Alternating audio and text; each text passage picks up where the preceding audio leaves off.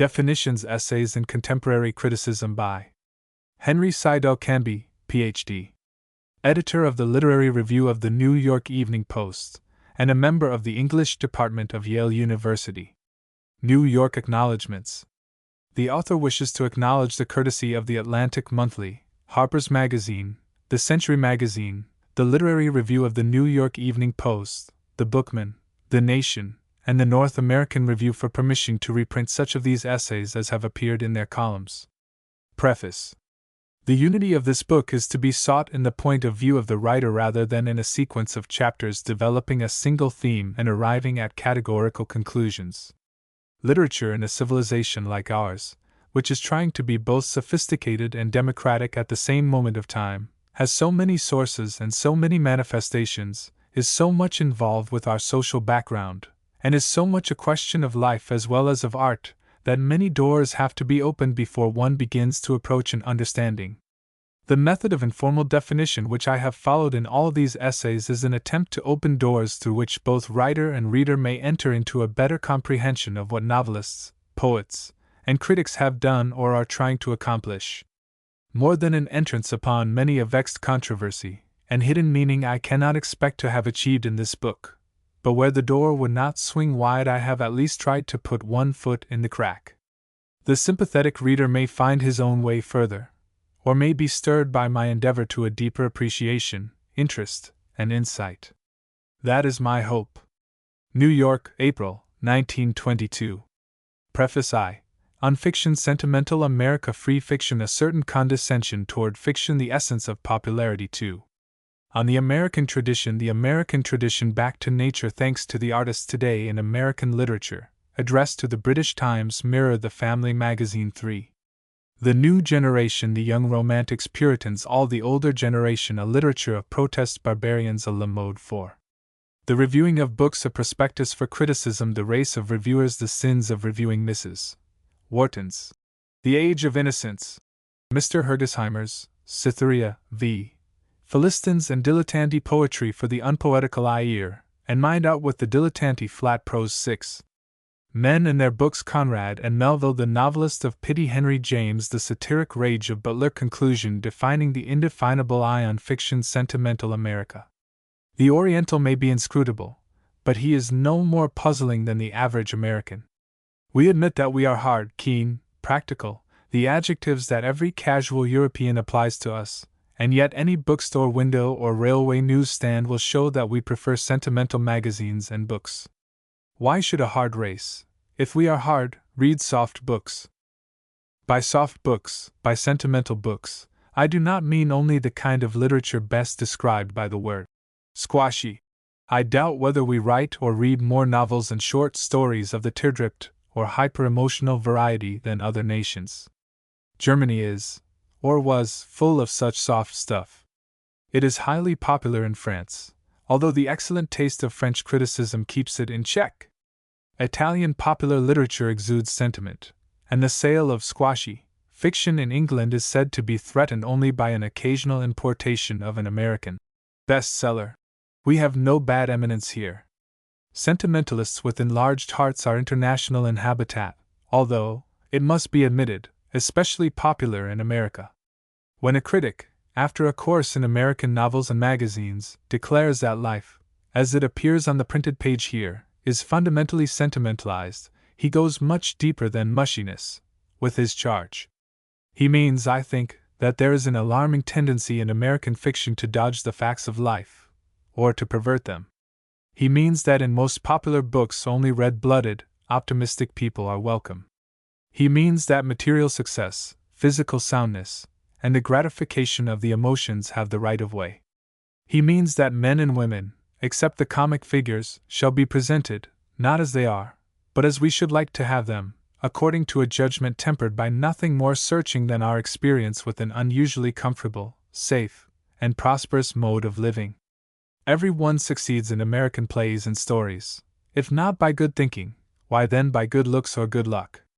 A curious society the research student of a later date might make of it, an upper world of the colorless successful, illustrated by chance-saved collar advertisements and magazine covers, an underworld of grotesque scamps, clowns, and hyphenates drawn from the comics supplement, and all, red-blooded hero and modern gargoyle alike, always in good humor. I am not touching in this picture merely to attack it. It has been abundantly attacked. What it needs is definition. For there is much in this bourgeois, good-humored American literature of ours which rings true, which is as honest an expression of our individuality as was the more austere product of antebellum New England. If American sentimentality does invite criticism, American sentiment deserves defense. Sentiment, the response of the emotions to the appeal of human nature, is cheap, but so are many other good things. The best of the ancients were rich in it. Homer's chieftains wept easily. So did Shakespeare's heroes. Adam and Eve shed some natural tears when they left the paradise which Milton imagined for them. A heart accessible to pathos, to natural beauty, to religion, was a chief requisite for the protagonist of Victorian literature.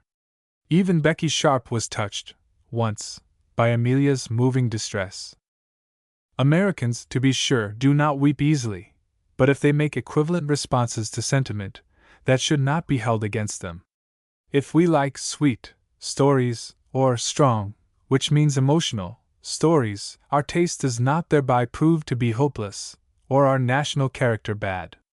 It is better to be creatures of even sentimental sentiment with the author of The Rosary, than to see the world only as it is portrayed by the pens of Bernard Shaw and Anatole France. The first is deplorable, the second is dangerous. I should deeply regret the day when a simple story of honest American manhood winning $1 million and a sparkling, piquant sweetheart lost all power to lull my critical faculty and warm my heart. I doubt whether any literature has ever had too much of honest sentiment. Good heavens! Because some among us insist that the mystic rose of the emotions shall be painted a brighter pink than nature allows, are the rest to forego glamour? Or because, to view the matter differently, psychology has shown what happens in the brain when a man falls in love, and anthropology has traced marriage to a care for property rights, are we to suspect the idyllic in literature wherever we find it? Life is full of the idyllic, and no anthropologist will ever persuade the reasonably romantic youth that the sweet and chivalrous passion which leads him to mingle reverence with desire for the object of his affections is nothing but an idealized property sense. Origins explain very little, after all. The bilious critics of sentiment in literature have not even honest science behind them. I have no quarrel with traffickers in simple emotion, with such writers as James Lane Allen and James Whitcomb Riley, for example. But the average American is not content with such sentiment as theirs. He wishes a more intoxicating brew, he desires to be persuaded that, once you step beyond your own experience, feeling rules the world. He wishes, I judge by what he reads, to make sentiment at least 90% efficient, even if a dream America, superficially resemblant to the real, but far different in tone, must be created by the obedient writer in order to satisfy him. His sentiment has frequently to be sentimentalized before he will pay for it. And to this fault, which he shares with other modern races, he adds the other heinous sin of sentimentalism, the refusal to face the facts. This sentimentalizing of reality is far more dangerous than the romantic sentimentalizing of the squashy variety. It is to be found in sex stories which carefully observe decency of word and deed, where the conclusion is always in accord with conventional morality, yet whose characters are clearly immoral, indecent, and would so display themselves if the tale were truly told. It is to be found in stories of big business, where trickery and rascality are made virtuous at the end by sentimental baptism. If I choose for the hero of my novel a director in an American trust, if I make him an accomplice in certain acts of ruthless economic tyranny, if I make it clear that at first he is merely subservient to a stronger will, and that the acts he approves are in complete disaccord with his private moral code, why then, if the facts should be dragged to the light, if he is made to realize the exact nature of his career, how can I end my story? It is evident that my hero possesses little insight and less firmness of character. He is not a hero, he is merely a tool. In, let us say, 8 cases out of 10, his curve is already plotted. It leads downward, not necessarily along the villain's path, but toward moral insignificance. And yet I cannot end my story that way for Americans. There must be a grand moral revolt. There must be resistance, triumph, and not only spiritual, but also financial recovery. And this, likewise, is sentimentality. Even Booth Tarkington, in his excellent Turmoil, had to dodge the logical issue of his story, had to make his hero exchange a practical literary idealism for a very impractical, even though a commercial, utopianism, in order to emerge apparently successful at the end of the book. A story such as the Danish Nexo's Pell the Conqueror, where pathos and the idyllic, each intense, each beautiful, are made convincing by an undeviating truth to experience, would seem to be almost impossible of production just now in America. It is not enough to rail at this false fiction. The chief duty of criticism is to explain. The best corrective of bad writing is a knowledge of why it is bad. We get the fiction we deserve, precisely as we get the government we deserve, or perhaps, in each case, a little better.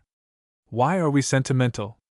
When that question is answered, it is easier to understand the defects and the virtues of American fiction. And the answer lies in the traditional American philosophy of life. To say that the American is an idealist is to commit a thoroughgoing platitude. Like most platitudes, the statement is annoying because from one point of view it is indisputably just, while from another it does not seem to fit the facts. With regard to our tradition, it is indisputable. Of the immigrants who since the 17th century have been pouring into this continent, a proportion large in number, larger still in influence, has been possessed of motives which in part at least were idealistic. If it was not the desire for religious freedom that urged them, it was the desire for personal freedom. If not political liberty, why then economic liberty, for this too is idealism, and the opportunity to raise the standard of life. And of course all these motives were strongest in that earlier immigration which has done most to fix the state of mind and body which we call being American. I need not labor the argument. Our political and social history support it. Our best literature demonstrates it, for no men have been more idealistic than the American writers whom we have consented to call great. Emerson, Thoreau, Hawthorne, Whitman, was idealism ever more thoroughly incarnate than in them? And this idealism, to risk again a platitude, has been in the air of America. It has permeated our religious sects, and created several of them. It has given tone to our thinking, and even more to our feeling. I do not say that it has always, or even usually, determined our actions, although the Civil War is proof of its power. Again and again it has gone aground roughly when the ideal met a condition of living, a fact that will provide the explanation for which I seek. But optimism, boosting, muckraking, not all of its manifestations are pretty: social service, religious, municipal, democratic reform, indeed the uplift, generally, is evidence of the vigor, the bumptiousness of the inherited American tendency to pursue the ideal. No one can doubt that in 1918 we believed, at least, in idealism. Nevertheless, so far as the average individual is concerned, with just his share and no more of the race tendency, this idealism has been suppressed, and in some measure perverted. It is this which explains, I think, American sentimentalism. Consider, for example, the ethics of conventional American society. The American ethical tradition is perfectly definite and tremendously powerful. It belongs, furthermore, to a population far larger than the old American stock, for it has been laboriously inculcated in our schools and churches, and impressively driven home by newspaper, magazine, and book. I shall not presume to analyze it save where it touches literature. There it maintains a definite attitude toward all sex problems, the Victorian, which is not necessarily, or even probably, a bad one. Man should be chaste, and proud of his chastity. Woman must be so. It is the ethical duty of the American to hate, or at least to despise, all deviations, and to pretend, for the greater prestige of the law, that such sinning is exceptional, at least in America. And this is the public morality he believes in, whatever may be his private experience in actual living. In business, it is the ethical tradition of the American, inherited from a rigorous Protestant morality, to be square, to play the game without trickery, to fight hard but never meanly. Overreaching is justifiable when the other fellow has equal opportunities to be smart. Lying, tyranny, never. And though the opposites of all these laudable practices come to pass, he must frown on them in public, deny their rightness even to the last cockcrow, especially in the public press. American political history is a long record of idealistic tendencies toward democracy working painfully through a net of graft, pettiness, sectionalism, and bravado, with constant disappointment for the idealist who believes, traditionally, in the intelligence of the crowd. American social history is a glaring instance of how the theory of equal dignity for all men can entangle itself with caste distinctions, snobbery, and the power of wealth. American economic history betrays the pioneer helping to kick down the ladder which he himself had raised toward equal opportunity for all. American literary history, especially contemporary literary history, reflects the result of all this for the American mind. The sentimental in our literature is a direct consequence.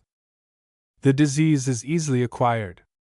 Mr. Smith, a broker, finds himself in an environment of schemes and deals in which the quality of mercy is strained, and the wind is decidedly not tempered to the shorn lamb. After all, business is business. He shrugs his shoulders and takes his part.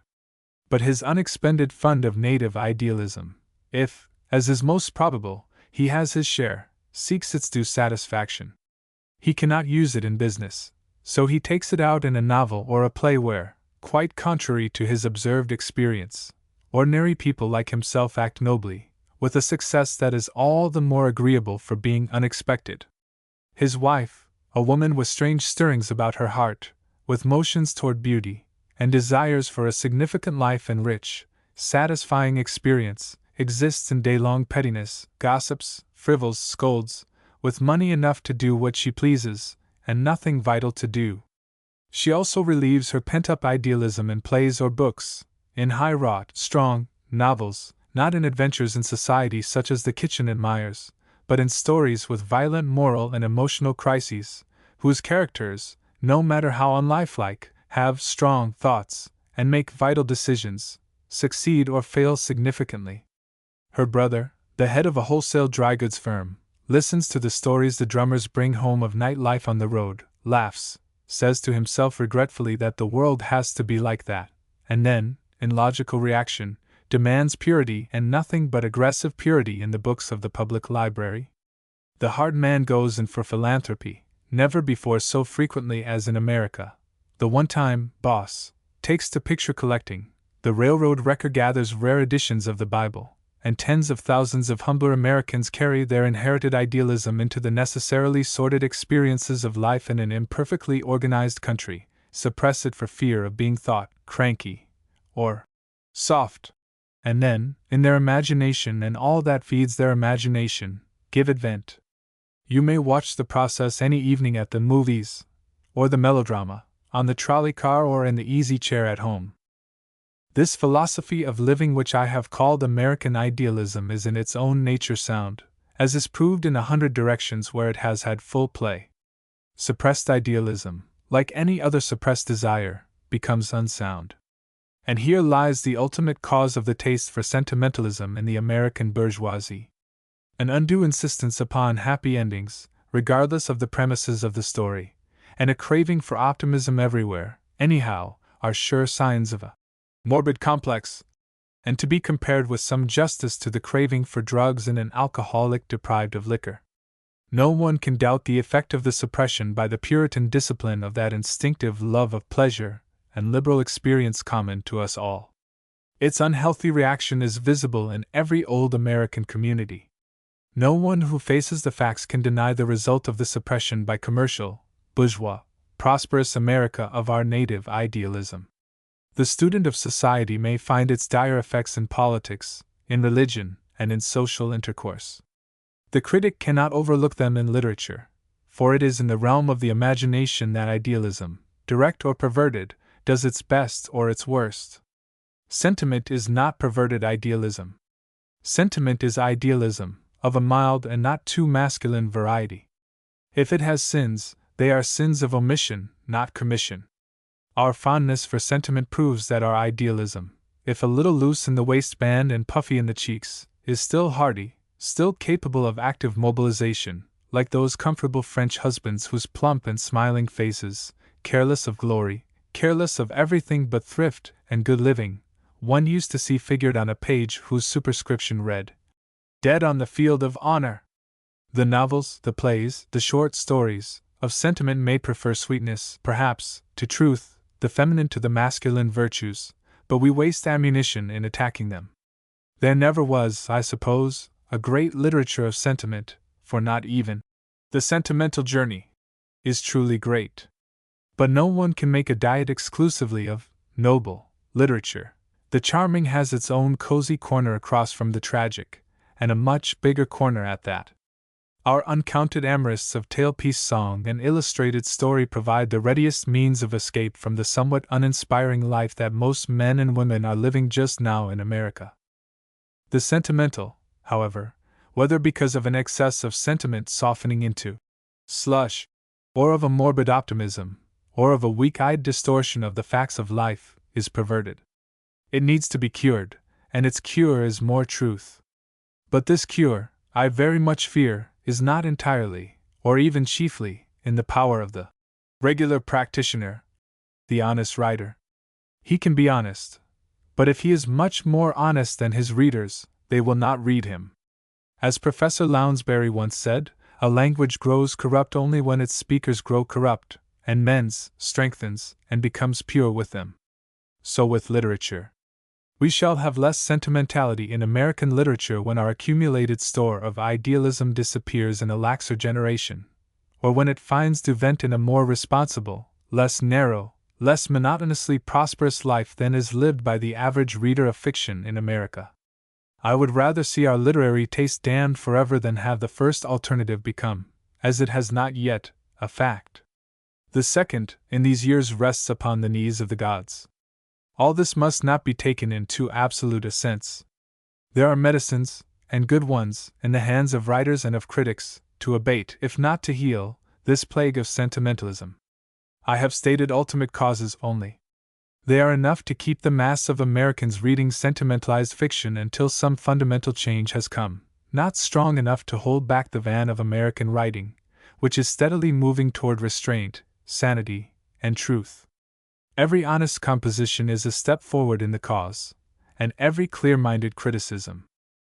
But one must doubt the efficacy, and one must doubt the healthiness, of reaction into cynicism and sophisticated cleverness. There are curious signs, especially in what we may call the literature of New York, of a growing sophistication that sneers at sentiment and the sentimental alike. Magazines of cleverness have this for their keynote, although as yet the satire is not always well aimed. There are abundant signs that the generation just coming forward will rejoice in such a pose. It is observable now in the colleges, where the young literati turn up their noses at everything American, magazines, bestsellers, or 100-night plays, and resort for inspiration to the English school of anti-Victorians, to Remy de Gourmont, to Anatole France. Their pose is not altogether to be blamed, and the men to whom they resort are models of much that is admirable, but there is little promise for American literature in exotic imitation. To see ourselves prevailingly as others see us may be good for modesty, but does not lead to a self-confident native art. And it is a dangerous way for Americans to travel. We cannot afford such sophistication yet. The English wits experimented with cynicism in the court of Charles II, laughed at blundering Puritan morality, laughed at country manners, and were whiffed away because the ideals they laughed at were better than their own. Idealism is not funny, however censurable its excesses. As a race, we have too much sentiment to be frightened out of the sentimental by a blasé cynicism. At first glance, the flood of moral literature now upon us, social conscience stories, scientific plays, platitudinous moralities, that tell us how to live, may seem to be another protest against sentimentalism. And that the French and English examples have been so warmly welcomed here may seem another indication of a reaction on our part. I refer especially to hard stories, full of vengeful wrath, full of warnings for the race that dodges the facts of life. H. G. Wells is the great exemplar, with his sociological studies wrapped in description and tied with a plot. In a sense, such stories are certainly to be regarded as a protest against truth-dodging, against cheap optimism, against slacking, whether in literature or in life. But it would be equally just to call them another result of suppressed idealism, and to regard their popularity in America as proof of the argument which I have advanced in this essay. Excessively didactic literature is often a little unhealthy. In fresh periods, when life runs strong and both ideals and passions find ready issue into life, literature has no burdensome moral to carry. It digests its moral. Homer digested his morals. They transfuse his epics. So did Shakespeare. Not so with the writers of the social conscience school. They are in a rage over wicked, wasteful man. Their novels are bursted notebooks, sometimes neat and orderly notebooks, like Mr. Galsworthy's or our own Ernest Poole's, sometimes haphazard ones, like those of Mr. Wells, but always explosive with reform.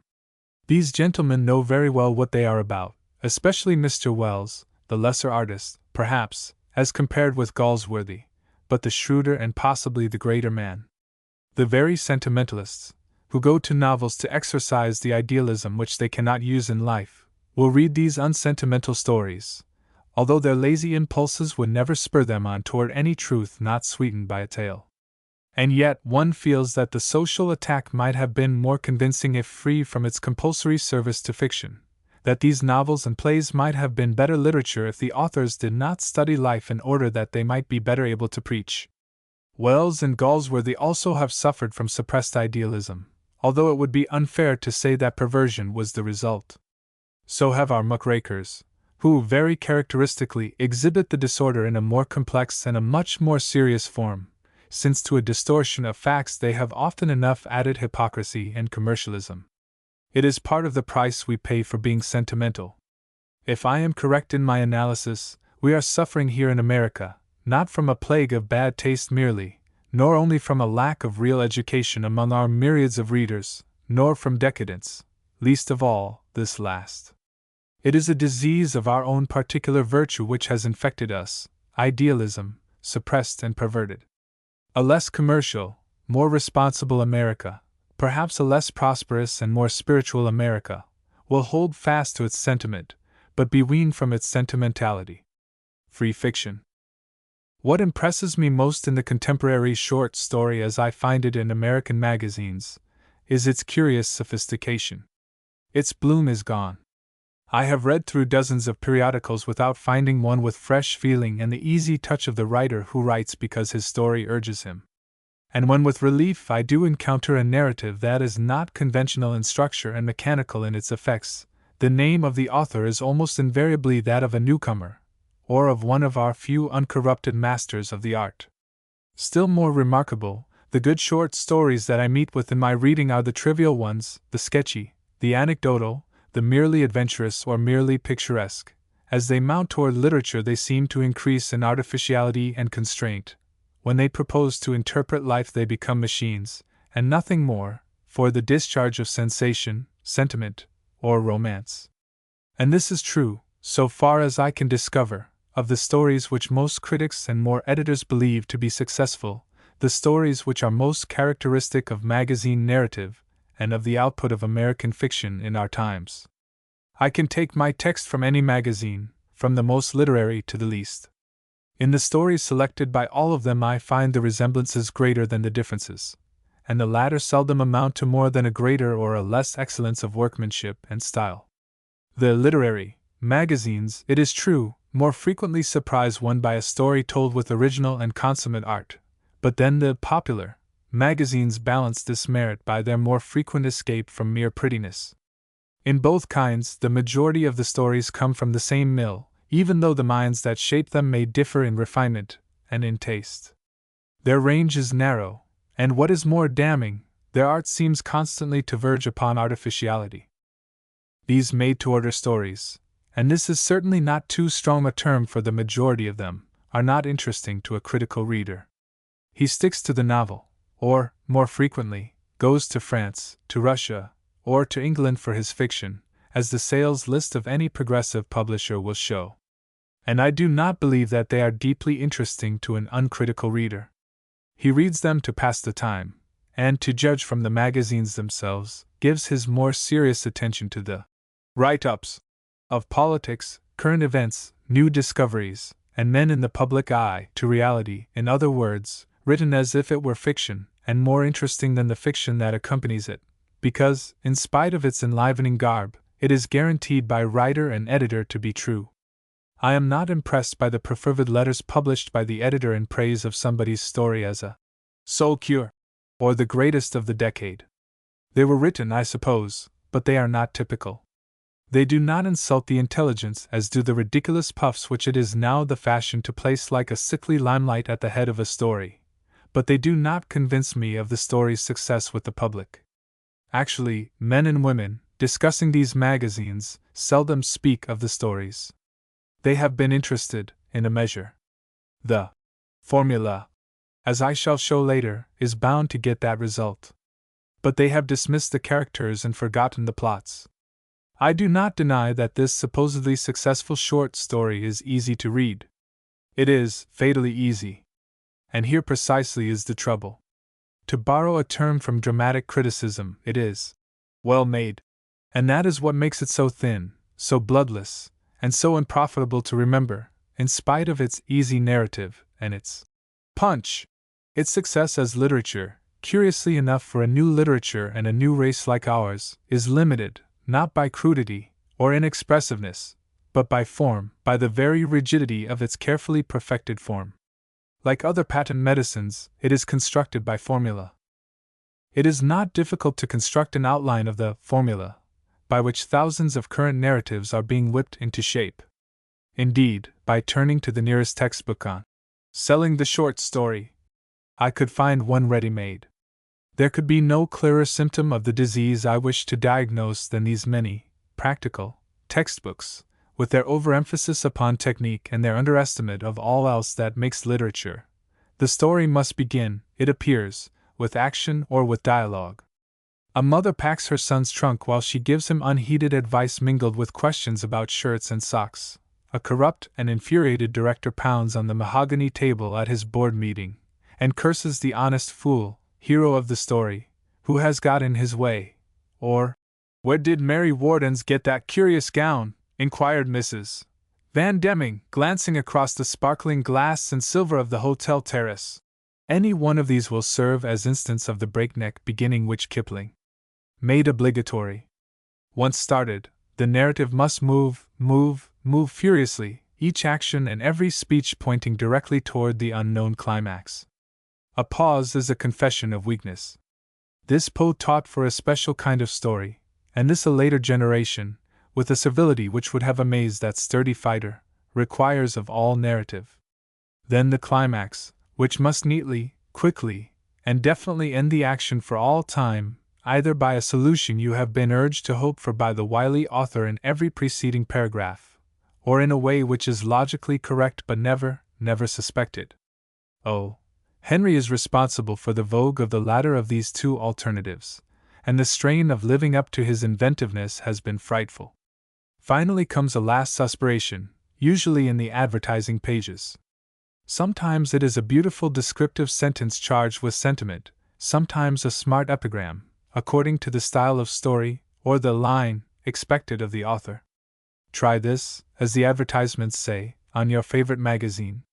This formula, with variations which readers can supply for themselves or draw from textbooks on the short story, is not a wholly bad method of writing fiction.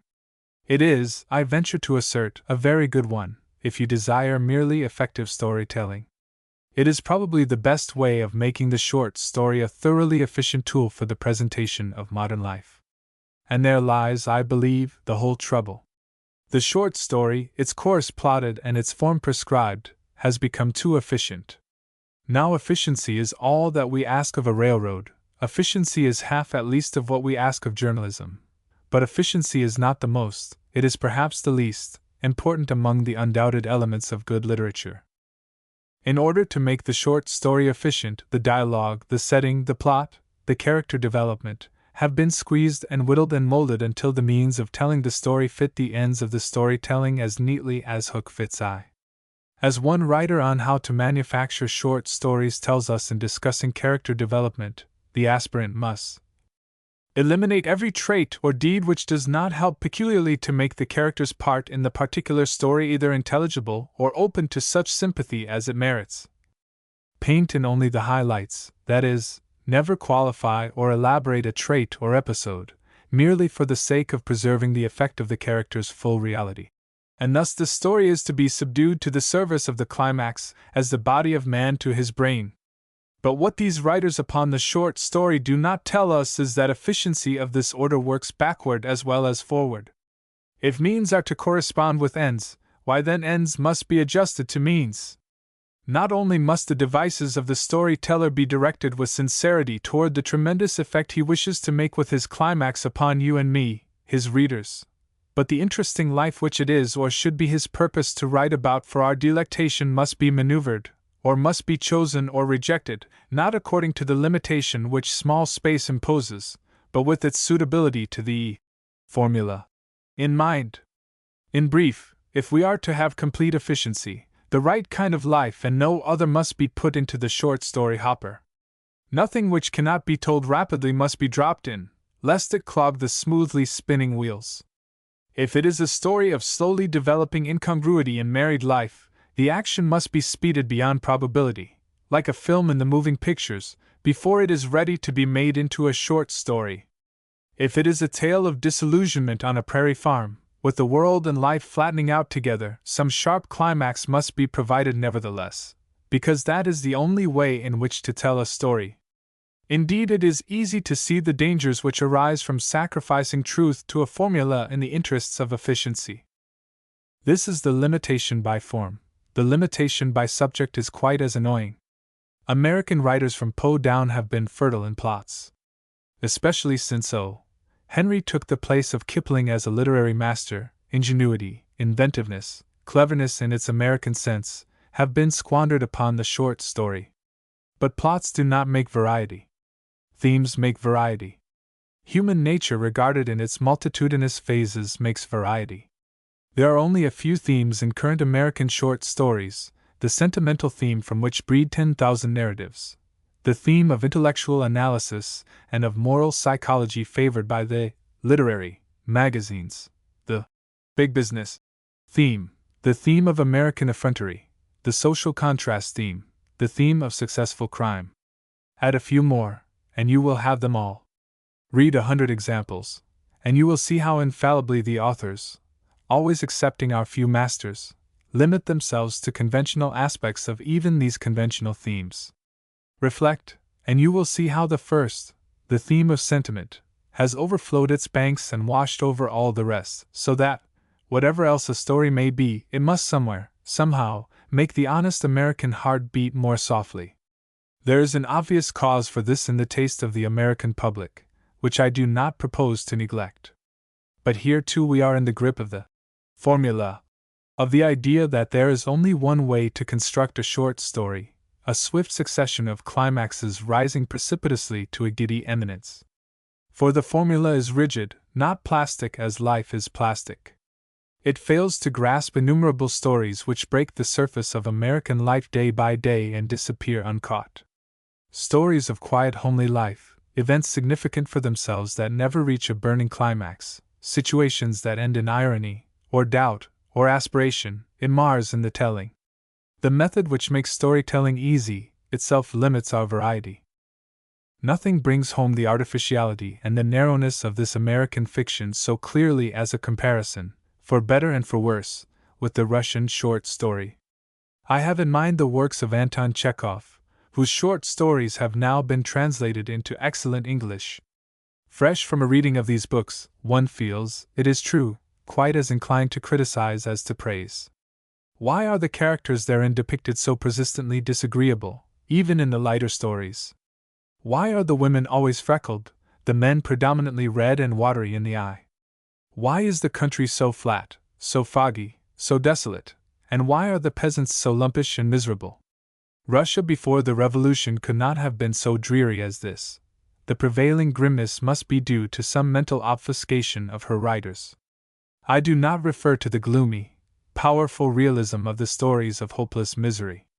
There, if one criticizes, it must be only the advisability of the choice of such subjects. one does not doubt the truth of the picture.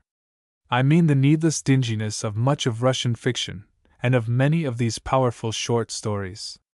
Nevertheless, when one has said his worst, and particularly when he has eliminated the dingier stories of the collection, he returns with an admiration, almost passionate, to the truth, the variety, above all to the freedom of these stories. I do not know Russia or the Russians, and yet I am as sure of the absolute truth of that unfortunate doctor in La Cigale, who builds up his heroic life of self-sacrifice while his wife seeks selfishly elsewhere for a hero, as I am convinced of the essential unreality, except in dialect and manners, of the detectives, the dope fiends, the hard business men, the heroic boys and lovely girls that people most American short stories. As for variety, the Russian does not handle numerous themes. He is obsessed with the dreariness of life, and his obsession is only occasionally lifted. He has no room to wander widely through human nature. And yet his work gives an impression of variety that the American magazine never attains. He is free to be various. When the mood of gloom is off him, he experiments at will, and often with consummate success. He seems to be sublimely unconscious that readers are supposed to like only a few kinds of stories, and as unaware of the taboo upon religious or reflective narrative as of the prohibition upon the ugly in fiction. As life in any manifestation becomes interesting in his eyes, his pen moves freely. And so he makes life interesting in many varieties, even when his Russian prepossessions lead him far away from our Western moods. Freedom. That is the word here, and also in his method of telling these stories. No one seems to have said to Chekhov, "Your stories must move, move, move." Sometimes, indeed, he pauses outright, as life pauses. Sometimes he seems to turn aside, as life turns aside before its progress is resumed. No one has ever made clear to him that every word from the first of the story must point unerringly toward the solution and the effect of the plot. His paragraphs spring from the characters and the situation. They are led on to the climax by the story itself. They do not drag the panting reader down a rapid action, to fling him breathless upon the "I told you so" of a conclusion prepared in advance. I have in mind especially a story of Chekhov's called The Night Before Easter. It is a very interesting story, it is a very admirable story, conveying in a few pages much of Russian spirituality and more of universal human nature. But I believe that all, or nearly all, of our American magazines would refuse it, not because it lacks picturesqueness, or narrative suspense, or vivid characterization. All of these it has in large measure. They would reject it because it does not seem to move rapidly, or because it lacks a vigorous climax. The Goldva swollen in flood lies under the Easter stars. As the monk Jerome ferries the traveler over to where fire and cannon shot and rocket announce the rising of Christ to the riotous monastery, he asks, "Can you tell me, kind master, why it is that even in the presence of great happiness a man cannot forget his grief?" Deacon Nicholas is dead, who alone in the monastery could write prayers that touched the heart. And of them all, only Jerome read his Akaphists. He used to open the door of his cell and make me sit by him, and we used to read. His face was compassionate and tender. In the monastery, the countryside is crowding to hear the Easter service. The choir sings, "Lift up thine eyes, O Zion, and behold." But Nicholas is dead, and there is none to penetrate the meaning of the Easter canon, except Jerome, who toils all night on the ferry because they had forgotten him. In the morning, the traveler recrosses the Goldva. Jerome is still on the ferry. He rests his dim, timid eyes upon them all, and then fixes his gaze on the rosy face of a merchant's wife. There is little of the man in that long gaze. He is seeking in the woman's face the sweet and gentle features of his lost friend. The American editor refuses such a story. There is no plot here, he says, and no punch. He is wrong, although an imperfect abstract like mine cannot convict him. For the narrative presents an unforgettable portrait of wistful hero worship, set in the dim mists of a Russian river against the barbaric splendor of an Easter midnight mass. To force a climax upon this poignant story would be to spoil it. And when it appears, as it will, in reprint, in some periodical anthology of current fiction, it will not fail to impress American readers. But the American editor must have a climax which drives home what he thinks the public wants. If it is not true, so much the worse for truth. If it falsifies the story, well, a lying story with a punch is better than a true one that lacks a fire-spitting climax. The audience which judge a play by the effect of its curtain will not complain of a trifling illogicality in narrative, or a little juggling with what might happen if the story were life. Of what the editor wants I find a typical example in a recent number of a popular magazine. The story is well written, it is interesting until it begins to lie. Moreover, it is featured as one of the best short stories of the year. An American girl, brought up in luxury, has fed her heart with romantic sentiment. The world is a Christmas tree. If you are good and pretty and nice, you have only to wait until you get big enough to shake it, and then down will come some present, respect from one's friends and family, perhaps a lover. And then she wakes up. Her father points out that she is pinching him by her extravagance. Nobody seems to want her kind of niceness, which indeed does no one much good. There is nothing that she can do that is useful in the world, for she has never learned. She begins to doubt the Christmas tree. There enters a man, a young electrical engineer, highly trained, highly ambitious, but caught in the wheels of a great corporation where he is merely a cog, wanting to live, wanting to love, wanting to be married, yet condemned to labor for many years more upon a salary which perhaps would little more than pay for her clothes. By an ingenious device they are thrown together in a bit of wild country near town, and are made to exchange confidences. So far, no one can complain of the truth of this story, and furthermore it is well told. Here are two products of our social machine, both true to type. Suppose they want to marry? What can we do about it? The storyteller has posed his question with a force not to be denied. But I wish we had had a Chekhov to answer it. As for this author, he leads his characters to a conveniently deserted house, lights a fire on the hearth, sets water boiling for tea, and in a few pages of charming romance would persuade us that with a few economies in this rural residence, true love may have its course and a successful marriage crown the morning's adventure. Thus in one dazzling sweep, the greatest and most sugary plum of all drops from the very tip of the Christmas tree into the lap of the lady, who had just learned that happiness in the real world comes in no such haphazard and undeserved a fashion. Really? Have we degenerated from Lincoln's day?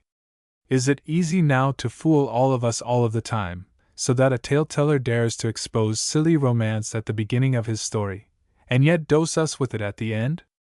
Not that one objects to romance. It is as necessary as food, and almost as valuable. But romance that pretends to be realism, realism that fizzles out into sentimental romance, is there any excuse for that? Even if it provides heart interest, and an effective climax? The truth is, of course, that the Russian stories are based upon life.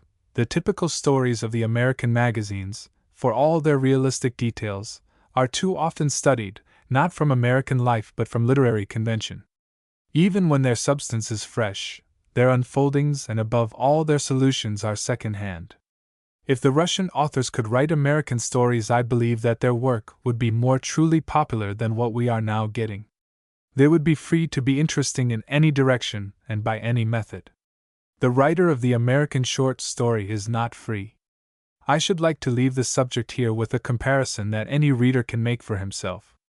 But American pride recalls the past glory of our short story, and common knowledge indicates the present reality of a few authors, several of them women, who are writing fiction of which any race might be proud.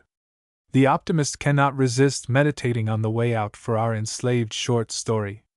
The ultimate responsibility for its present position must fall, I suppose, upon our American taste, which, when taken by and large, is unquestionably crude, easily satisfied, and not sensitive to good things.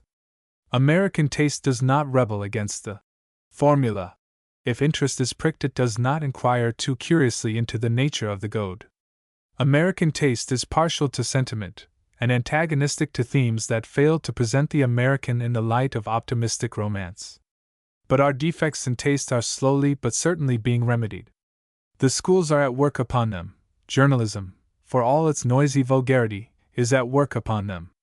Our taste in art, our taste in poetry, our taste in architecture, our taste in music go up, as our taste in magazine fiction seems to go down. But what are the writers of short stories and what are the editors and publishers doing to help taste improve itself until, as Henry James says, it acquires a keener relish than ever before? It profits nothing to attack the American writer. He does, it may fairly be assumed, what he can, and I do not wish to discuss here the responsibility of the public for his deficiencies. The editor and the publisher, however, stand in a somewhat different relationship to the American short story.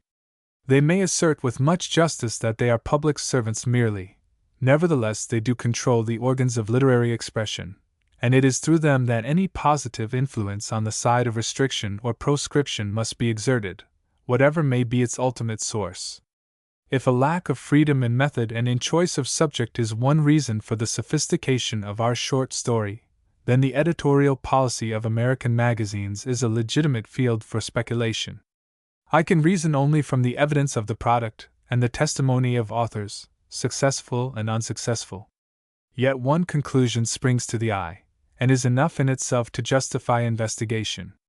The critical basis upon which the American editor professes to build his magazine is of doubtful validity. I believe that it is unsound.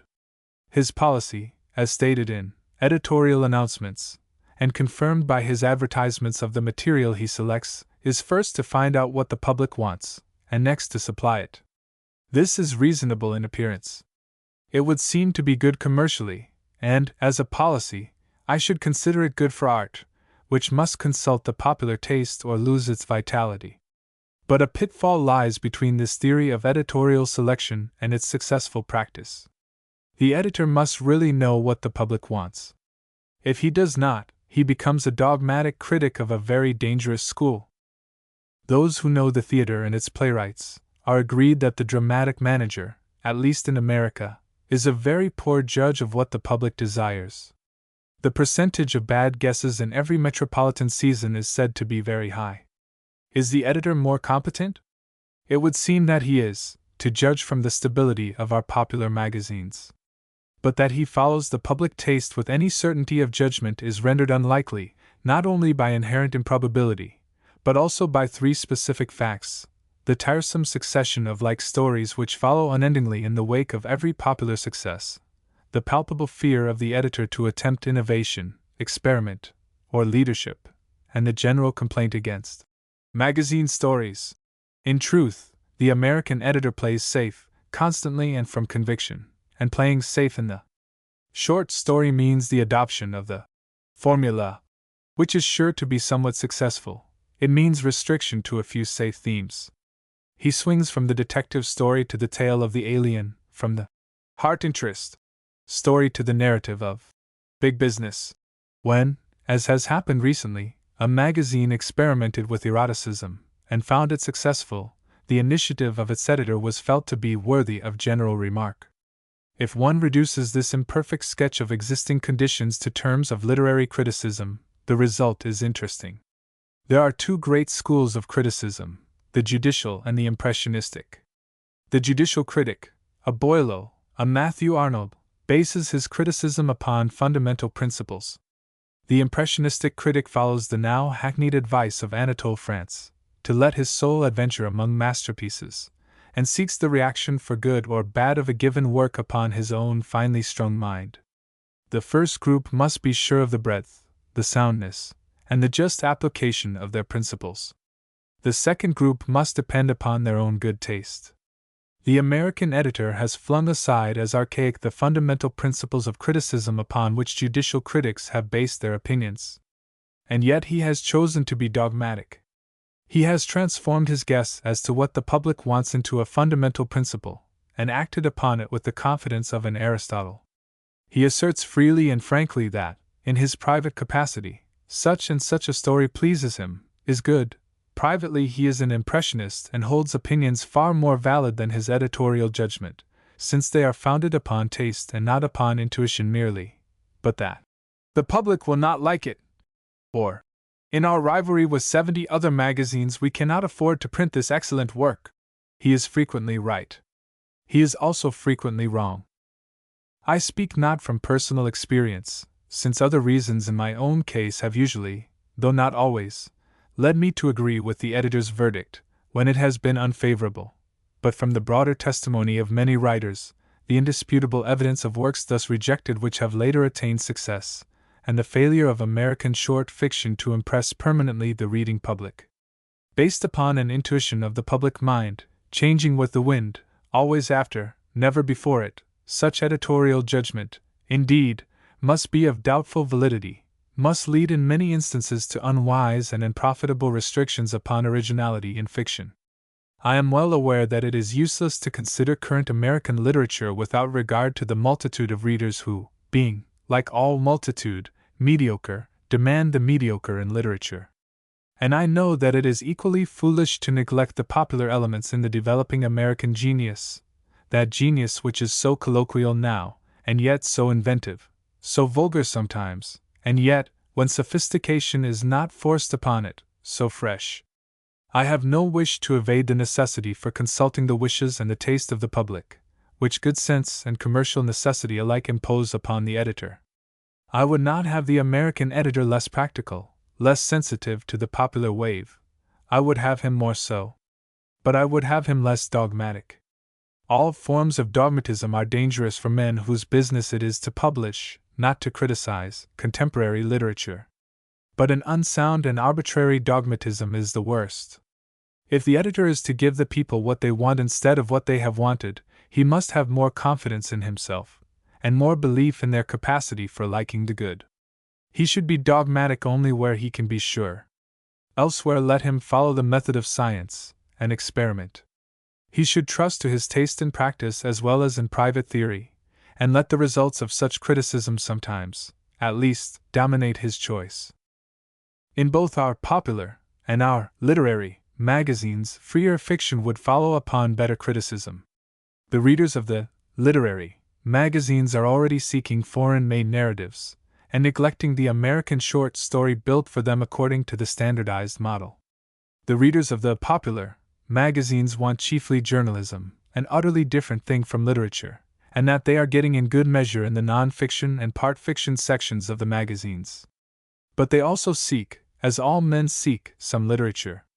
If, instead of imposing the formula, which is, after all, a journalistic mechanism, and a good one, adapted for speedy and evanescent effects, if, instead of imposing the formula upon all the subjects they propose to have turned into fiction, the editors of these magazines should also experiment, should release some subjects from the tyranny of the formula, and admit others which its cult has kept out, the result might be surprising.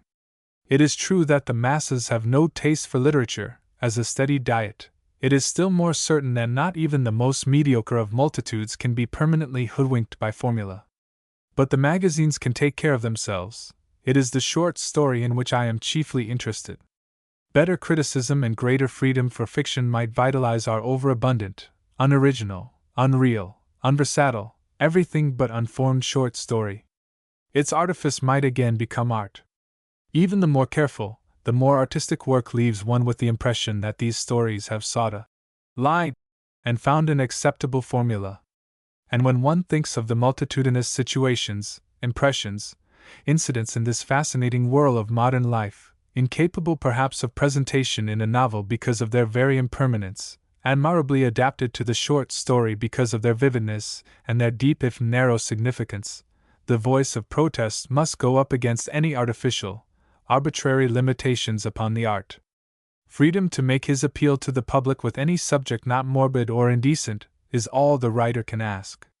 Freedom to publish sometimes what the editor likes and the public may like, instead of what the editor approves because the public has liked it, is all that he needs.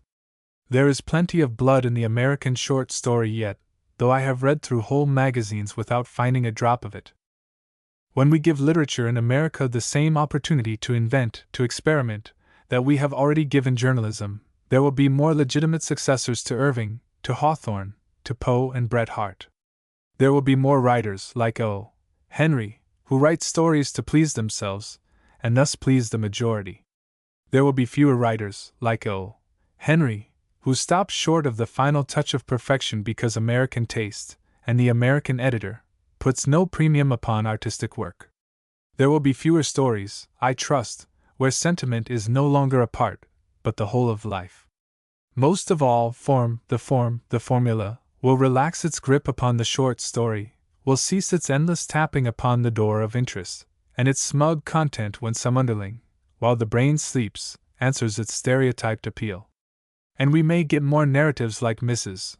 Wharton's Ethan Frome, to make us feel that now as much as ever there is literary genius waiting in America. A certain condescension toward fiction. If only the reader of novels would say what he thinks about fiction. If only the dead hand of hereditary opinion did not grasp and distort what he feels. But he exercises a judgment that is not independent. Books, like persons, he estimates as much by the traditional reputation of the families they happen to be born in as by the merits they may themselves possess, and the traditional reputation of the novel in English has been bad. Poetry has a most respectable tradition. Even now, when the realistic capering of free verse has emboldened the ordinary man to speak his mind freely, a reviewer hesitates to apply even to bad poetry so undignified a word as trash. The essay family is equally respectable, to be noticed, when noticed at all, with some of the reverence due to an ancient and dignified art. The sermon family, still numerous to a degree incredible to those who do not study the lists of new books, is so eminently respectable that few dare to abuse even its most feudal members. But the novel was given a bad name in its youth that has overshadowed its successful maturity. Our ancestors are much to blame. For centuries they held the novel suspect as a kind of bastard literature, probably immoral, and certainly dangerous to intellectual health. But they are no more deeply responsible for our suppressed contempt of fiction than weak-kneed novelists who for many generations have striven to persuade the English reader that a good story was really a sermon, or a lecture on ethics, or a tract on economics or moral psychology, in disguise. Bernard Shaw, in his prefaces to the fiction that he succeeds in making dramatic, is carrying on a tradition that Chaucer practiced before him. And ye that hold in this tale of folly, as of a fox, or of a cock and hen, taketh the moral light, good men. And that was the way they went at it for centuries, always pretending, always driven to pretend, that a good story was not good enough to be worth telling for itself alone, but must convey a moral, or a satire, or an awful lesson, or anything that might separate it from the just fiction, that only the immoral and the frivolous among their contemporaries read or wrote. Today we pay the price. William Paynter, Her Majesty Queen Elizabeth's Clerk of Ordnance in the Tower, is an excellent instance. Stricken by a moral panic, he advertised that from his delectable palace of pleasure, the young might learn how to avoid the ruin, overthrow, inconvenience and displeasure that lascivious desire and wanton evil doth bring to their suitors and pursuers. A disingenuous sop to the Puritans. His contemporary, Geoffrey Fenton, who also turned to story-making, opines that in histories, the dignity of virtue and foulines of vice appareth much more lively than in any moral teaching. Although he knew that his histories were the sheerest, if not the purest, of fiction, with any moral purpose that might exist chiefly of his own creating. A century and more later Eliza Haywood, the ambiguous author of many ambiguous novels of the 18th century, prefaces her Life's Progress Through the Passions, an ambiguous title, with like hypocrisy. I am enemy to all romances, novels, and whatever carries the air of them. It is a real, not a fictitious character I am about to present, which is merely another instance of fiction disguising itself, this time, I regret to say, as immorality in real life. And so they all go, forever implying that fiction is frivolous or immoral or worthless, until it is not surprising that, as Mr. Bradshaw has reminded us, the elder Timothy Dwight of Yale College was able to assert, between the Bible and novels there is a gulf fixed which few novel readers are willing to pass. Richardson was forced to defend himself, so was Sterne, so was Fielding, so was Goldsmith. Dr. Johnson was evidently making concessions when he advised romances as reading for youth. Jeffrey, the critic and tyrant of the next century, summed it all up when he wrote that novels are generally regarded as among the lower productions of our literature, and this is the reputation that the novel family has brought with it even down to our day. The 19th century was worse, if anything, than earlier periods, for it furthered what might be called the evangelistic slant toward novel reading, the attitude that neatly classified this form of self-indulgence with dancing, card-playing, hard drinking, and loose living of every description. It is true that the intellectuals and worldly folk in general did not share this prejudice. Walter Scott had made novel reading common among the well-read, but the narrower sectarians in England, the people of the back country and the small towns in America, learned to regard the novel as unprofitable, if not positively leading toward ungodliness, and their unnumbered descendants make up the vast army of uncritical readers for which Grub Street strives and sweats today. They no longer abstain and condemn. Instead, they patronize and distrust. All this, and far more, for I have merely sketched in a long and painful history, is the background seldom remembered when we wonder at the easy condescension of the American toward his innumerable novels. The fact of his condescension is not so well recognized as it deserves to be. Indeed, condescension may not seem to be an appropriate term for the passionate devouring of romance that one can see going on any day in the trolley cars, or the tense seriousness with which some readers regard certain novelists whose pages have a message for the world. True, the term will not stretch thus far. But it is condescension that has made the trouble, as I shall try to prove, for all of us, even the tense ones, do patronize that creative instinct playing upon life as it is, which in all times and everywhere is the very essence of fiction. How absurd that here in America we should condescend toward our fiction! How ridiculous in a country even yet so weak and poor and crude in the arts, which has contributed so little to the world's store of all that makes fine living for the mind. What a laughable parallel of the cock and the gem he found and left upon the dung heap, if we could be proved not to be proud of American fiction. For if the novel and the short story should be left out of America's slender contribution to world literature, the offering would be a small one. Some poetry of Whitman's and of Poe's, some essays of Emerson, a little Thoreau, and what important besides?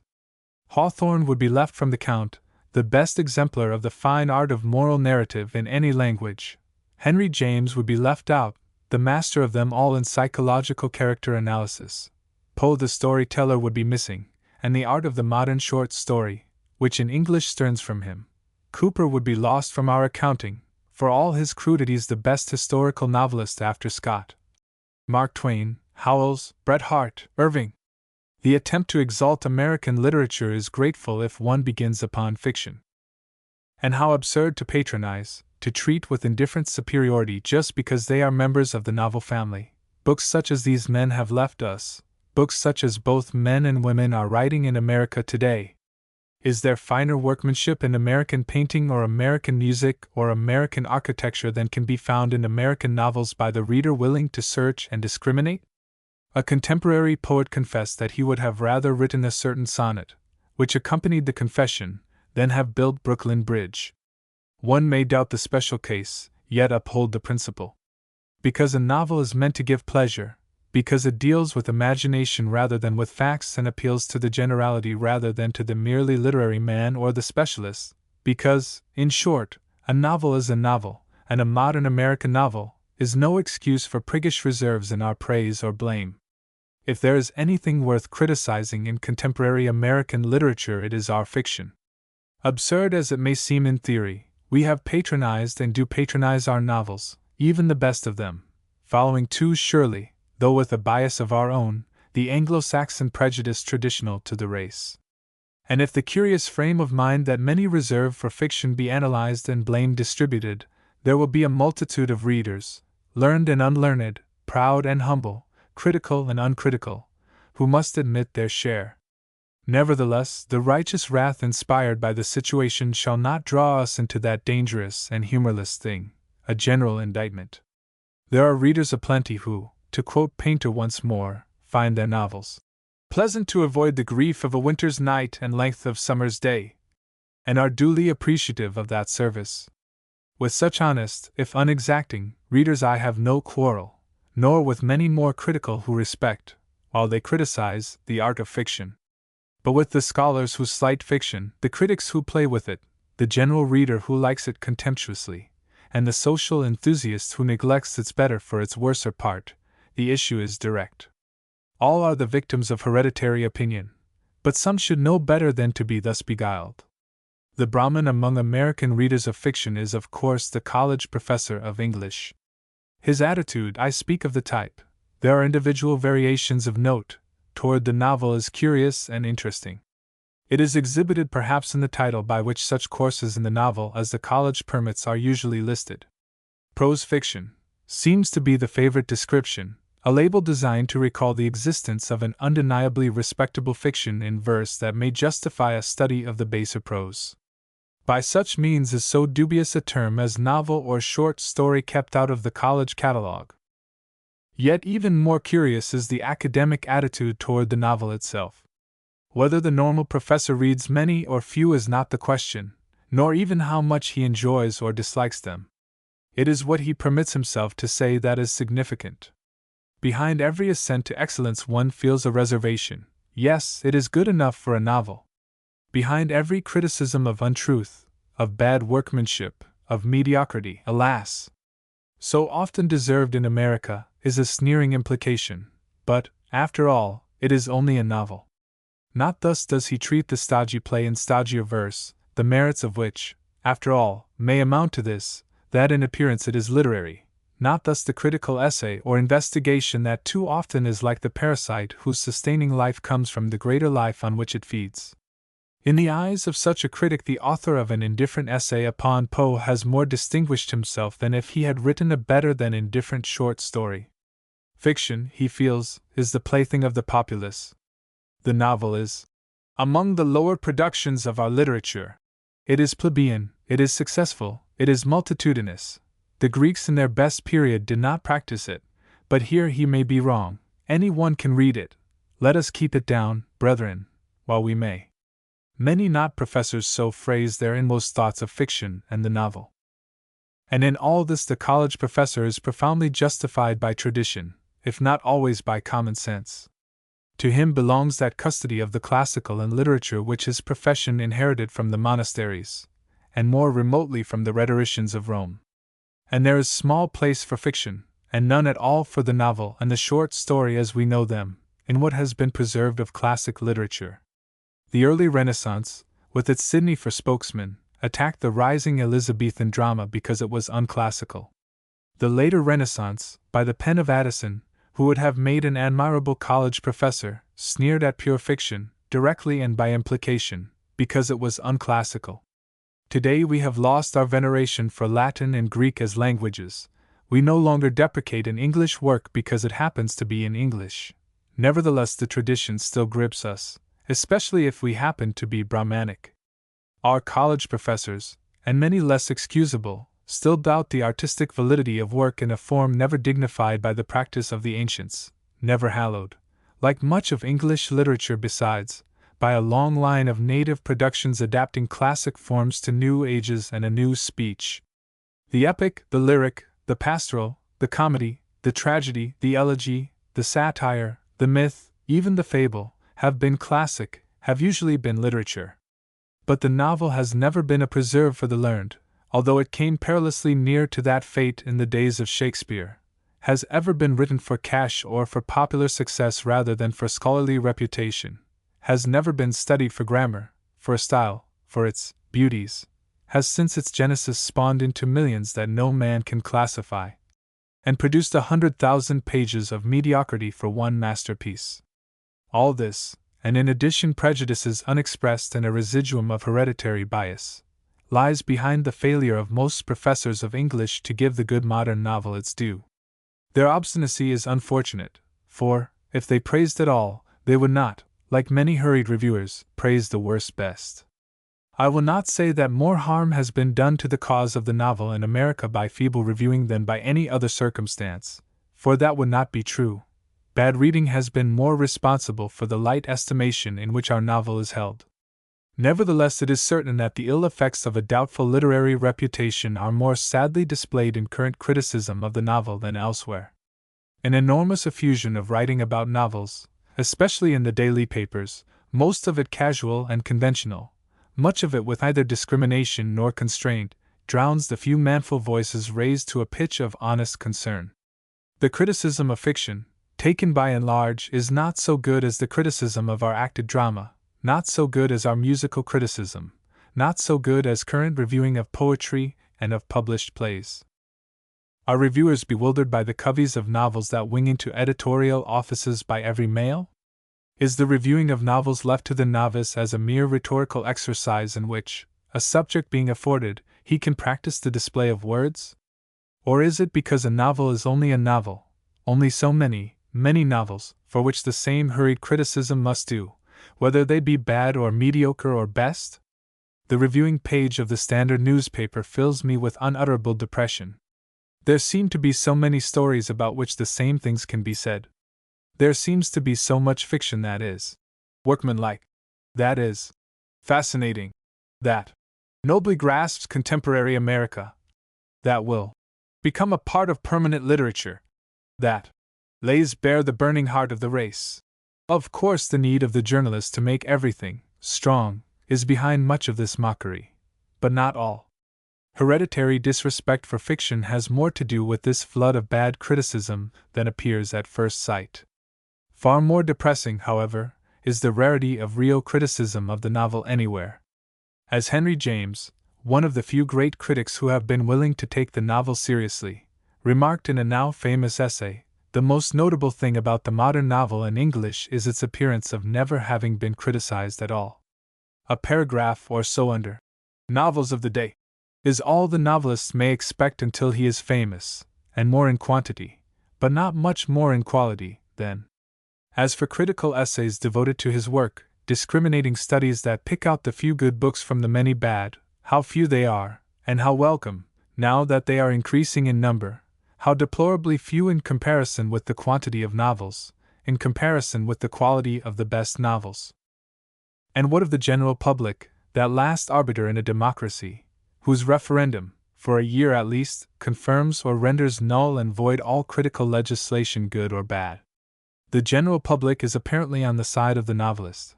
To borrow a slang term expressive here, it is crazy about fiction. It reads so much fiction that hundreds of magazines and dozens of publishers live by nothing else. It reads so much fiction that public libraries have to bait their serious books with novels in order to get them read. It is so avid for fiction that the trades whose business it is to cultivate public favor, journalism and advertising, use almost as much fiction as the novel itself. A news article or an interview or a Sunday write-up nowadays has character, background, and a plot precisely like a short story. Its climax is carefully prepared for in the best manner of Edgar Allan Poe, and truth is rigorously subordinated, I do not say eliminated, in the interest of a vivid impression. Advertising has become half narrative and half familiar dialogue. Household goods are sold by anecdotes, ready-made clothes figure in episodes illustrated by short story artists, and novelettes, distributed free, conduct us through an interesting fiction to the grand climax, where all plot complexities are untangled by the installation of an automatic water heater. I am not criticizing the tendency. It has made the pursuit of material comfort easier and more interesting, but what a light it throws upon our mania for reading stories. Alas! The novel needs protection from its friends. This vast appetite for fiction is highly uncritical. It will swallow anything that interests, regardless of the makeup of the dish. Only the inexperienced think that it is easy to write an interesting story, but it is evident that if a writer can be interesting, he may lack every other virtue and yet succeed. He can be a bad workman, he can be untrue, he can be sentimental, he can be salacious, and yet succeed. No one need excite himself over this circumstance. It is inevitable in a day when whole classes that never read before begin to read. The danger lies in the attitude of these new readers, and many old ones, toward their fiction. For they, too, condescend even when most hungry for stories. They, too, share the inherited opinion that a novel is only a novel, after all, to be read, but not to be respected, to be squeezed for its juices, then drop like a grape skin and forgotten. Perhaps the Elizabethan mob felt much the same way about the plays they crowded to see, but their respect, the critics' respect, Shakespeare's respect, for the language of noble poesy, for noble words and deeds enshrined in poetry, is not paralleled today by an appreciation of the fine art of imaginative character representation as it appears in our novel and in all good fiction. Is it necessary to prove this public disrespect? The terms in which novels are described by their sponsors is proof enough in itself. Seemingly, everything that is reputable must be claimed for every novel: good workmanship, vitality, moral excellence, relative superiority, absolute greatness, in order to secure for it any deference whatsoever. Or, from another angle, how many readers buy novels, and buy them to keep? How many modern novels does one find well bound, and placed on the shelves devoted to standard reading? In these Olympian fields, a mediocre biography, a volume of second-rate poems, a rehash of history, will find their way before the novels that in the last decade have equaled, if not outranked, the rest of our creative literature. If more proof were needed, the curious predilections of the serious-minded among our novel readers would supply it. For not all Americans take the novel too lightly. Some take it as heavily as death. To the school that tosses off and away the latest Comer is opposed the school which, despising all frivolous stories written for pleasure merely, speaks intense, devoted breath of those narratives wherein fiction is weighted with facts, and pinned by a moral to the sober side of life. It is significant that the novels most highly respected in America are studies of social conditions, reflexes of politics, or tales where the criticism of morals overshadows the narrative. Here the novel is an admirable agent. Its use as a purveyor of miscellaneous ideas upon things in general is no more objectionable than the cutting of young spruces to serve as Christmas trees. For such a function they were not created, but they make a good end, nevertheless. The important inference is rather that American readers who do pretend to take the novel seriously are moved not so much by the fiction in their narratives as by the sociology, philosophy, or politics imaginatively portrayed. They respect a story with such a content because it comes as near as the novel can to not being fiction at all. And this, I imagine, is an unconscious throwback to the old days when serious-minded readers chose Hannah More for the place of honor, because her stories taught the moralist how to live and die. The historically minded will probably remark upon these general conclusions that a certain condescension towards some form of literature has ever been predictable of the general reader.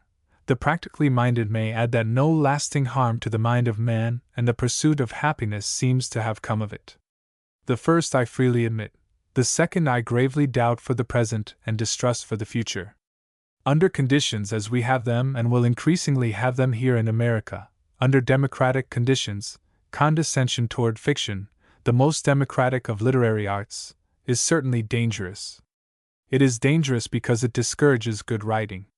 In this reading society that we have made for ourselves here and in Western Europe, where much inspiration, more knowledge, and a fair share of the joy of living come from the printed page, good writing is clearly more valuable than ever before in the history of the race.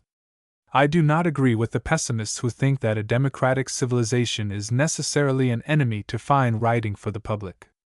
Such critics underrate the challenge which these millions of minds to be reached and souls to be touched must possess for the courageous author.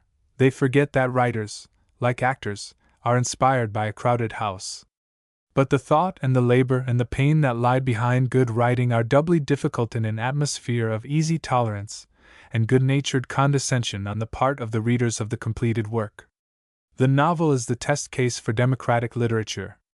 We cannot afford to pay its practitioners with cash merely, for cash discriminates in quantity and little more. Saul and David were judged by the numbers of their thousands slain, but the test was a crude one for them and cruder still for fiction. We cannot afford to patronize these novelists as our ancestors did before us. Not prizes or endowments or coterie worship, or, certainly, more advertising is what the American novelist requires, but a greater respect for his craft. The Elizabethan playwright was frequently despised of the learned world, and if a favorite with the vulgar, not always a respected one. Strange that learned and vulgar alike should repeat the fallacy in dispraising the preeminently popular art of our own times. To Sir Francis Bacon, Hamlet was presumably only a play-actor's play. If the great American story should arrive at last, would we not call it only a novel? The essence of popularity. You might suppose that popular literature was a modern invention. Cultivated shoulders shrug at the mention of bestsellers, with that air of, "The world is going to the devil," which just now is annoyingly familiar. Serious-minded people write of the Saturday Evening Post as if it represented some new fanaticism destined to wreck civilization. The excessive popularity of so many modern novels is felt to be a mystery. Of course, there are new elements in literary popularity. The wave of interest used to move more slowly. Now thousands, and sometimes millions, read the popular story almost simultaneously, and see it, just a little later on the films. Millions, also, of the class which never used to read at all are accessible to print and have the moving pictures to help them. But popularity has not changed its fundamental characteristics. The sweep of one man's idea or fancy through other minds, kindling them to interest, has been typical since communication began. The Greek romances of Heliodorus may be analyzed for their popular elements quite as readily as If Winter Comes, Pilgrim's Progress, and The 1001 Nights could serve as models for success, and the question, what makes popularity in fiction, be answered from them with close, if not complete, reference to the present. However, the results of an inquiry into popularity will be surer if we stick to modern literature, not forgetting its historical background. Human nature, which changes its essence so slowly through the centuries, nevertheless shows rapid alterations of phase. The question I propose, therefore, is, what makes a novel popular in our time? I do not ask it for sordid reasons. What makes a novel sell 100,000 copies, or a short story bring $1,000? May seem the same query, but it does not get the same answer or, apparently, any answer valuable for criticism. A cloud descends upon the eyes of those who try to teach how to make money out of literature and blinds them. Their books go wrong from the start, and most of them are nearly worthless. They propose to teach the sources of popularity, yet instead of dealing with those fundamental qualities of emotion and idea which, as I hope to show, make popularity, their tale is all of emphasis, suspense, beginnings and endings, the relativity of characters, dialogue, setting, useful points for the artisan but not the secret of popularity, nor, it may be added, of greatness in literature. Technique is well enough, in fact some technique is indispensable for a book that is to be popular, but it is the workaday factor in literature, of itself it accomplishes nothing. But technique can be taught. That is the explanation of the 100 books upon it, and their justification. You cannot teach observation, or sympathy, or the background of knowledge which makes possible the interpretation and selection of experience, not at least in a lesson a week for 9 months. Hence literary advisors who must teach something and teach it quickly are drawn, sometimes against their better judgment, to write books on technique by which criticism profits little. Technical perfection becomes their equivalent for excellence and for popularity. It is not an equivalent. More than a mason is required for the making of a statue. I disclaim any attempt to teach how to be popular in this essay, although deductions may be made. I am interested in popularity as a problem for criticism. I am interested in appraising the pleasure to be got from such popular novels as The Age of Innocence, Miss Lulu Bett If Winter Comes, or The Turmoil, and the not infrequent disappointments from others equally popular. I am especially interested in the attempt to estimate real excellence, an attempt which requires that the momentarily popular shall be separated from the permanently good, which requires that a distinction be made between what must have some excellence because so many people like it, and what is good in a book whether many people like it or not. Such discrimination may not help the young novelist to make money, but it can refine judgment and deepen appreciation. As for the popularity and its meaning, there need be no quarrel over that term. Let us rule out such accidents as when a weak book becomes widely known because it is supposed to be indecent, or because it is the first to embody popular propaganda, or because its hero is identified with an important figure of real life, or for any other casual reason. If a novel, because of the intrinsic interest of its story, or on account of the contagion of the idea it contains, is widely read by many kinds of readers, and if these readers on their own initiative recommend the book they have read to others, that is popularity, and a sufficient definition. Perfection of form is not enough to make a book popular. A story has to move or few will read it, but it is doubtful whether a greater technical achievement than this is required for popularity. Samson Agonistes is technically perfect, but was never popular, while, to pass from the sublime to its opposite, This Side of Paradise was most crudely put together, and yet was popular. The best-built short stories of the past decade have not been the most popular, have not even been the best. No popular writer but could have been, so I profoundly believe, more popular if he had written better. But good writing is not a specific for unpopularity. The excellent writing of Howells could not give him Mark Twain's audience. The weak and tedious construction of Shakespeare's Antony and Cleopatra, the flat style of Harold Bell Wright's narratives, has not prevented them from being liked. Form is only a first step toward popularity. Far more important is an appeal to the emotions, which good technique can only make more strong. But what is an appeal to the emotions? Uncle Tom's Cabin appealed to the emotions, and so does Get Rich Quick Wallingford. To what emotions does the popular book appeal? What makes Treasure Island popular? Why did Main Street have such an unexpected and still reverberating success? Treasure Island is popular because it stirs and satisfies two instinctive cravings of mankind, the love of romantic adventure and the desire for sudden wealth. This is not true, or rather it is not the whole, or even the important, truth in Main Street. There the chief appeal is to an idea, not an instinct. We left the war nationally self-conscious as perhaps never before, acutely conscious of the contrasts between our habits, our thinking, our pleasures, our beliefs, and those of Europe. When the soldiers overseas talked generalities at all, it was usually of such topics. The millions that never went abroad were plucked from their main streets, and herded through great cities to the mingled companionship of the camps. Main Street, when it came to be written, found an awakened consciousness of provincialism, and a detached view of the hometown such as had never before been shared by many. Seeing home from without was so general as to constitute, not a mere experience, but a mass emotion. And upon this new conception, this prejudice against every man's Main Street, the book grasped and thrived. In like manner, Uncle Tom's Cabin grew great upon its conception of slavery.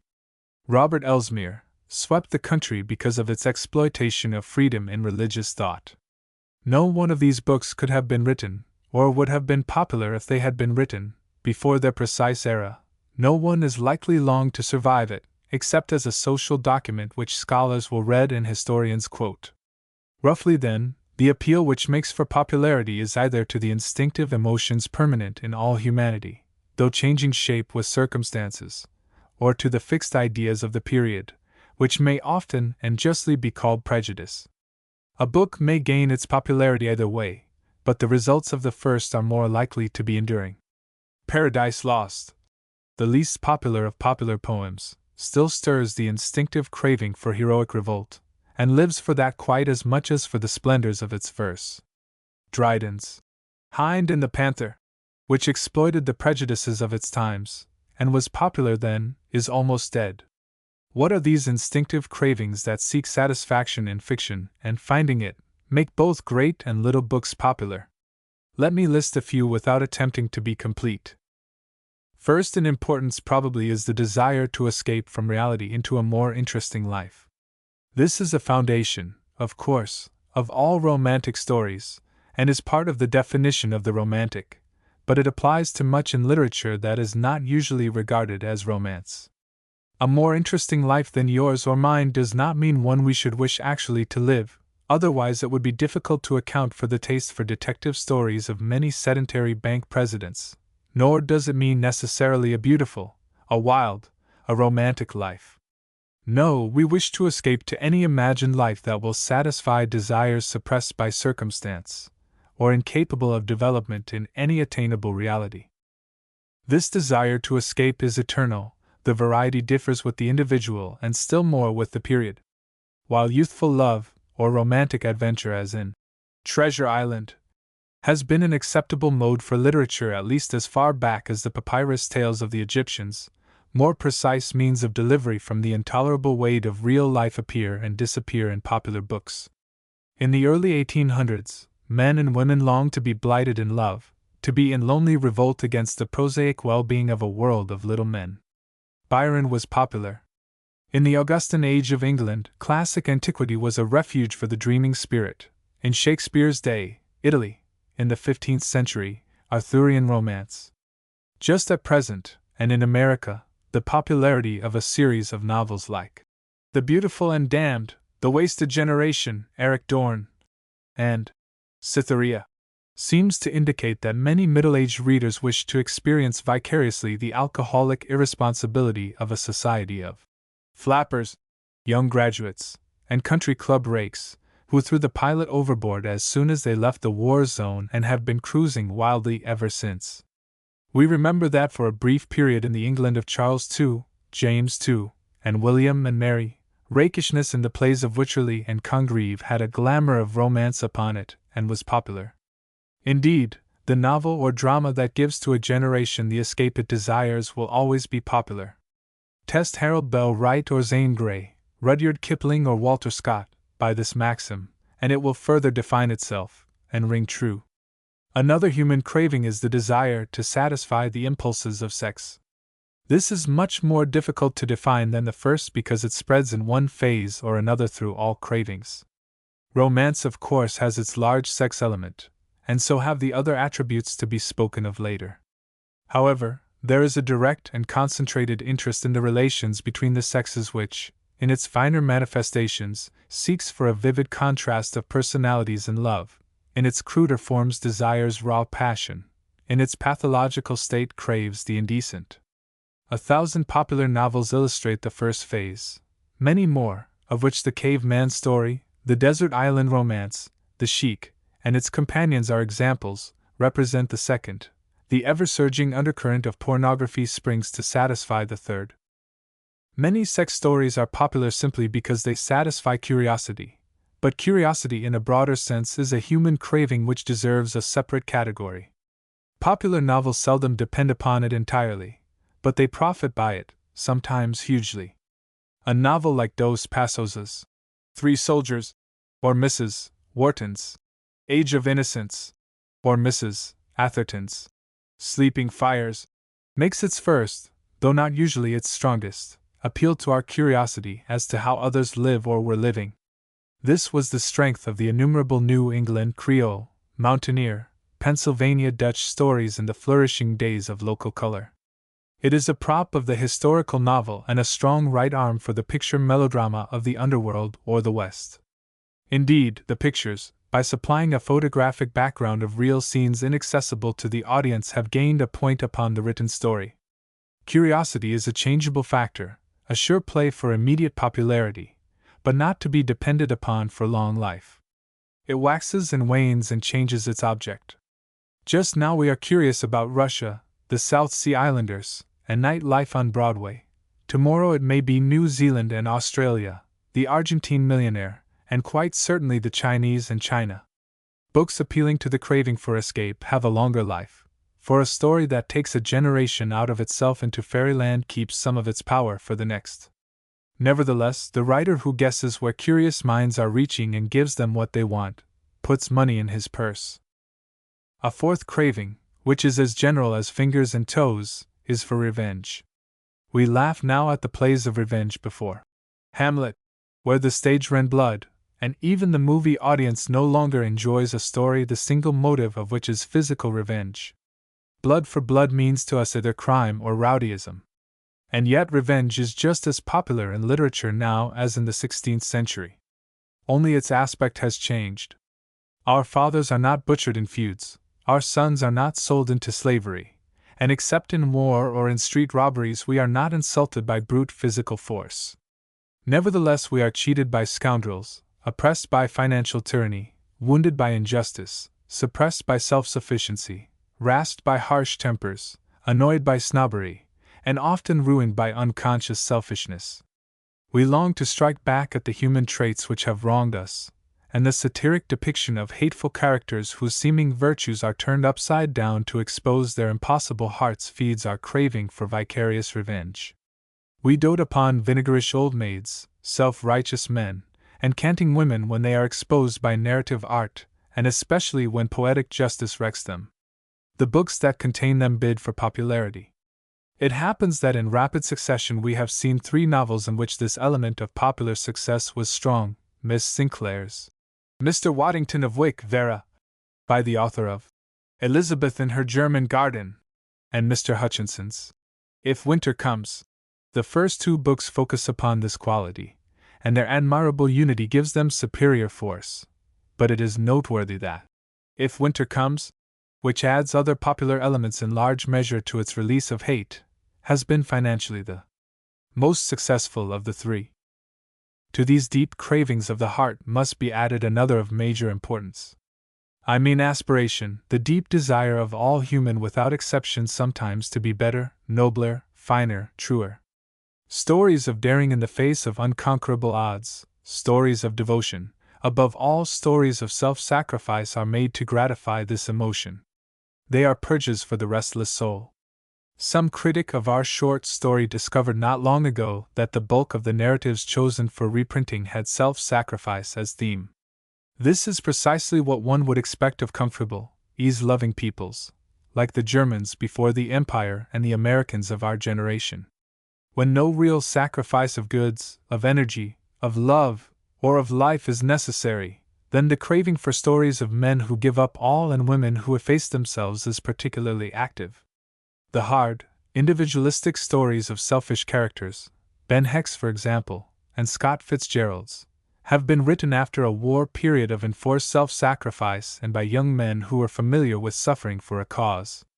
But most American readers of our generation live easily and have always lived easily, and that undoubtedly accounts for the extraordinary popularity here of aspiring books.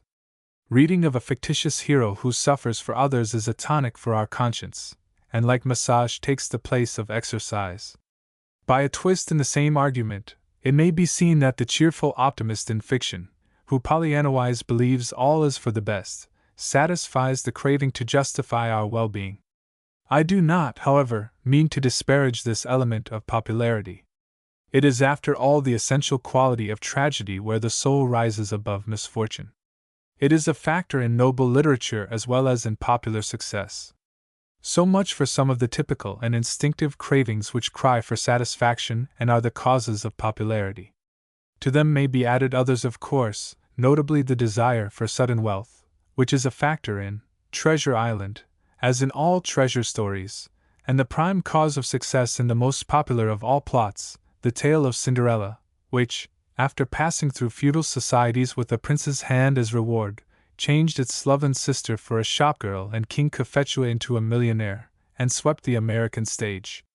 To this may also be added simpler stimulants of instinctive emotion, humor stirring to pleasant laughter, pathos that exercises sympathy, the happy ending that makes for joy. Stories which succeed because they stir and satisfy in this fashion are like opera in a foreign tongue, which moves us even when we do not fully understand the reason for our emotion. They differ from another kind of popular story, in which a popular idea rather than an instinctive emotion is crystallized, and which now must be considered. Each generation has its fixed ideas. A few are inherited intact by the generation that follows, a few are passed on with slight transformation, but most crumble or change into different versions of the old half-truths. Among the most enduring of prejudices is the fallacy of the good old times. Upon that formula 9/10 of the successful historical romances are built.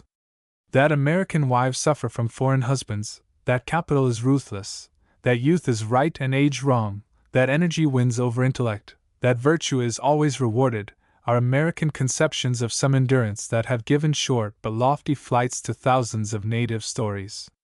More important, however, in the history of fiction are those wide and slow-moving currents of opinion, for which prejudice is perhaps too narrow a name, which flows so imperceptibly through the minds of a generation or a whole century that there is little realization of their novelty. Such a slow-moving current was the humanitarianism which found such vigorous expression in Dickens, the belief in industrial democracy which is being picked up as a theme by novelist after novelist today, or the sense of the value of personality and human experience which so intensely characterizes the literature of the early Renaissance. If a novel draws up into itself one of these ideas, filling it with emotion, it gains perhaps its greatest assurance of immediate popularity. If the idea is of vast social importance, this popularity may continue. But if it is born of immediate circumstance, like the hatred of slavery in Uncle Tom's Cabin, or if it is still more transient, say, the novelty of a new invention, like the airplane or wireless, then the book grows stale with its theme. The like is true of a story that teaches a lesson a generation are willing to be taught. It lives as long as the lesson. What has become of Charles Kingsley's novels, of the apologues of Maria Edgeworth? Main Street is such a story, so was Mr. Britling Sees It Through, so probably A Doll's House. Decay is already at their hearts. Only the student knows how many like tales that preach virally a text for the times have died in the past. But I am writing of popularity, not of permanence. In 4 popular novels out of 5, even in those where the appeal to the instinctive emotions is dominant, suspect some prejudice of the times embodied, and usually exploited. It is the most potent of lures for that ever-increasing public which has partly trained intelligence as well as emotions. Perhaps it is already clear that most popular novels combine many elements of popularity, although usually one is dominant. Among the stories, for instance, which I have mentioned most frequently, Main Street depends upon a popular idea, but makes use also of the revenge motive. It is not at all, as many hasty critics said, an appeal to curiosity. We know our main streets well enough already. And therefore in England, which also was not curious about main streets, and where the popular idea that Sinclair Lewis seized upon was not prevalent, the book has had only a moderate success. If Winter Comes combines the revenge motive with aspiration. Scott Fitzgerald's first novel made its strong appeal to curiosity. We had heard of the wild younger generation and were curious. His second book depends largely upon the craving for sex experience, in which it resembles Mr. Hergesheimer's Cytherea, but also plays heavily upon the motive of escape, and upon sheer curiosity. Miss Lulu Bett was a story of revenge. Booth Tarkington's Alice Adams, to bring in a new title, is a good illustration of a story where for once a popular novelist slurred over the popular elements in order to concentrate upon a study of character. His book received tardy recognition, but it disappointed his less critical admirers. Mr. White's Endivious Hidilio depends for its popularity upon curiosity and escape.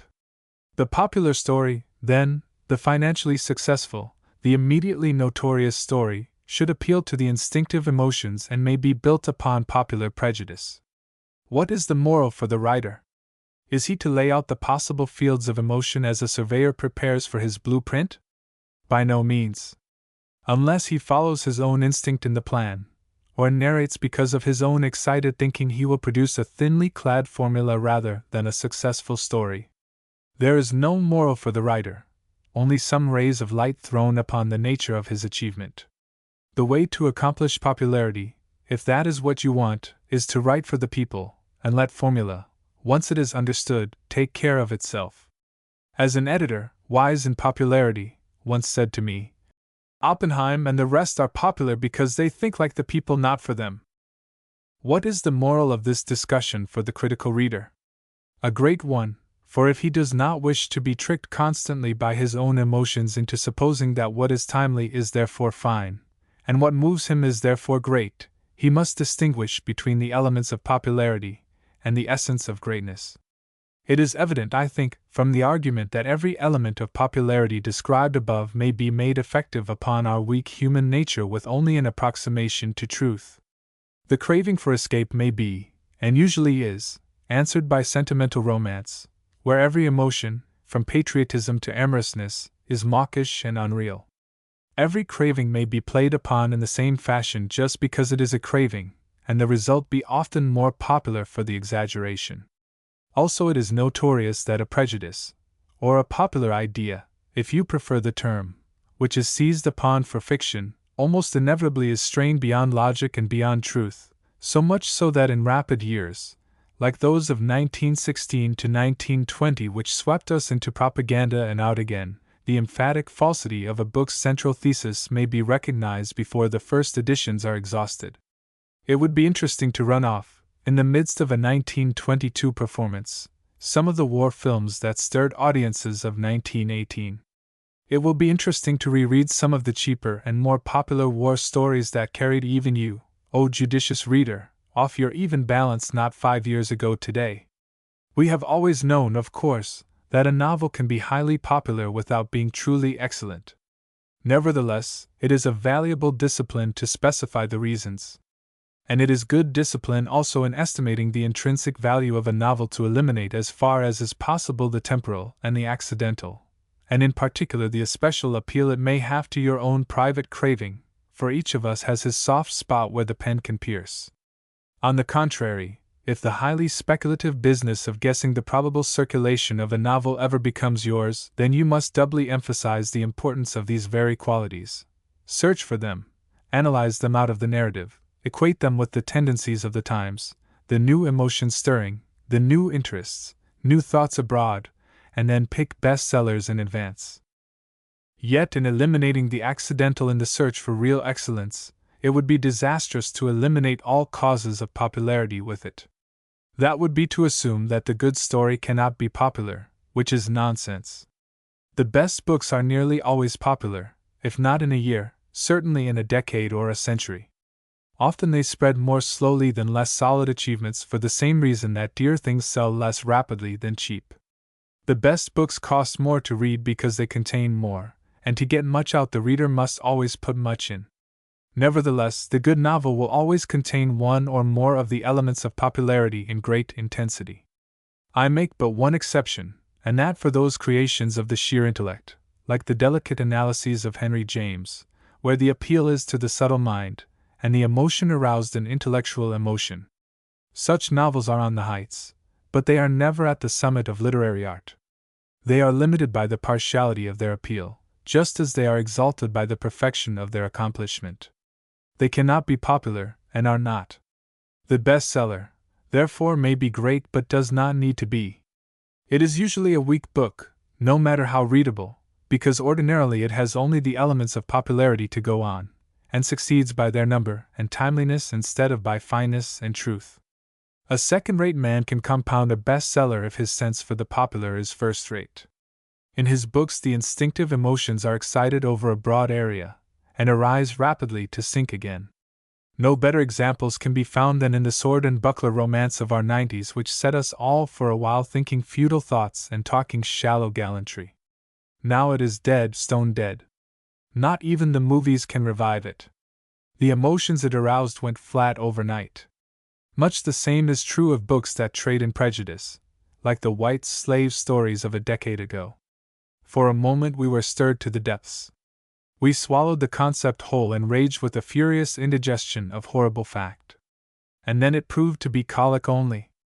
With such a light ballast of prejudice or sentiment can the profitable ship popularity be kept upright for a little voyage, and this, prevailingly, is all her cargo.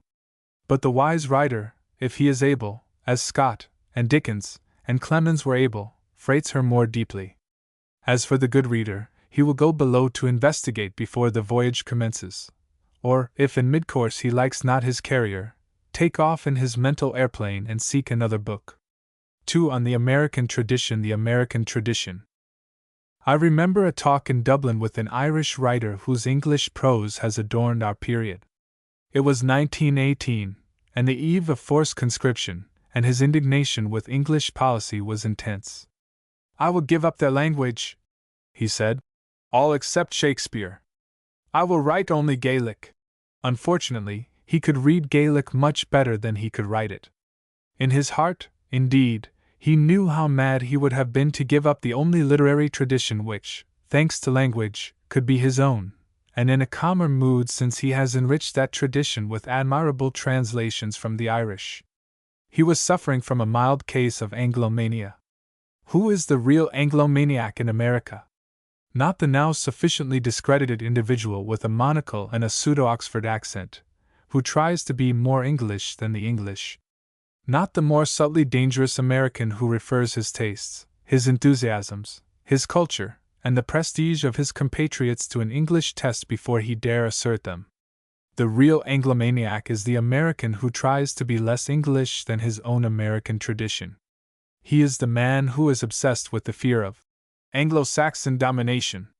How many Anglomaniacs by this definition are at large in America each reader may judge for himself. Personally, I find them extraordinarily numerous, and of so many varieties, from the mere borrower of opinions to the deeply convinced zealot, that it seems wiser to analyze Anglomania than to discuss the various types that possess it. And in this analysis let us exclude from the beginning such very real, but temporary, grievances against the English as spring from Irish oppressions, trade rivalries, or the provocations which always arise between allies in war. All such causes of anti-English and anti-Anglo-Saxon sentiment belong in a different category from the underlying motives which I propose to discuss. These new Anglomaniacs, with their talk of Anglo-Saxon domination, cannot mean English domination. That would be absurd, although even absurdities are current coin in restless years like these.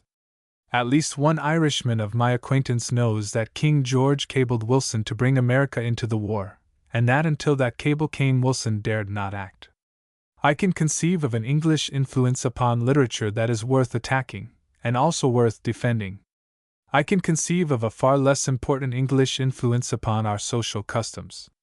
But in either case, domination. That England dominates our finance, our industry, our politics, is just now, especially, the suspicion of a paranoiac, or the idea of an ignoramus. Anglo-Saxon domination, even in an anti-British meeting, cannot and does not mean English domination. It can mean only control of America by the so-called Anglo-Saxon element in our population. The quarrel is local, not international. The Anglo-Saxon, 3,000 miles away who cannot hit back is a scapegoat, a whipping boy for the so-called Anglo-Saxon American at home. What is an Anglo-Saxon American? Presumably he is the person familiar in want advertisements. American family wants boarder for the summer. References exchanged. But this does not help us much. He is certainly not English. Nothing is better established than the admixture of bloods since the earliest days of our nationality. That I myself, for example, have ancestral portions of French, German, Welsh, and Scotch, as well as English blood in my veins, makes me, by any historical test, characteristically more rather than less American. Race, indeed, within very broad limits, is utterly different from nationality, and it is usually many, many centuries before the two become even approximately identical. The culture I have inherited, the political ideals I live by, the literature which is my own, most of all the language that I speak, are far more important than the ultimate race or races I stem from, obviously more important, since in thousands of good Americans it is impossible to determine what races have gone to their making. There is no such thing as an Anglo-Saxon American, and so few English Americans that they are nationally insignificant. An American with a strong national individuality there certainly is, and it is true that his traditions, irrespective of the race of his forebears, are mainly English. From England he drew his political and social habits, his moral ideas, his literature, and his language. This does not make him a slave to England, as our most recent propagandists would have it. It does not put him in England's debt. We owe no debt to England.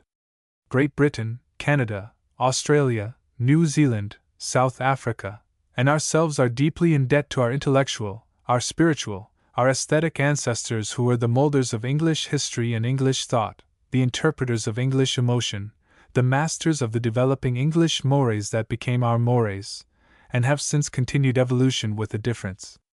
Chaucer, Shakespeare, Spenser, and Milton, Wycliffe, Bunyan, Fox, and Wesley, Elizabeth, Cromwell, and the great Whigs, these made the only tradition that can be called Anglo-Saxon, and if we have an American tradition, as we assuredly have, here are its roots. This is our Anglo-Saxon domination. But if the roots of this tradition are English, its trunk is thoroughly American, seasoned and developed through 2 centuries of specifically American history. As we know it today, it is no longer Anglo-Saxon. It is as American as our cities, our soil, our accent upon English. If we are going to discuss domination, let us be accurate and speak of the domination of American tradition. It is against the American tradition that the new Anglomaniac actually protests. Dominating this American tradition is, dominating, almost tyrannical, for one reason only, but that a strong one, a fact not a convention, a factor, not a mere influence, dominating because of the English language. In our century, language has become once again as powerful as in the Roman Empire, and its effects, thanks to printing and easy transportation, are far more quickly attained. Hordes from all over Europe have swarmed into the domain of English. They have come to a country where the new language was indispensable. They have learned it, or their children have learned it. English has become their means of communication with their neighbors, with business, with the state.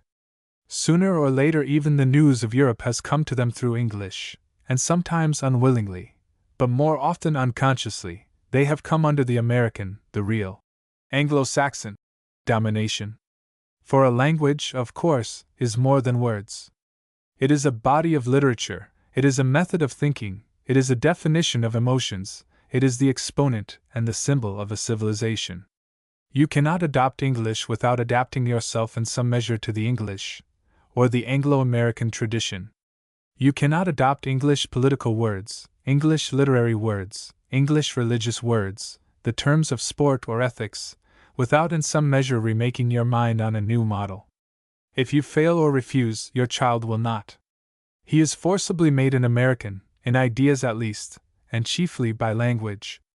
I submit that it is impossible for an alien thoroughly to absorb and understand Lincoln's Gettysburg speech or Hawthorne's Scarlet Letter, without working a slight but perceptible transformation in the brain, without making himself an heir of a measure of English tradition. And the impact of English as a spoken tongue, and the influence of its literature as the only read literature, are great beyond ordinary conception. Communities where a foreign language is read or spoken only delay the process, they cannot stop it. The foreigner, it is true, has modified the English language precisely as he has modified the American tradition. Continental Europe is audible in the American tongue, as it is evident in the American mind, but it is like the English or the Spanish touch upon the Gothic style in architecture. There is modification, but not fundamental change. Many a foreign-born American has been restless under this domination.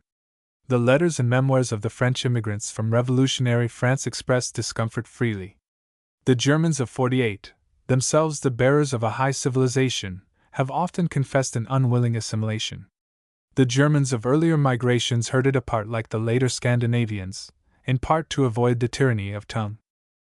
Imagine a German coming here in early manhood. His tradition is not English. He owes nothing to a contemporary England that he but dimly knows. Speaking English, perhaps only English, he grows impatient with a tongue every concept of which has an English coloring. The dominance of the language, and especially of its literature, irks him. He no longer wants to think as a German, he wants to think as an American, but the medium of his thought must be English. His anger often enough goes out against English history, English literature. He is easily irritated by England. But it is the American past that binds and is converting him. Such consciousness of the power of environment is perhaps rare, but the fact is common. In our few centuries of history, millions have been broken into English, with all that implies. Millions have experienced the inevitable discomfort of a foreign tradition which makes alien their fatherlands, and strangers of their children. This is an Anglo-Saxon domination. But it is useless to struggle against it. There is a similar discomfort among certain American authors, especially just now, when, for the first time since the Civil War and the materialism that succeeded it, we are finding our national self once again in literature. Mr. Mencken and Mr. Dreiser have vigorously expressed this annoyance with American tradition. They wish to break with it, at least Mr. Dreiser does, break with it morally, spiritually, aesthetically. Let the dotards, he says, bury their dead. Mr. Mencken wishes to drive us out of colonialism. He says that Longfellow has had his day, and that it is time to stop imitating Addison, time to be ashamed of aping Stevenson, Kipling, or John Masefield. He is right. But when it comes to disowning English literature and the past of American literature, as many a writer directly or by implication would have us, in order to become 100% American, let us first take breath long enough to reflect that, first, such a madcap career is eminently undesirable, and second, utterly impossible. It is a literature which by general admission is now the richest and most liberal in the world of living speech.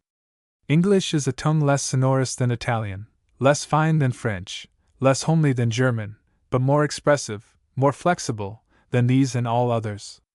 Its syntax imposes no burdens, its traditions are weighty only upon the vulgar and the bizarre. Without its literary history, American literature in general, and usually in particular, is not to be understood. That we have sprung from a puritanical loin, and been nourished in the past from the breast of Victorianism, is obvious. In this we have been not too much, but too narrowly English.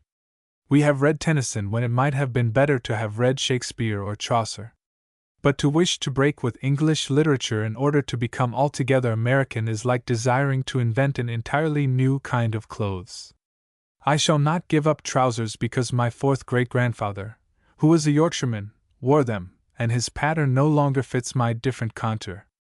I shall make me a pair better suiting my own shanks, yet they shall still be trousers.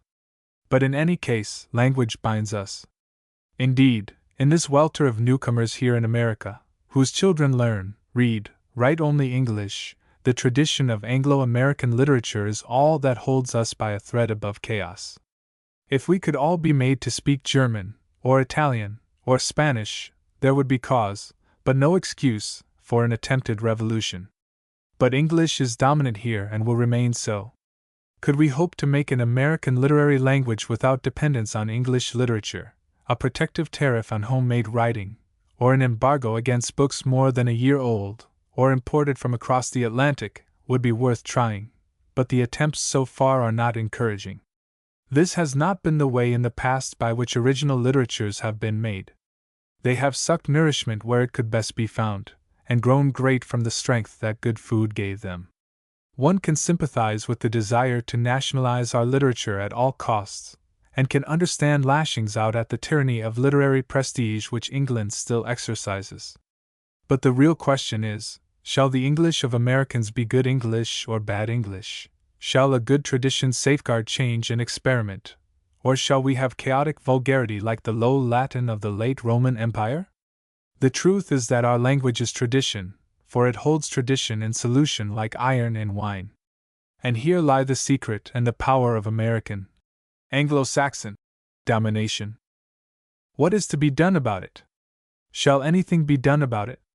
The Anglomaniac is helpless before the fact of language. The most he can do is to attack, and uproot if he can, the American tradition.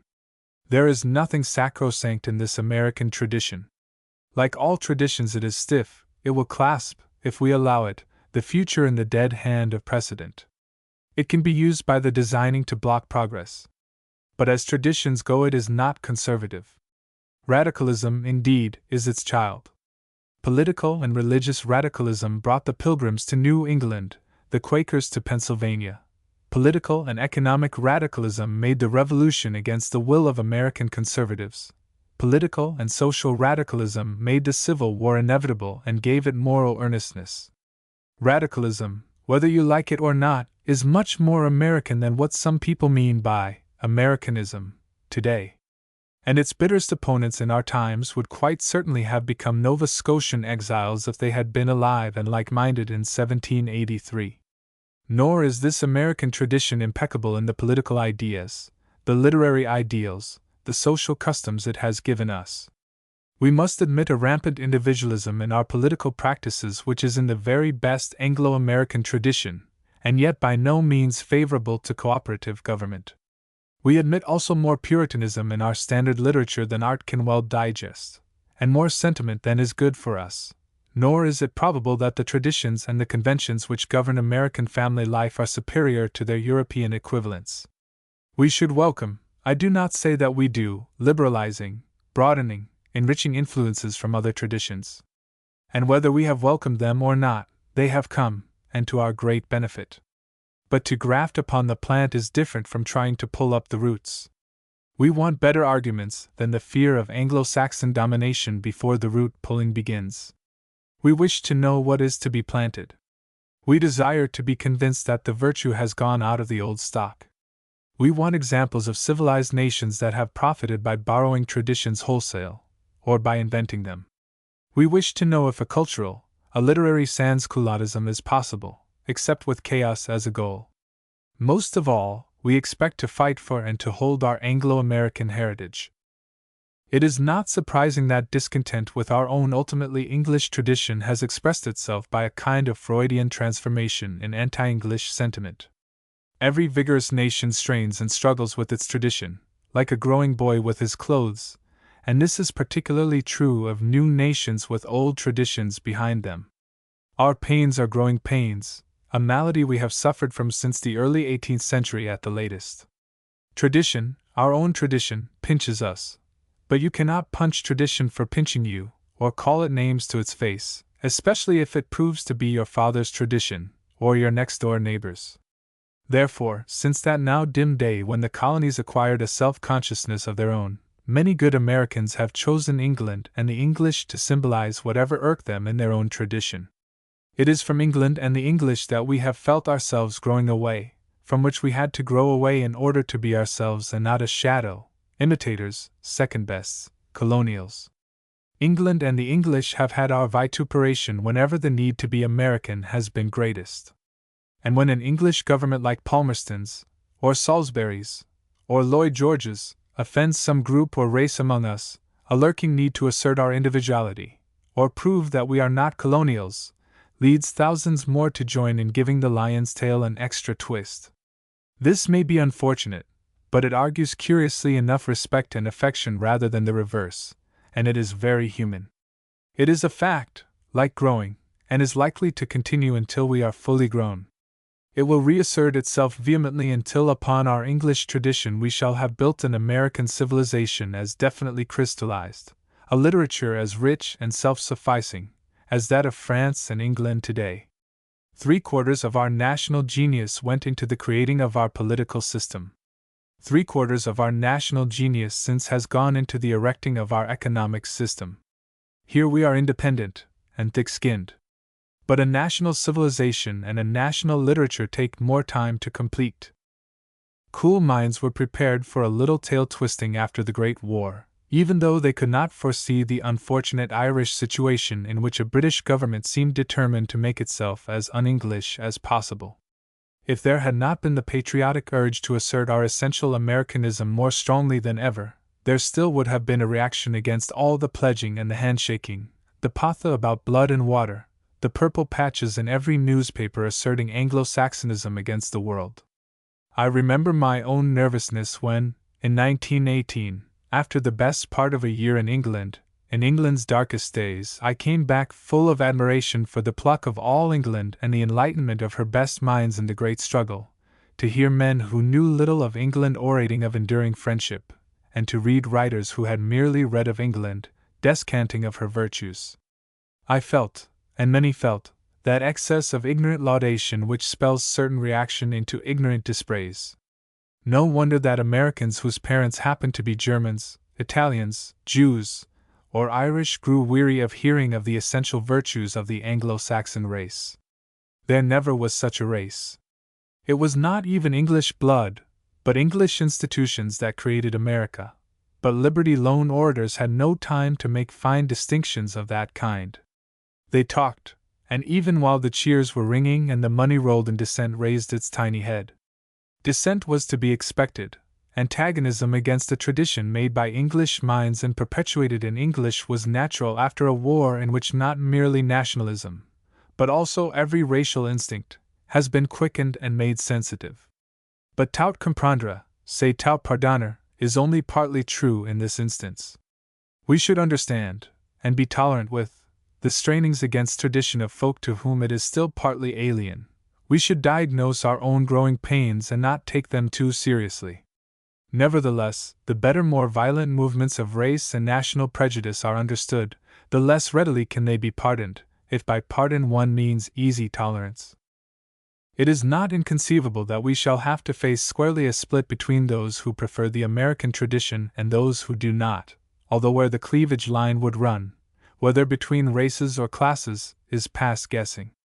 There are among us apparently men and women who would risk wars, external or internal, in order to hasten the discordant day, although just what they expect as a result, whether an Irish-German state organized by German efficiency and officered by graduates of Tammany Hall, or a pseudo-Russian communism, is not yet clear.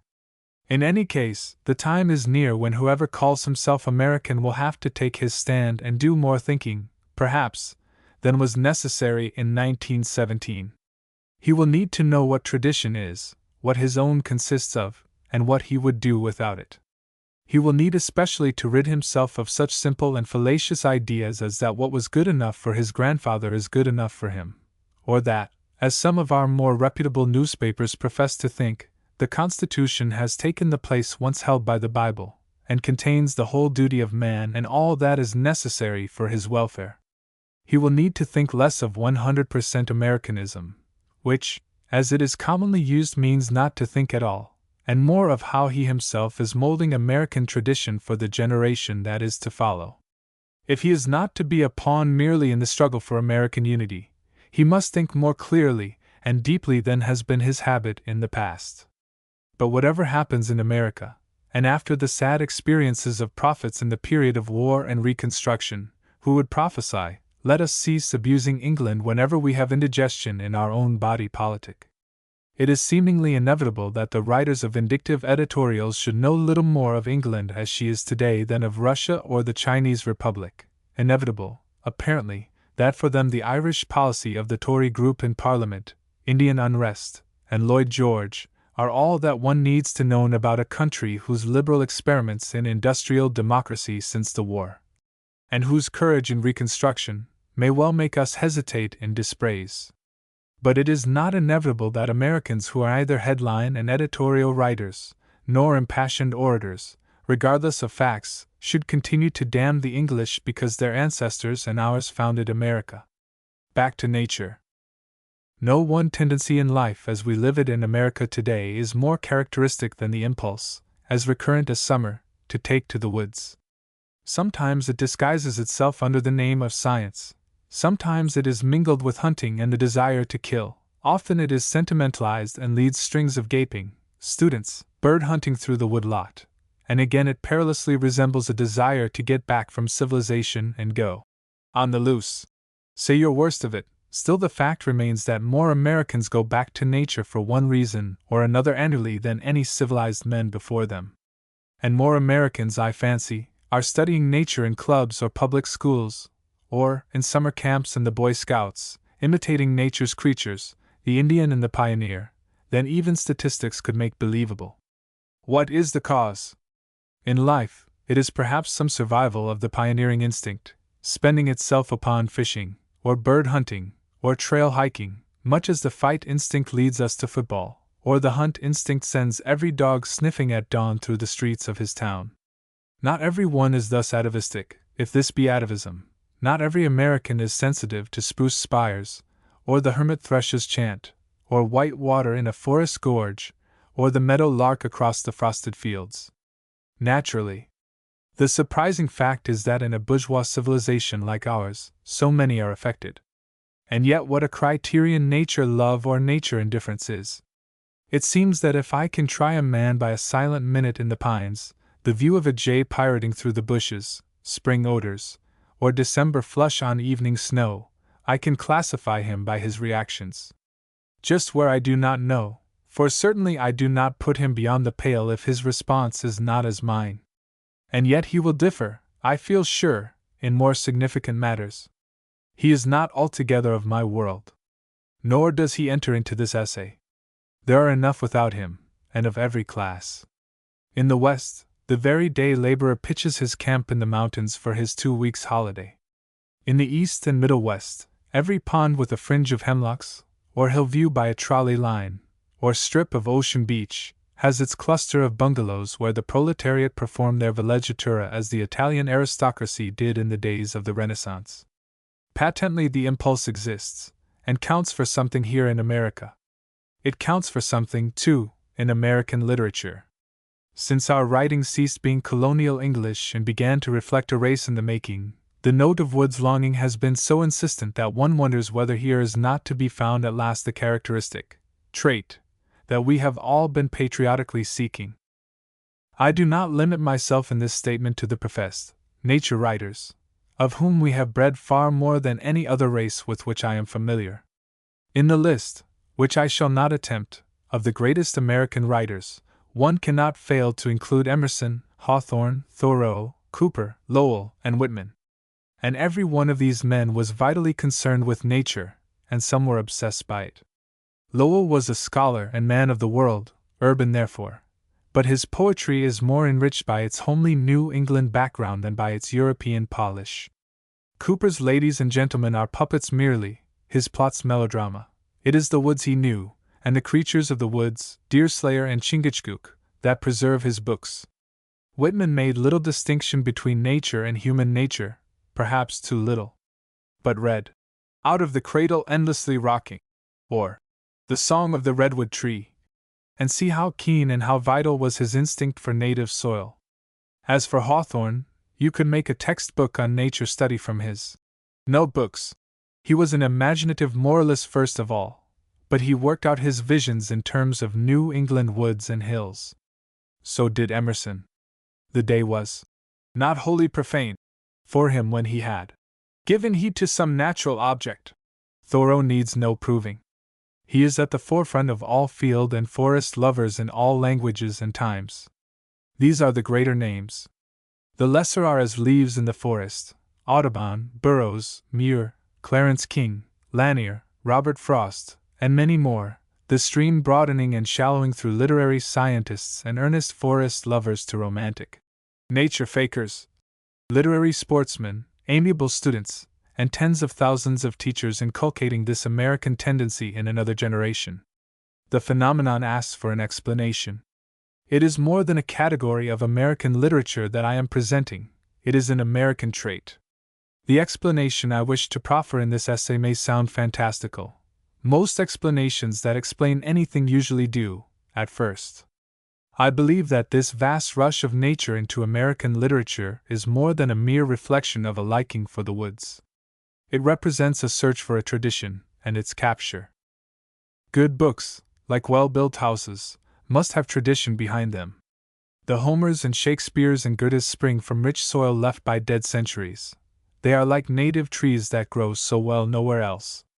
The little writers, hacks who sentimentalize to the latest order, and display their plot novelties like bargains on an advertising page, are just as traditional. The only difference is that their tradition goes back to books instead of life. Middle-sized authors, the very good and the probably enduring, are successful largely because they have gripped a tradition and followed it through to contemporary life. This is what Thackeray did in Vanity Fair, Howells in The Rise of Silas Lapham, and Mrs. Wharton in The House of Mirth. But the back-to-nature books, both the sound ones and those shameless exposures of the private emotions of groundhogs and turtles that call themselves nature books, are the most traditional of all. For they plunge directly into what might be called the adventures of the American subconsciousness. It is the subconsciousness that carries tradition into literature. That curious reservoir where forgotten experiences lie waiting in every man's mind, as vivid as on the day of first impression, is the chief concern of psychologists nowadays. But it has never yet had due recognition from literary criticism.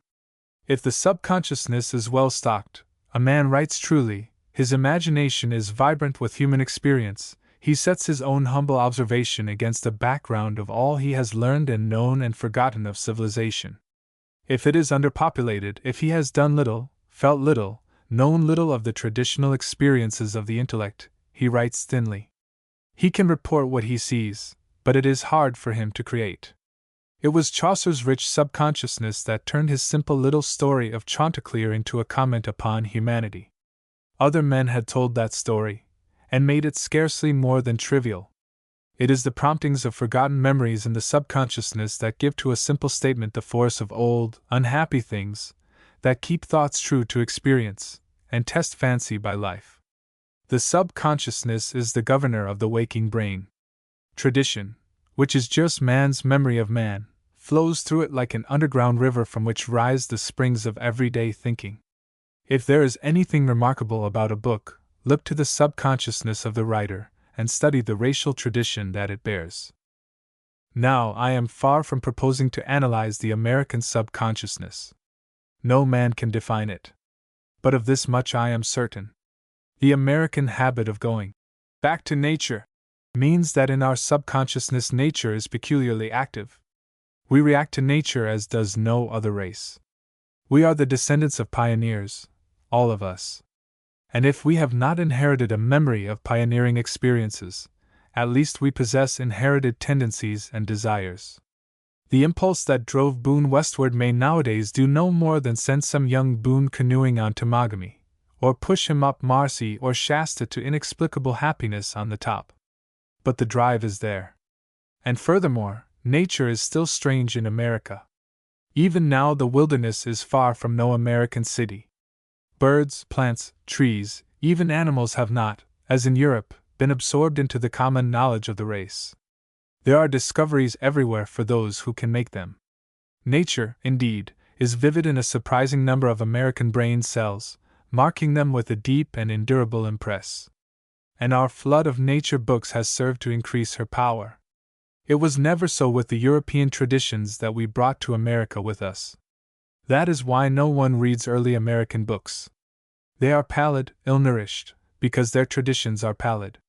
They drew upon the least active portion of the American subconsciousness, and reflect memories not of experience, contact, live thought, but of books. Even Washington Irving, our first great author, is not free from this indictment. If, responding to some obscure drift of his race towards humor and the short story, he had not ripened his Augustan inheritance upon an American hillside, he, too, would by now seem juiceless, withered, like 1,000 cuttings from English stock planted in forgotten pages of his period. It was not until the end of our colonial age and the rise of democracy towards Jackson's day that the rupture with our English background became sufficiently complete to make us fortify pale memories of home by a search for fresher, more vigorous tradition. We have been searching ever since, and many eminent critics think that we have still failed to establish American literature upon American soil. The old traditions, of course, were essential. Not even the most self-sufficient American hopes to establish a brand new culture. The problem has been to domesticate Europe, not to get rid of her. But the old stock needed a graft, just as an old fruit tree needs a graft. It requires a new tradition.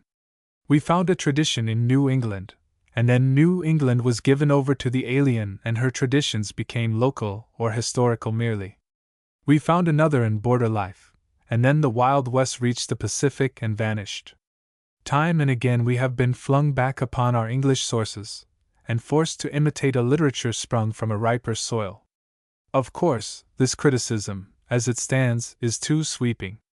It neglects Mark Twain and the tradition of the American boy. It neglects Walt Whitman and the literature of free and turbulent democracy. It neglects Longfellow and Poe and that romantic tradition of love and beauty common to all Western races. But at least, it makes one understand why the American writer has passionately sought anything that would put an American quality into his transplanted style. He has been very successful in local color. But then local color is local. It is a minor art. In the field of human nature he has fought a doubtful battle. An occasional novel has broken through into regions where it is possible to be utterly American even while writing English. Poems too have followed. But here lie our great failures. I do not speak of the great American novel, yet to come. I refer to the absence of a school of American fiction, or poetry, or drama, that has linked itself to any tradition broader than the romance of the colonies, New England of the 40s, or the east side of New York. The men who most often write for all America are mediocre. They strike no deeper than a week-old interest in current activity. They aim to hit the minute because they are shrewd enough to see that for all America, there is very little continuity just now between 1 minute and the next. The America they write for is contemptuous of tradition, although worshipping convention, which is the tradition of the ignorant. The men who write for a fit audience, though few, are too often local or archaic, narrow or European, by necessity if not by choice. And ever since we began to incur the condescension of foreigners by trying to be American, we have been conscious of this weak-rootedness in our literature and trying to remedy it. This is why our flood of nature books for a century is so significant. They may seem peculiar instruments for probing tradition, particularly the sentimental ones. The critic has not yet admitted some of the hardiest among them, Audubon's sketches of pioneer life, for example, into literature at all. And yet, unless I am mightily mistaken, they are signs of convalescence as clearly as they are symptoms of our disease. These United States, of course, are infinitely more important than the plot of Mother Earth upon which they have been erected. The intellectual background that we have inherited from Europe is more significant than the moving spirit of woods and soil and waters here. The graft, in truth, is less valuable than the tree upon which it is grafted. Yet it determines the fruit. So with the books of our nature lovers. They represent a passionate attempt to acclimatize the breed. Thoreau has been one of our most original writers. He and his multitudinous followers, wise and foolish, have helped establish us in our new soil. I may seem to exaggerate the services of a group of writers who, after all, can show but one great name, Thoreau's. I do not think so, for if the heart of the nature lover is sometimes more active than his head, the earth intimacies he gives us are vital to literature in a very practical sense. Thanks to the modern science of geography, we are beginning to understand the profound and powerful influence of physical environment upon men. The geographer can tell you why Charleston was aristocratic, why New York is hurried and nervous, why Chicago is self-confident. He can guess at least why in old communities, like Hardy's Wessex or the north of France, the inhabitants of villages not 10 miles apart will differ in temperament and often in temper, Hilltown varying from lowland village beneath it sometimes more than Kansas City from Minneapolis. He knows that the old elemental forces, wind, water, fire, and earth, still mold men's thoughts and lives 100 times more than they guess, even when pavements, electric lights, tight roofs, and artificial heat seem to make nature only a name.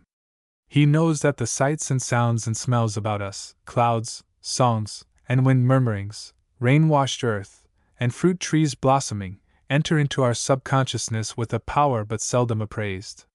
Prison life, factory service long continued, a clerk's stool, a housewife's day-long duties, these things stunt and transform the human animal as nothing else, because of all experiences they most restrict, most impoverish the natural environment. And it is the especial function of nature books to make vivid and warm and sympathetic our background of nature. They make conscious our subconscious dependence upon earth that bore us. They do not merely inform, there the scientist may transcend them, they enrich the subtle relationship between us and our environment. Move a civilization and its literature from one hemisphere to another, and their adjusting services become most valuable.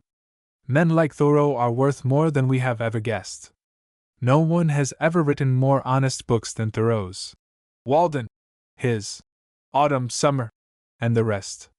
There is not one literary flourish in the whole of them, although they are done with consummate literary care, nothing but honest, if not always accurate, observation of the world of hillslopes, waves, flowers, birds, and beasts, and honest, shrewd philosophizing as to what it all meant for him, an American. Here is a man content to take a walk, fill his mind with observation, and then come home to think. Repeat the walk, repeat or vary the observation, change or expand the thought, and you have Thoreau. No wonder he brought his first edition home, not seriously depleted, and made his library of it. Thoreau needs excerpting to be popular. Most nature books do. But not to be valuable. For see what this queer genius was doing. Lovingly, laboriously, and sometimes a little tediously, he was studying his environment. For some generations his ancestors had lived on a new soil, too busy in squeezing life from it to be practically aware of its differences. They and the rest had altered Massachusetts. Massachusetts had altered them. Why? To what? The answer is not yet ready. But here is one descendant who will know at least what Massachusetts is: wave, wind, soil, and the life therein and thereon.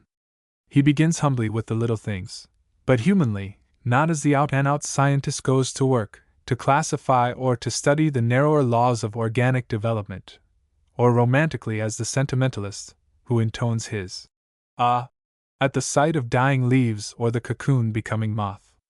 It is all human, and yet all intensely practical with Thoreau. He envies the Indian not because he is wild, or free, or any such nonsense, but for his instinctive adaptations to his background, because nature has become traditional, stimulative with him. And simply, almost naively, he sets down what he has discovered. The land I live in is like this or that, such and such life lives in it, and this is what it all means for me, the transplanted European, for us, Americans, who have souls to shape and characters to mold in a new environment, under influences subtler than we guess. I make it my business to extract from nature whatever nutriment she can furnish me, though at the risk of endless iteration. I milk the sky and the earth. And again, surely it is a defect in our Bible that it is not truly ours, but a Hebrew Bible. The most pertinent illustrations for us are to be drawn not from Egypt or Babylonia, but from New England. Natural objects and phenomena are the original symbols or types which express our thoughts and feelings. Yet American scholars, having little or no root in the soil, commonly strive with all their might to confine themselves to the imported symbols alone.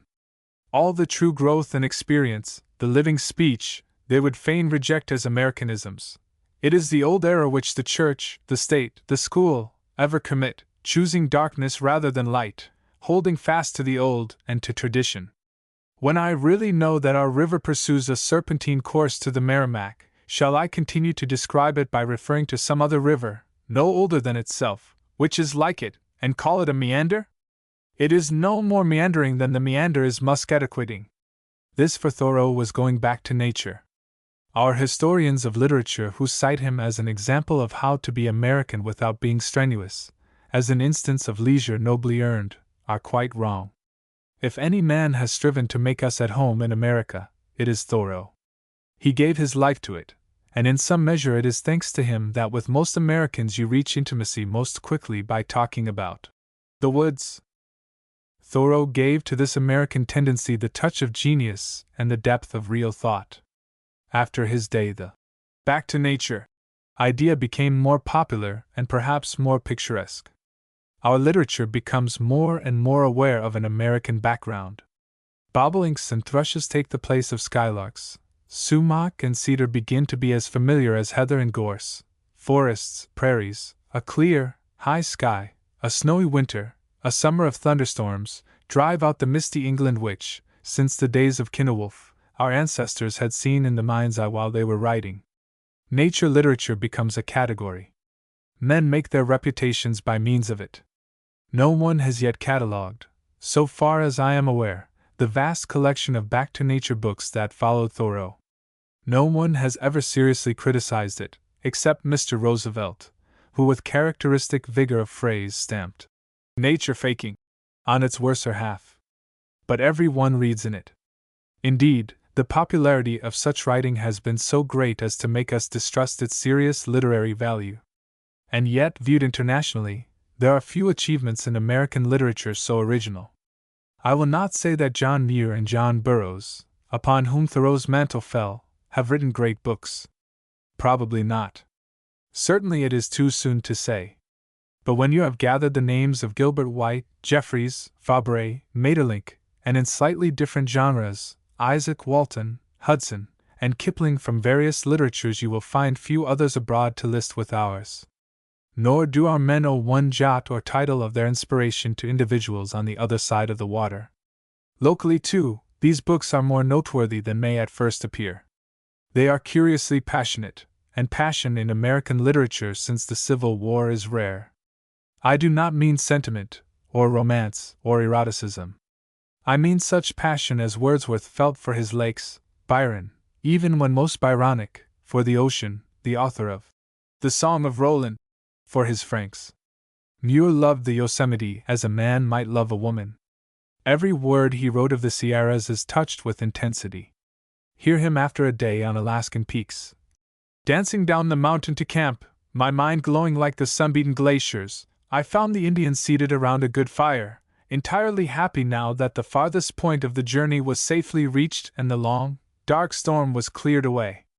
How hopefully, peacefully bright that night were the stars in the frosty sky, and how impressive was the thunder of icebergs, rolling, swelling, reverberating through the solemn stillness. I was too happy to sleep. Such passion, and often such style, is to be found in all these books when they are good books. Compare a paragraph or two of the early Burroughs on his birch-clad lake country, or Thoreau upon Concord pines, with the natural history paragraph that English magazines used to publish, and you will feel it. Compare any of the lesser nature books of the mid-19th century, Clarence King's Mountaineering in the Sierras, for example, with the current novel writing of the period, and you will feel the greater sincerity. A passion for nature. Except the New England passion for ideals, Whitman's passion for democracy, and Poe's lonely devotion to beauty, I sometimes think that this is the only great passion that has found its way into American literature. Hence the nature fakers. The passion of one generation becomes the sentiment of the next. And sentiment is easily capitalized. The individual can be stirred by nature as she is. A hermit thrush singing in moonlight above a Catskill clove will move him. But the populace will require something more sensational. To the sparkling water of truth must be added the syrup of sentiment and the cream of romance. Mr. Kipling, following ancient traditions of the Orient, gave personalities to his animals so that stories might be made from them. Mr. Long, Mr. Roberts, Mr. London, Mr. Thompson Seton, and the rest have told stories about animals so that the American interest in nature might be exploited. The difference is essential. If the Jungle Books teach anything, it is the moral ideals of the British Empire. But our nature romancers, a fairer term than fakers, since they do not willingly fake, teach the background and tradition of our soil. In the process they inject sentiment, giving us the noble desperation of the stag, the startling wolf longings of the dog, and the picturesque outlawry of the groundhog, and get 100 readers where Thoreau got one. This is the same indictment as that so often brought against the stock American novel, that it prefers the gloss of easy sentiment to the rough, true fact, that it does not grapple direct with things as they are in America, but looks at them through optimists' glasses that obscure and soften the scene. Nevertheless, I very much prefer the sentimentalized animal story to the sentimentalized man story. The first, as narrative, may be romantic bosh, but it does give one a loving, faithful study of background that is worth the price that it costs in illusion. It reaches my emotions as a novelist who splashed his sentiment with equal profusion never could. My share of the race mind is willing even to be tricked into sympathy with its environment. I would rather believe that the sparrow on my telephone wire is swearing at the robin on my lawn than never to notice either of them. How curiously complete and effective is the service of these nature books, when all is considered. There is no better instance, I imagine, of how literature and life act and react upon one another. The plain American takes to the woods because he wants to, he does not know why. The writing American puts the woods into his books, also because he wants to, although I suspect that sometimes he knows very well why. Nevertheless, the same general tendency, the same impulse, lie behind both.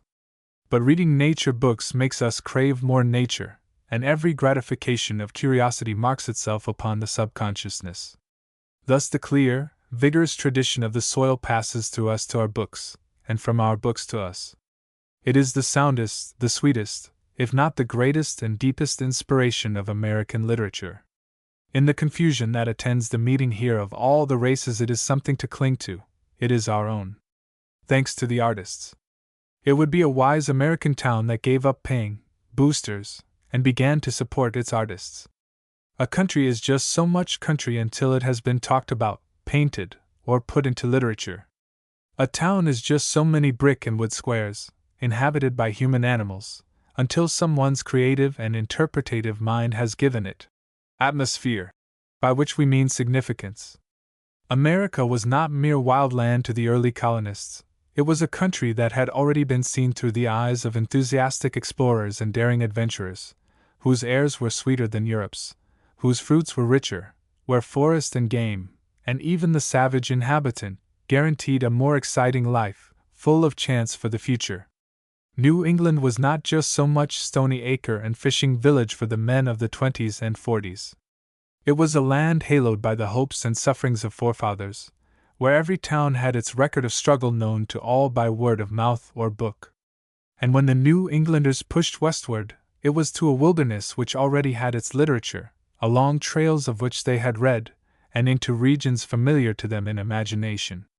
Say what you please, and it is easy to say too much, of the imitativeness of American literature as Irving, Cooper, Hawthorne, Longfellow, Thoreau, Twain, and Howells wrote it.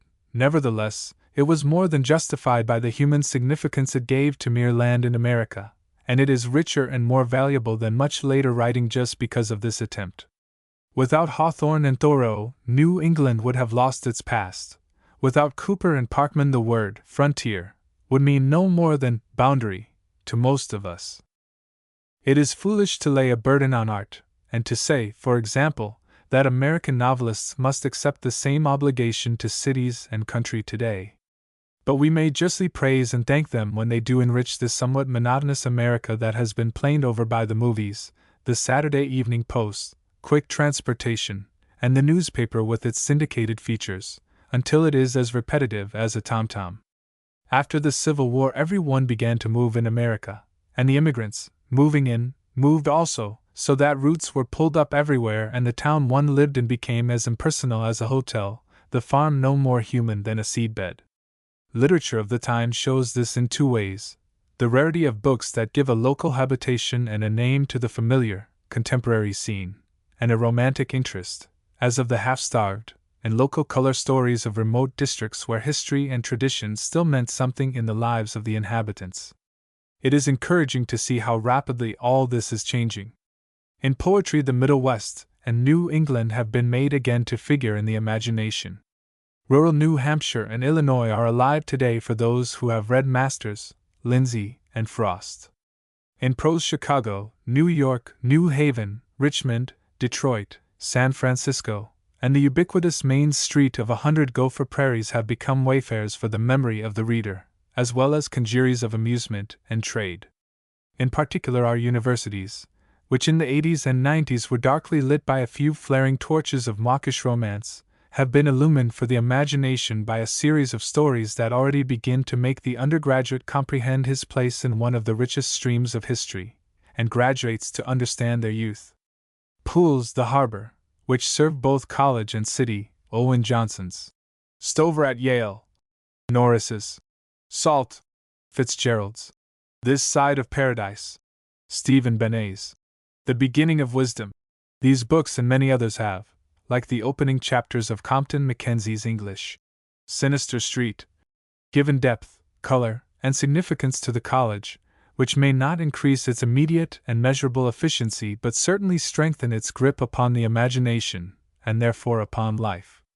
Planners, builders, laborers, schemers, executives make a city, a county, a university habitable, give them their bones and their blood. Poets and novelists make us appreciate the life we live in them, give them their souls. The best boosters are artists, because their boosting lasts. Today in American literature, addressed to the British. Footnote: this lecture was, in fact, delivered in the summer of 1918 at Cambridge University as part of a summer session devoted to the United States of America. It is reprinted in lecture form in order that the point of view may carry its own explanation. The analysis of conditions and tendencies in contemporary American literature which I wish to present in this lecture requires historical background, detailed criticism, and a study of development. I have time for reference to none of these, and can only summarize the end of the process. If, therefore, I seem to generalize unduly, I hope that my deficiencies may be charged against the exigencies of the occasion. But I generalize the more boldly because I am speaking, after all, of an English literature, not in a Roman-Greek relationship of unnaturalized borrowings, for we Americans imitate less and less, but English by common cultural inheritance, by identical language, and by deeply resembling character. Nevertheless, the more American literature diverges from British, and that divergence is already wide, the more truly English, the less colonial does it become. A Briton should not take unkindly assertions of independence, even such ruffled independence as Lowell expressed in the Biglow Papers. I guess the Lord druv down creation spiles stout no gret helpin' from the British Isles, and could contrive to keep things pooty stiff ef they withdrawed from business in a myth. I ha no patience with such swelling fellers easy think God can't forge stout them to blow the bellerses. I desire neither to apologize for American literature, nor to boast of it. No apology is necessary now, whatever Sidney Smith may have thought in earlier days, and it is decidedly not the time to boast, for so far literature has usually been a byproduct in the development of American aptitudes. But it may be useful to state broadly at the beginning some of the difficulties and the closely related advantages that condition the making of literature in the United States. The critic of American literature usually begins in this fashion: America, in somewhat over a century, has built up a political and social organization admittedly great. She has not produced, however, a great literature. Great writers she has produced, but not a great literature. The reason is that so much energy has been employed in developing the resources of a great country that little has been left to expend in creative imagination. The currents of genius have flowed toward trade, agriculture, and manufacturing, not aesthetics. This explanation is easy to understand, and is therefore plausible, but I do not believe that it is accurate. It is not true that American energy has been absorbed by business. Politics, and politics of a creative character, has never lacked good blood in the United States. Organization, and organization of a kind requiring the creative intellect, has drawn enormously upon our energies, especially since the Civil War, and by no means all of it has been business organization. Consider our systems of education and philanthropy, erected for vast needs. And I venture to guess that more varieties of religious experience have arisen in America than elsewhere in the same period. After all, why expect a century and a half of semi-independent intellectual existence to result in a great national literature? Can other countries, other times, show such a phenomenon? No, if we have been slow in finding ourselves in literature, in creating a school of expression like the Elizabethan or the Augustan, the difficulties are to be sought elsewhere than in a lack of energy. Seek them first of all in a weakening of literary tradition. The sky changes, not the mind, said Horace, but this is true only of the essentials of being. The great writers of our common English tradition, Chaucer, Shakespeare, Milton, and many others, are as good for us as they are good for you. It is even whispered that our language is more faithful to their diction than is yours. But the conditions of life in a new environment bring a multitude of minor changes with them. To begin with little things, our climate, our birds, our trees, our daily contact with nature, are all different. Your mellow fluting blackbird, your wise thrush that sings each song twice over, your high fluttering larks we do not know. Our blackbird creaks discordantly, our plaintive lark sings from the meadow tussock, our thrush chimes his heavenly bell from forest dimness. And this accounts, may I suggest in passing, for the insistence upon nature in American writing, from Thoreau down. Our social and economic experience has been widely different also, and all this, plus the results of a break in space and time with the home country of our language, weaken that traditional influence which is so essential for the production of a national literature. It had to be, good will come of it, but for a time we vacillated, and we still vacillate, like a new satellite finding its course. Again, the constant shift of location within America has been a strong delaying factor. Moving day has come at least once a generation for most American families since the days of William Penn or the Mayflower, the president of a Western university, who himself, as a baby, had been carried across the Alleghanies in a sling, once told me the history of his family. It settled in Virginia in the 17th century, and moved westward regularly each generation, until his father, the sixth or seventh in line, had reached California. On the return journey he had got as far as Illinois, and his son was moving to New York. The disturbing effect upon literature of this constant change of soils and environment is best proved by negatives. Wherever there has been a settled community in the United States, in New England of the 40s and again in the 90s, in the Middle West and California today, one is sure to find a literature with some depth and solidity to it. The New England civilization of the early 19th century, now materially altered, was a definable culture, with 5 generations behind it, and strong roots in the Old World. From it came the most mature school of American literature that so far we have possessed. Still another difficulty must be added. The social pessimists, who see in our eastern states a mere congeries of all the white races, and some not white, bewail the impossibility of a real nation in America. But the racial problem has always been with us, nor has it by any means always been unsolved. Before the Revolution, we were English, Scottish, Welsh, Low German, Huguenot, Dutch, and Swedish. Before the Civil War, we were the same plus the Irish and the Germans of '48. And now we add Slavs, Jews, Greeks, and Italians. I do not minimize the danger. But let it be understood that while our civilization has always been British, if that term is used in its broadest sense, our blood has always been mixed, even in Virginia and New England. This has made it hard for us to feel entirely at home in the only literary tradition we possessed and cared to possess. We have been like the man with a ready-made suit. The cloth is right, but the cut must be altered before the clothes will fit him. And finally, America has always been decentralized intellectually. It is true that most of the books and magazines are published in New York, and have always been published there, or in Boston or Philadelphia. But they have been written all over a vast country by men and women who frequently never see each other in the flesh. There has been no center like London, where writers can rub elbows half a dozen times a year. Boston was such a capital once, only, however, for New England. New York is a clearinghouse of literature now, but the writing is, most of it, done elsewhere. It is curious to speculate what might have happened if the capital of the United States had been fixed at New York instead of Washington. From this decentralization there results a lack of literary self-confidence that is one of the most important factors in the intellectual life of America.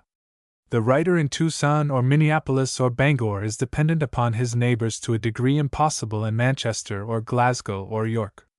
He is marooned there, separated in space and time, if not in mind, from men and women who believe, as he may believe, in the worth of literary standards, in the necessity of making not the most easily readable book, but the best. Here is one cause of the feebleness of many American literary books. Nevertheless, this very decentralization may have, when we reach literary maturity, its great advantages. It is difficult to overestimate the color, the variety, the verve of American life. And much of this comes not from the push and hustle and energy of America, for energy is just energy all the world over, but is rather to be found in the new adjustments of race and environment which are multiplying infinitely all over the United States. It is true that American civilization seems to be monotonous, that one sees the same magazines and books, the same moving picture shows, the same drug stores, trolley cars, and hotels on a New York model, hears the same slang and much the same general conversation from New Haven to Los Angeles. But this monotony is superficial. Beneath the surface there are infinite strainings and divergences. The peasant immigrant working toward, the well-established provincial holding to, the wide-ranging mind of the intellectual working away from, this dead level of conventional standards. Where we are going, it is not yet possible to say. Quite certainly not toward an un-British culture. Most certainly not toward a culture merely neo-English. But in any case, it is because San Francisco and Indianapolis and Chicago and Philadelphia have literary republics of their own, sovereign like our states, yet highly federalized also in a common bond of American taste and ideals which the war made stronger. It is this fact that makes it possible to record, as American writers are already recording, the multifarious, confused development of racial instincts working into a national consciousness. Localization is our difficulty. It is also the only means by which literature can keep touch with life in so huge a congeries as America. If we can escape provincialism and yet remain local, all will be well. So far I have been merely defining the terms upon which literature has been written in America. Let me add to these terms a classification. If one stretches the meaning of literature to cover all writing in prose or verse that is not simply informative, then 4 categories will include all literary writing in America that is in any way significant. We have an aristocratic and a democratic literature. We have a dilettante and a vast bourgeois literature. In using the term aristocratic literature, I have in mind an intellectual rather than a social category. I mean all writing addressed to specially trained intelligence, essays that imply a rich background of knowledge and taste, stories dependent upon psychological analysis, poetry which is austere in content or complex in form. I mean Henry James and Sherwood Anderson, Mr. Cabell, Mr. Hergesheimer, and Mrs. Wharton, Agnes Repplier, Mr. Cruthers, Mr. Sherman, and Mr. Colby. By democratic literature I mean all honest writing, whether crude or carefully wrought, that endeavors to interpret the American scene in typical aspects for all who care to read. I mean Walt Whitman and Edgar Lee Masters. I mean 100 writers of short stories who, lacking perhaps the final touch of art, have nevertheless put a new world and a new people momentarily upon the stage. I mean the addresses of Lincoln and of President Wilson. With dilettante literature I come to a very different and less important classification, the vast company, how vast few even among natives suspect, of would-be writers, who in every town and county of the United States are writing what they hope to be literature, what is usually but a pallid imitation of worn-out literary forms. More people seem to be engaged in occasional production of poetry and fiction, and especially of poetry, in America, than in any single money-making enterprise characteristic of a great industrial nation. The flood pours through every editorial office in the land, trickles into the corners of country newspapers, makes short-lived dilettante magazines, and runs back, most of it, to its makers. It is not literature, for the bulk is bloodless, sentimental, or cheap, but it is significant of the now passionate American desire to express our nascent soul. My chief difficulty is to explain what I mean by bourgeois literature. The flood of dilettante writing is subterranean. It is bourgeois literature that makes the visible rivers and oceans of American writing. And these fluid areas are like the lakes on maps of Central Asia. Bounds cannot be set to them. One finds magazines, and pray remember that the magazine is as great a literary force as the book in America. One finds magazines whose entire function is to be admirably bourgeois for their 2 million odd of readers. And in the more truly literary and aristocratic periodicals, in the books published for the discriminating, the bourgeois creeps in and often is dominant. The bourgeois in American literature is a special variety that must not be too quickly identified with the literary product that bears the same name in more static civilizations. It is nearly always clever. Witness our short stories, which even when calculated not to puzzle the least intelligence nor to transcend the most modest limitations of taste, must be carefully constructed and told with facility, or they will never see the light. And this literature is nearly always true to the superficies of life, to which, indeed, it confines itself. While melodrama is more and more being relegated to the movies, soft sentimentality still has its place in the novel, but is losing ground in the people's library, the magazines. Life as the American believes he is living it is the subject of bourgeois literature. But the sad limitation upon this vast output is that, whether poetry, criticism, or fiction, it does not interpret, it merely pictures, and this is the inevitable failure of pages that must be written always for 1 million or more of readers. It is standardized literature, and good literature, like the best airplanes, cannot be standardized. Now the error made by most English critics in endeavoring to estimate the potentialities or the actualities of American literature is to judge under the influence of this crushing weight of clever, mediocre writing. They feel, quite justly, its enormous energy and its terrible cramping power. They see that the best of our democratic writers belong on its fringe, see also that our makers of aristocratic literature and our dilettanti escape its weight only when they cut themselves off from the life-beat of the nation. And therefore, as a distinguished English poet recently said, America is doomed to a hopeless and ever-spreading mediocrity. With this view I wish to take immediate issue upon grounds that are both actual and theoretical. There is a fallacy here to begin with, a fallacious analogy. It is true, I believe, in Great Britain, and also in France, that there are two separate publics, that the readers who purchase from the newsstands are often as completely unaware of literary books for literary people as if these bore the imprint of the moon. But even in England the distinction is by no means sharp, and in America it is not a question of distinctions at all, but of gradations. In our better magazines are to be found all the categories of which I have written, even the dilettanti, and it is a bold critic who will assert that pages 1 to 20 are read only by one group, and pages 20 to 40 only by another. We are the most careless readers in the world, but also the most voracious and the most catholic. And next, let us make up our minds once for all that a bourgeois literature, by which, let me repeat, I mean a literature that is good without being very good, true without being utterly true, clever without being fine, is a necessity for a vast population moving upward from generation to generation in the intellectual scale, toward a level that must be relatively low in order to be attainable. Let us say that such a literature cannot be real literature. I am content with that statement. But it must exist, and good may come of it.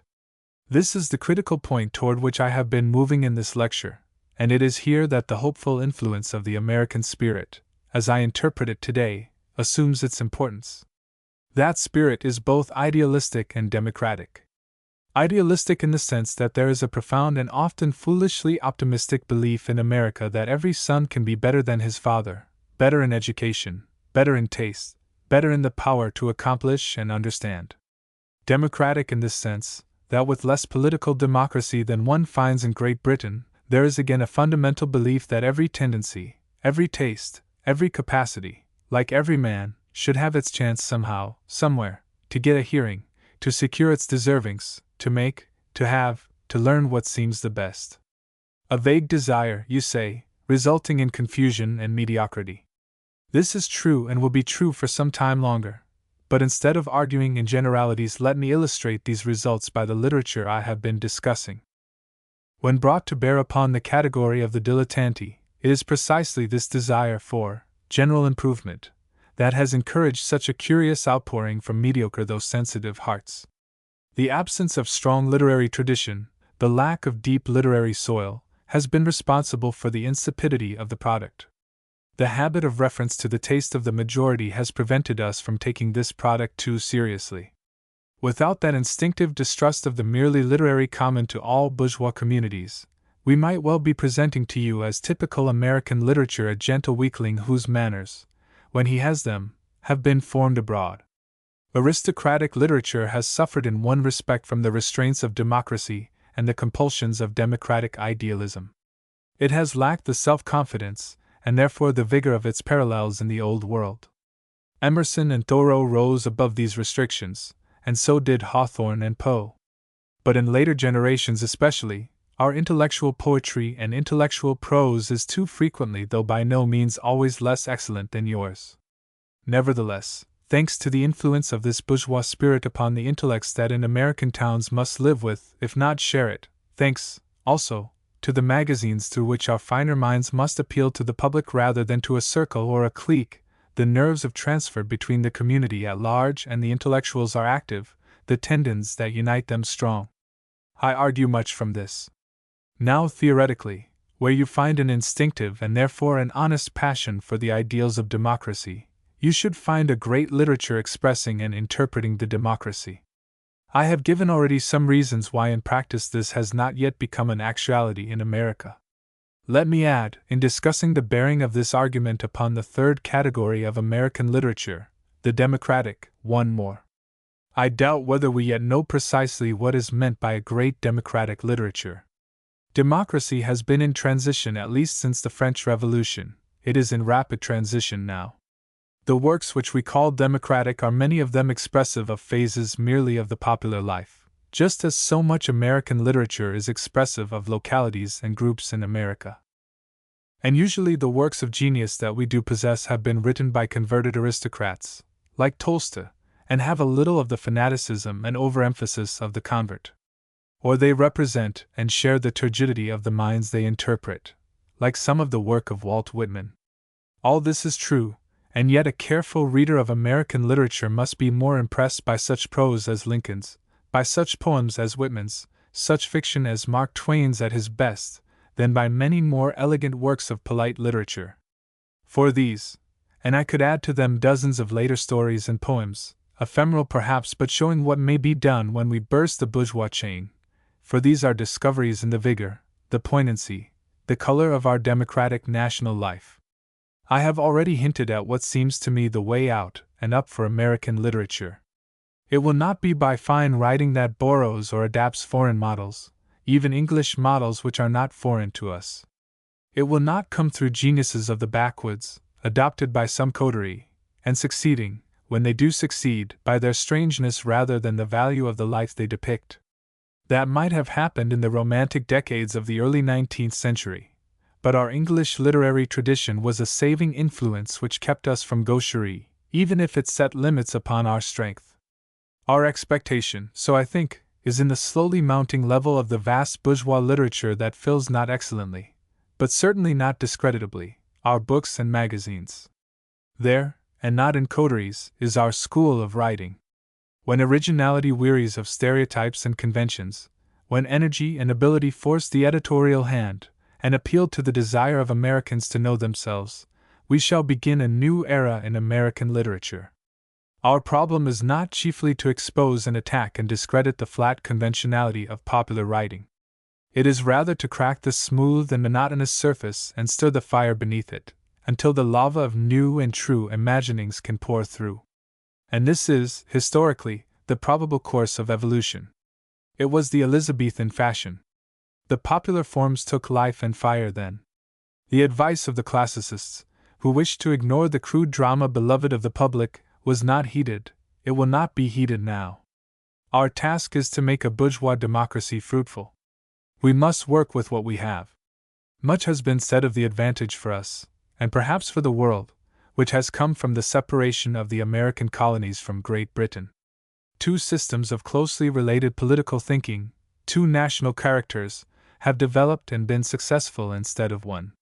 Your ancestors opened the door of departure for mine, somewhat brusquely it is true, but with the same result, if not the same reason, as with the boys they sent away to school, they made men of us. So it is with literature. American literature will never, as some critics would persuade us, be a child without a parent. In its fundamental character it is, and will remain, British, because at bottom the American character, whatever its blood mixture, is formed upon customs and ideals that have the same origin and a parallel development with yours. But this literature, like our political institutions, will not duplicate. Like the seedling, it will make another tree and not another branch. In literature we are still pioneers. I think that it may be reserved for us to discover a literature for the new democracy of English-speaking peoples that is coming, a literature for the common people who do not wish to stay common. Like Lincoln's, it will not be vulgar, like Whitman's, never tawdry, like Mark Twain's, not empty of penetrating thought, like Shakespeare's it will be popular. If this should happen, as I believe it may, it would be a just return upon our share of a great inheritance. Times Mirror. What is the use of criticizing modern literature unless you are willing to criticize modern life? And how many Americans are willing to criticize it with eyes wide open? The outstanding fact in mass civilization as it exists in America and Western Europe today is that it moves with confidence in only one direction. The workers, after their escape from the industrial slavery of the last century, have only one plan for the future upon which they can unite, a greater share in material benefits. The possessors of capital have only one program upon which they agree, a further exploitation of material resources, for the greater comfort of the community and themselves. The professional classes have only one professional instinct in common, to discover new methods by which man's comfort may be made secure.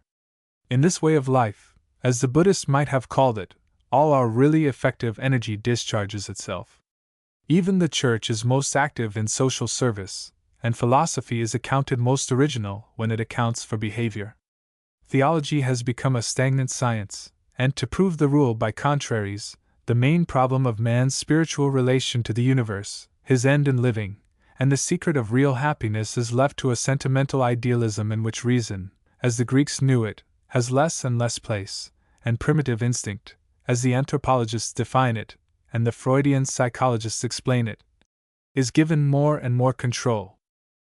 The flat truth is that, as a civilization, we are less sure of where we are going, where we want to go, how and for what we wish to live, than at any intelligent period of which we have full record. This is not pessimism.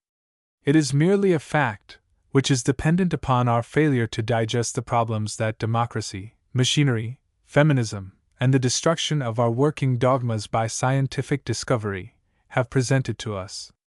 All these things are more likely to be good than bad, all bear promise for the future, but all tend to confuse contemporary men. New power over nature has been given them, and they are engaged in seizing it. New means of testing preconceived opinion are theirs, and they are using them.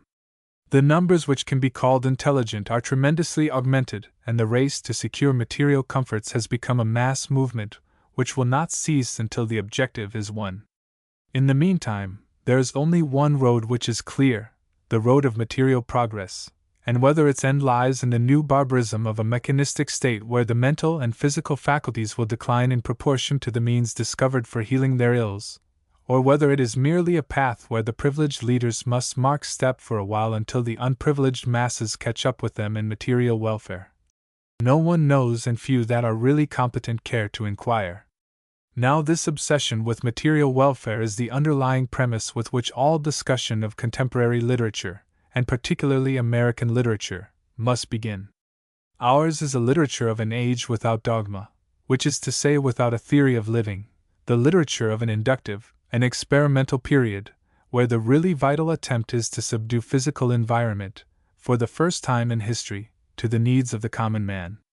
It is an age, therefore, interested and legitimately interested in behavior rather than character, in matter and its laws rather than in the control of matter for the purposes of fine living. Therefore, our vital literature is behavioristic, naturalistic, experimental, rightly so I think, and must be so until we seek another way. That search cannot be long deferred. One expects its beginning at any moment, precisely as one expects, and with reason, a reaction against the lawless thinking and unrestrained impulses which have followed the war. One hopes that it will not be to Puritanism, unless it be that stoic state of mind which lay behind Puritanism, for no old solution will serve. The Neo-Puritans today abuse the rebels, young and old, because they have thrown over dogma and discipline. The rebels accuse Puritanism for preserving the dogma that cramps instead of frees. It is neither return to the old nor the destruction thereof that we must seek, but a new religion, a new discipline, a new hope, and a new end which can give more significance to living than dwellers in our industrial civilization are now finding. In the meantime, those who seek literary consolation are by no means to be urged away from their own literature, which contains a perfect picture of our feverish times, and has implicit within it the medicine for our ills, if they are curable. But they may be advised to go again and more often than is now the fashion to the writings of those men who found for their own time a real significance, who could formulate a saving doctrine, and who could give to literature what it chiefly lacks today, a core of ethical conviction and a view of man in his world sub specie eternitatis. It is the appointed time in which to read Dante and Milton, Shakespeare and Goethe, above all Plato and the great tragedies of Greece. Our laughter would be sweeter if there were more depth of thought and emotion to our serious moods. The Family Magazine. Readers who like magazines will be pleased, those who do not like them perhaps distressed, to learn, if they are not already aware of it, that the magazine as we know it today is distinctly an American creation. They may stir, or soothe, their aroused emotions by considering that the magazine which began in England literally as a storehouse of miscellanies attained in mid-19th century United States a dignity, a harmony, and a format which gave it preeminence among periodicals. Harper's and the Century in particular shared with Mark Twain and the sewing machine the honor of making America familiarly known abroad. I do not wish to overburden this essay with history, but one of the reasons for the appearance of such a dominating medium in a comparatively unliterary country is relevant to the discussion to follow. The magazine of those days was vigorous. It was vigorous because, unlike other American publications, it was not oppressed by competition. Until the laws of international copyright were completed, the latest novels of the Victorians, then at their prime, could be rushed from a steamer, and distributed in editions which were cheap because no royalties had to be paid. Thackeray and Dickens could be sold at a discount, where American authors of less reputation had to meet full charges. and the like was true of poetry. But the magazine, like the newspaper, was not international. It was national, at least in its entirety, and for it British periodicals could not be substituted. Furthermore, it could, and did, especially in its earlier years, steal unmercifully from England, so that a subscriber got both homebrew and imported for a single payment. Thus the magazine flourished in the mid-century while the American novel declined. A notable instance of this vigor was the effect of the growing magazine upon the infant short story. Our American magazine made the development of the American short story possible by creating a need for good short fiction. The rise of our short story, after a transitional period when the earliest periodicals and the illustrated annuals sought good short stories and could not get them, coincides with the rise of the family magazine. It was such a demand that called forth the powers and prose of the poet, Poe. And as our magazine has become the best of its kind, so in the short story, and in the short story alone, does American literature rival the more fecund literatures of England and Europe. That a strong and native tendency made the American magazine is indicated by the effect of our atmosphere upon the periodical which the English have always called a review. Import that form, as was done for the North American, the Atlantic Monthly, the Forum, or the Yale Review, and immediately the new American periodical begins to be a little more of a magazine, a little more miscellaneous in its content, a little less of a critical survey. Critical articles give place to memoirs and sketches, fiction or near fiction creeps in. There is always a tendency to lose type and be absorbed into the form that the mid-century had made so successful, a periodical, handsomely illustrated, with much fiction, some description, a little serious comment on affairs written for the general reader, occasional poetry, and enough humor to guarantee diversion. This is our national medium for literary expression, an admirable medium for a nation of long-distance commuters. And it is this family magazine I wish to discuss in its literary aspects. The dominance of the family magazine as a purveyor of general literature in America has continued, but in our own time the species, like other strong organisms, has divided into two genres, which are more different than, on the surface, they appear. The illustrated literary magazine, the family magazine par excellence, must now be differentiated from the illustrated journalistic magazine, but both are as American in origin as the review and the critical weekly are English. It was the native vigor of the family magazine that led to the great divergence of the 90s, which older readers will remember well. The literary historian of that period usually gives a different explanation. He is accustomed to say that the old-time, quality, magazines, Harper's, Scribner's, and the rest, were growing moribund when, by an effort of editorial genius, Mr. McClure created a new and rebellious type of magazine, which was rapidly imitated. We called it, as I remember, for want of a better title, the 15-cent magazine.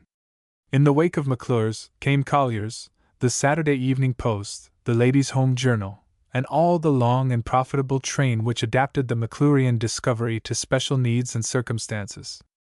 I do not believe that this is a true statement of what happened in the fruitful 90s.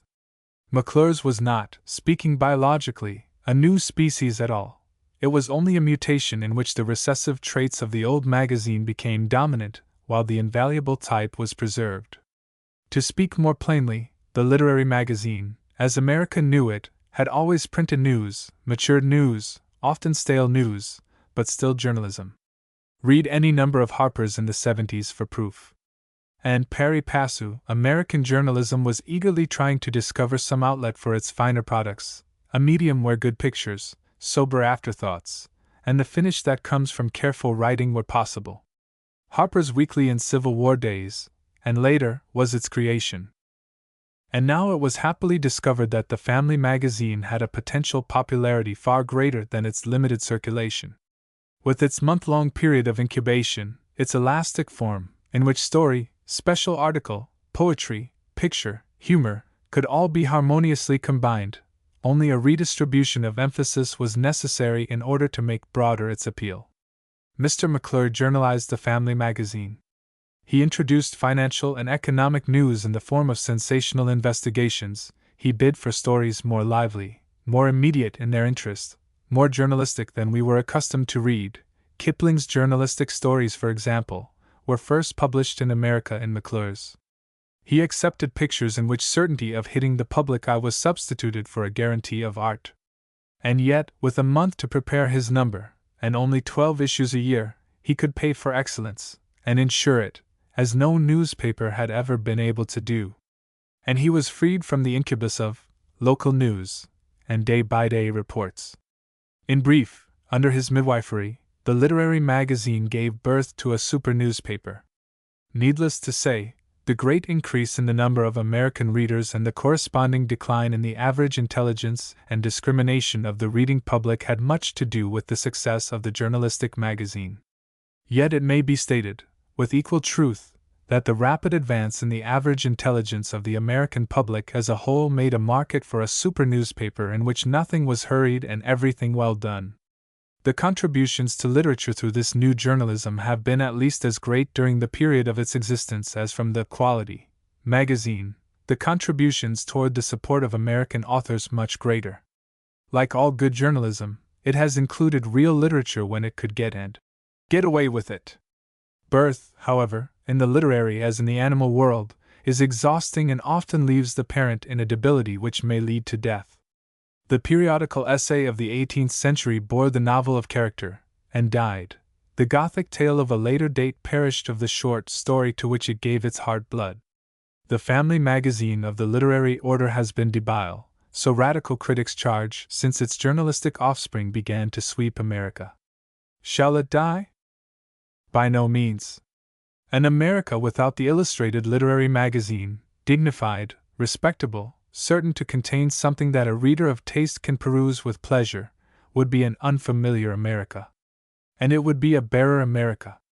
In spite of our brood of special magazines for the literati and the advanced, which Mr. Ford Madox-Hueffer praises so warmly, we are not so well provided with the distributive machinery for a national culture as to flout a recognized agency with a gesture and a sneer. But the family magazine has undeniably lost its vigorous appeal, and must be reinvigorated. The malady is due to no slackening of literary virility in the country. Indeed, there has probably not been so much literary energy in the country since the 40s as now, not nearly so much. Nor is it due to a lack of good readers. Nor, in my opinion, to the competition of the journalistic magazine. The literary magazine does not compete, or at least ought not to compete, with its offspring, for it appeals either to a different audience or to different tastes. Roughly stated, the trouble is that the public for these excellent magazines has changed, and they have not. Their public always was, and is, the so-called, refined, home public. Homes have changed, especially, refined homes, and a new home means a new public. The refined home nowadays has been to college. There are 1 million college graduates now in the United States. 40 years ago, only scattered members had gone beyond the school. I do not propose to exaggerate the influence upon intelligence of a college education. It is possible, nay, it is common, to go through college and come out in any real sense uneducated. But it is not possible to pass through college, even as a professional amateur in athletics or as an inveterate flapper, without rubbing off the insulation here and there, without knowing what thought is stirring, what emotions are poignant, what ideas are dominant among the fraction of humanity that leads us. Refined homes may not be better or happier than they used to be, but if they are intellectual at all, they are more vigorously intellectual. This means that the simplest at-home readers of the kind I have been describing want stimulating food, not what our grandfathers used to call slops. Sometimes they feed exclusively upon highly spiced journalism, but if they are literary in their tastes they will be less content with merely literary stories, with articles that are too solid to be good journalism, yet too popular to be profound, less content, in short, with dignity as a substitute for force. What should be done about it specifically is a question for editors to answer. But this may be said. If the old literary omnibus is to continue, as it deserves, to hold the center of the roadway, then it must be driven with some vigor of the intellect to match the vigor of news which has carried its cheaper contemporary fast and far. By definition it cannot embrace a cause or a thesis, like the weeklies, and thank heaven for that. It is clearly unsafe to stand upon mere dignity, respectability, or cost. That way lies decadence, such as overcame the old quarterlies, the annuals, and the periodical essayists. Vigor it must get, of a kind naturally belonging to its species, not violent, not raucous, not premature. It must recapture its public, and this is especially the old American, which does not mean the Anglo-Saxon, element in our mingled nation. These old Americans are not moribund by any means, and it is ridiculous to suppose, as some recent importations in criticism do, that a merely respectable magazine will represent them. A good many of them, to be sure, regard magazines as table decorations, and for such a clientele someone some day will publish a monthly so ornamental that it will be unnecessary to read it in order to share its beneficent influences. The remainder are intellectualized, and many of them are emancipated from the conventions of the last generation, if not from those of their own. These demand a new vitality of brain, emotion, and spirit in their literary magazine, and it must be given to them. No better proof of all this could be sought than the renaissance in our own times of the reviews and the weeklies, probably the most remarkable phenomenon in the history of American publishing since the birth of yellow journalism. By the weeklies I do not mean journals like the Outlook, the Independent, Vanity Fair, which are merely special varieties of the typically American magazine. I refer, of course, to the New Republic, the Nation, the Freeman, the Weekly Review in its original form, periodicals formed upon an Old English model, devoted to the spreading of opinion, and consecrated to the propagation of intelligence. The success of these weeklies has been out of proportion to their circulation. Like the Old Nation, which in a less specialized form was their predecessor, they have distinctly affected American thinking, and may yet affect our action in politics, education, and social relations generally. They are pioneers, with the faults of intellectual pioneers, over-seriousness, over-emphasis, dogmatism, and intolerance. Yet it may be said fairly that their chief duty, as with the editorial pages of newspapers, is to be consistently partisan. At least they have proved that the American will take thinking when he can get it. And by inference, one assumes that he will take strong feeling and vigorous truth in his literary magazines. The reviews also show how the wind is blowing.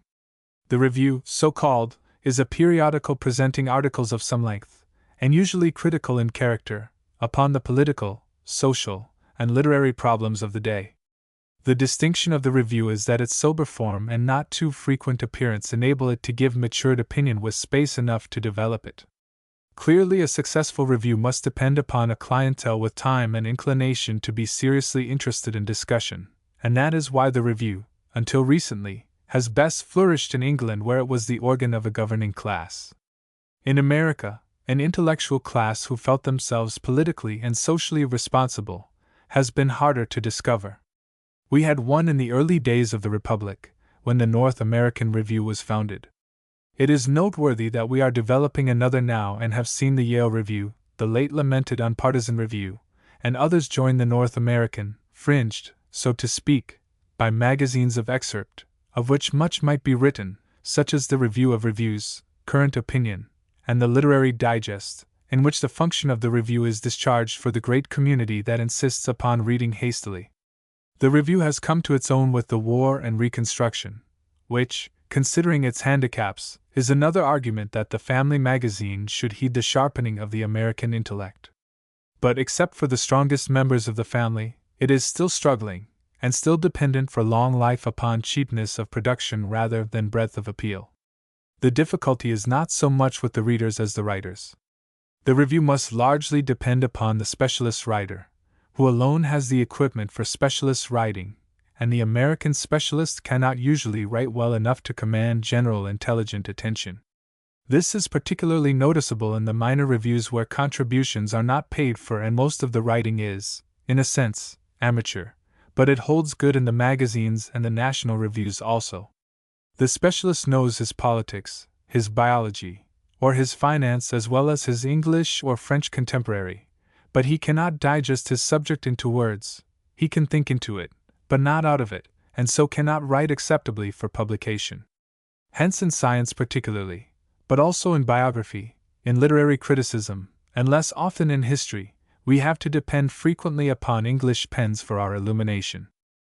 The reasons for this very serious deficiency, much more serious from every point of view than the specialists realize, are well known to all but the specialists, and I do not propose to enter into them here. My point is that this very defect, which has made it so difficult to edit a valid and interesting review, and so creditable to succeed as we have in several instances succeeded, is a brake also upon the family magazine in its attempt to regain virility. The newspaper magazines have cornered the market for clever reporters who tap the reservoirs of special knowledge and then spray it acceptably upon the public. This is good as far as it goes, but does not go far. The scholars must serve us themselves, and are too often incapable. Editorial embarrassments are increased, however, by the difficulty of finding these intellectualized old Americans who have drifted away from the old magazines and are being painfully collected in driblets by the weeklies and the reviews. They do not, unfortunately for circulation, all live in a London or Paris. They are scattered in towns, cities, university communities, lonely plantations, all over a vast country. Probably that intellectualized public upon which all good magazines as well as all good reviews must depend, has not yet become so stratified and homogeneous after the upheavals of our generation that a commercial success of journalistic magnitude is possible, but it can and must be found. The success of the Atlantic Monthly in finding a sizable and homogeneous public through the country is interesting in just this connection. It has, so it is generally understood, been very much a question of finding, of going west after the departing New Englander and his children, and hunting him out with the goods his soul desired. One remembers the Yankee peddlers who in the old days penetrated the frontier with the more material products of New England, pans, almanacs, and soap. But an observer must also note a change in the character of the Atlantic itself, how it has gradually changed from a literary and political review to a literary and social magazine, with every element of the familiar American type except illustrations and a profusion of fiction. How in the attempt to become more interesting without becoming journalistic it has extended its operations to cover a wider and wider arc of human appeal. It has both lost and gained in the transformation, but it has undoubtedly proved itself adaptable, and therefore alive. This is not an argument that the reviews should become magazines and that the old-line magazine should give up specializing in pictures and in fiction. Of course not. It is simply more proof that vigor, adaptability, and a keen sense of existing circumstances are the tonics they also need. The weekly lacks balance, the review, professional skill in the handling of serious subjects, the family magazine, a willingness to follow the best public taste wherever it leads. It has been very difficult in this discussion, which I fear has resembled a shotgun charge rather than a rifle bullet, to keep the single aim I have had in mind. The history of the periodical in American literary thinking has not yet been written. The history of American literature has but just been begun. My object has been to put the spotlight for a moment upon the typical American magazine, with just enough of its environment to make a background. What is seen there can best be summarized by a comparison. The American Weekly is like the serious American play of the period. It has an overemphasis upon lesson, bias, thesis, point. The review is like much American poetry. It is worthy, and occasionally admirable, but as a type it is weakened by amateur mediocrity in the art of writing. The family magazine is like the American short story. It has conventionalized into an often successful immobility. Both must move again, become flexible, vigorous, or their date will be upon them. And the family magazine, the illustrated literary magazine, is the most interesting vehicle of human expression and interpretation that we Americans have created. With a new and greater success, it will draw all our other efforts with it. If it fails, hope for the interesting review, the well-balanced weekly, is precarious. If they all submerge, we who like to read with discrimination and gusto will have to take to books as an exclusive diet, or make our choice between boredom and journalism. 3. The new generation, the young romantics.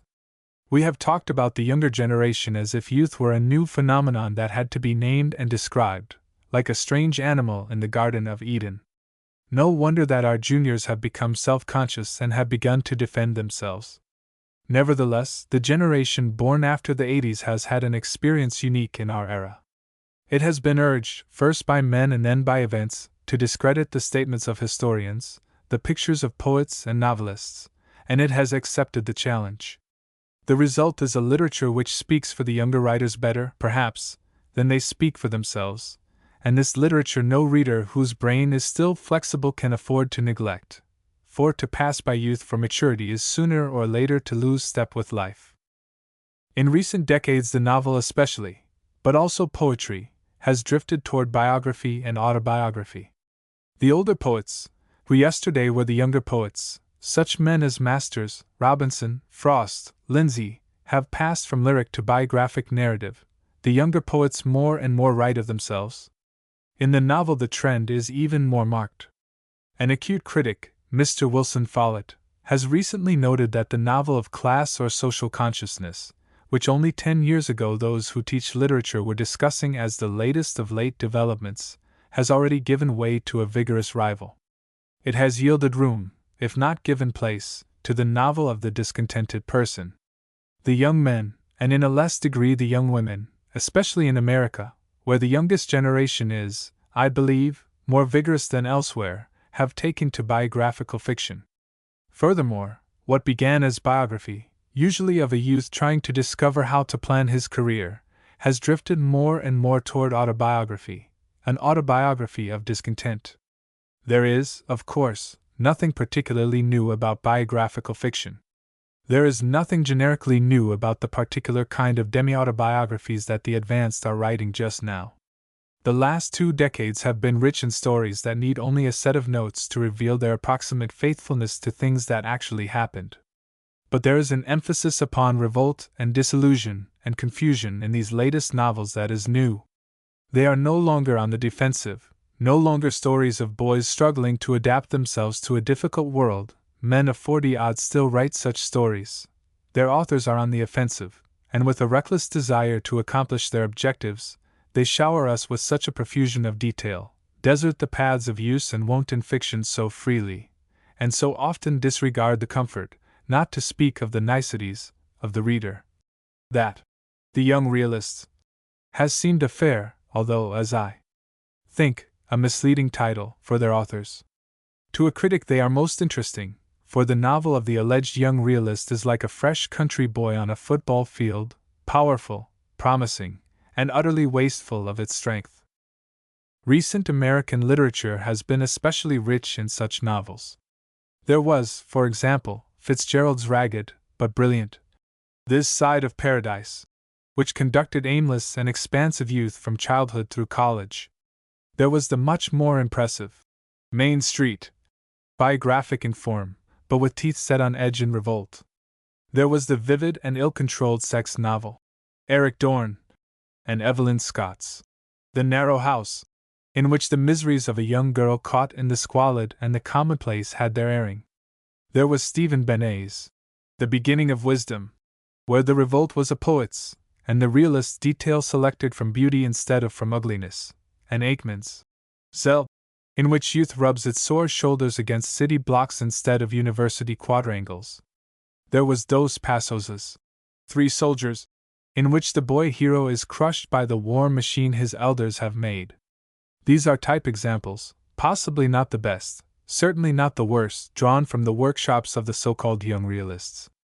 What is the biography of this modern youth? His father, in the romantic 90s, usually conquered the life of his elders, seldom complained of it, never spurned it. His son in the novel is born into a world of intense sensation, usually disagreeable. Instead of a Peter Ibbetson boyhood, he encounters disillusion after disillusion. At the age of 7 or thereabout he sees through his parents, and characterizes them in a phrase. At 14 he sees through his education and begins to dodge it. At 18 he sees through morality and steps over it. At 20 he loses respect for his hometown, and at 21 discovers that our social and economic system is ridiculous. At 23 his story ends because the author has run through society to date and does not know what to do next.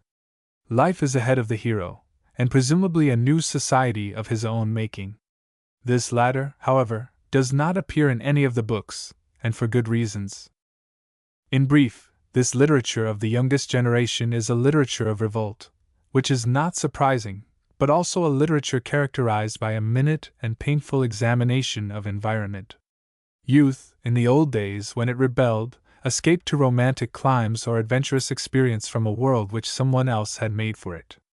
That is what the hacks of the movies and the grown-up children who write certain kinds of novels are still doing. But true youth is giving us this absorbed examination of all possible experiences that can come to a boy or girl who does not escape from everyday life, this unflattering picture of a world that does not fit, worked out with as much evidence as if each novel were to be part of a brief of youth against society. Indeed, the implied argument is often more important than the story, when there is a story. And the argument consists chiefly of, "This happened to me, I saw this and did not like it, I was driven to this or that," until the mass of circumstantial incident and sensation reminds one of the works of Zola and the scientific naturalists who half a century ago tried to put society as an organism into fiction and art. No better example has been given us than Dos Passos's Three Soldiers, a book that would be tiresome, and is tiresome to many, in its night after night and day after day crammed with every possible unpleasant sensation and experience that three young men could have had in the A.E.F., and that the experiences recorded were unpleasant ones, forced upon youth, not chosen by its will, is thoroughly characteristic. If it had not been for the rebellious pacifism in this book, it is questionable whether readers who had not been in France, and so could not relish the vivid reality of the descriptions, would have read to the end of the story. The cause of all this is interesting, more interesting than some of the results. The full result we can scarcely judge yet, for despite signs of power and beauty and originality, only one or two of these books have reached artistic maturity, but we can prepare to comprehend it. Here, roughly, is what I believe has happened, and if I confine my conclusions to fiction, it is not because I fail to realize that the effects are and will be far broader. The youths of our epoch were born and grew up in a period of criticism and disintegration. They were children when the attack upon orthodox conceptions of society succeeded the attack upon orthodox conceptions of religion. We know how the conflict between religion and science reverberated in 19th century literature and shaped its ends. The new attack was quite different. Instead of scrutinizing a set of beliefs, it scrutinized a method of living. Insensibly, the intelligent youth became aware that the distribution of wealth and the means of getting it were under attack, that questions were raised as to the rights of property and the causes and necessity of war. Soon moral concepts began to be shaken. He learned that prostitution might be regarded as an economic evil. He found that sex morality was regarded by some as a useful taboo. Psychology taught him that repression could be as harmful as excess. The collapse of the Darwinian optimists, who believed that all curves were upward, left him with the inner conviction that everything, including principle, was in a state of flux. And his intellectual guides, first Shaw, and then, when Shaw became Vieux de Gourmand, favored that conclusion. Then came the war, which at a stroke destroyed his sense of security, and with that his respect for the older generation that had guaranteed his world. Propaganda first enlightened him as to the evil meanings of imperialistic politics, and afterward left him suspicious of all politics. Cruelty and violent change became familiar. He had seen civilization disintegrate on the battlefield, and was prepared to find it shaky at home. Then he resumed, or began, his reading and his writing. His reading of fiction and poetry, especially when it dealt with youth, irritated him. The pictures of life in Dickens, in The Idylls of the King, in the Henty books, in the popular romantic novels and the conventional social studies, did not correspond with his pictures. They in no sense corresponded with the descriptions of society given by the new social thinkers whose ideas had leaked through to him. They did not square with his own experience. The charge of the Light Brigade rang false to a member of the 26th Division. Quiet stories of idyllic youth in New England towns jarred upon the memories of a class-conscious youngster in modern New York. Youth began to scrutinize its own past, and then to write, with a passionate desire to tell the real truth, all of it, pleasant, unpleasant, or dirty, regardless of narrative relevance. The result was this new naturalism, a propaganda of the experience of youth, where the fact that mother's face was ugly, not angelic, is supremely important, more important than the story, just because it was the truth.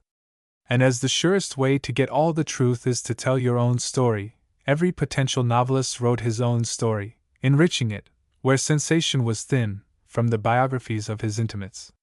Rousseau was reborn without his social philosophy.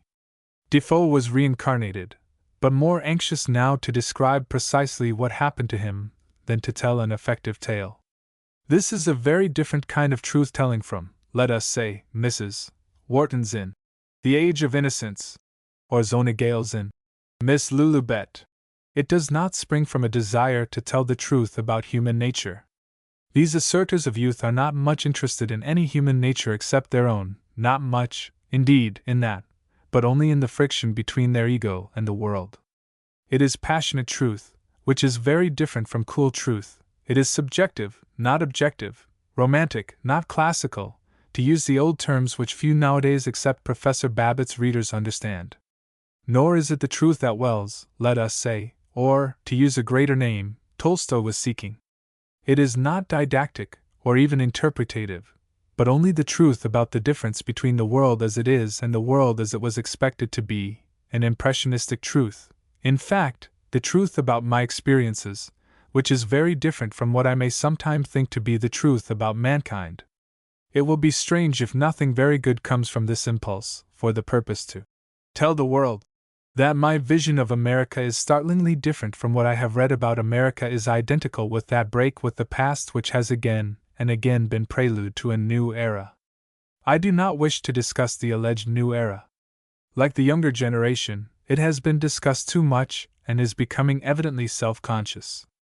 But if the autobiographical novel is to be regarded as its literary herald, and they are all prophetic declarations of independence, then we may ask what has the new generation given us so far in the way of literary art.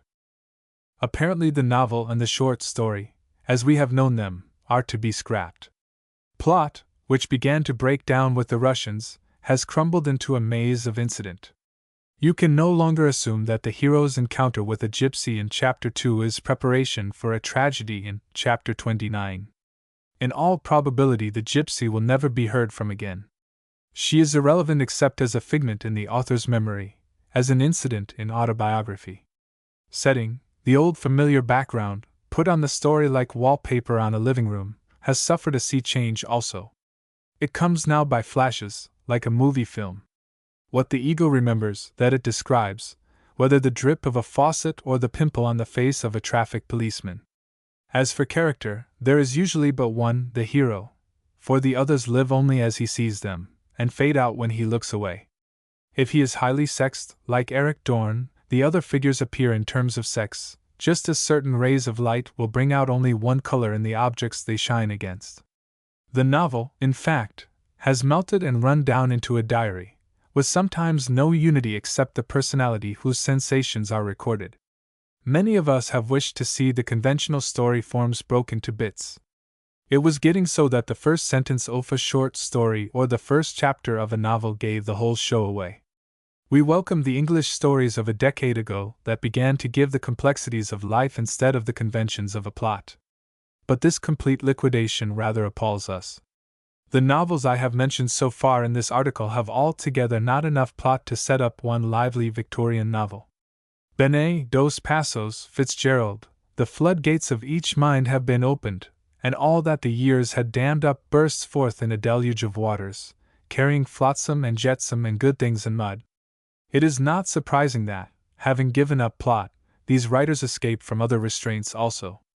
The more energetic among them revel in expression, and it seems to make little difference whether it is the exquisite chiaroscuro of Chicago they are describing, or spots on a greasy apron.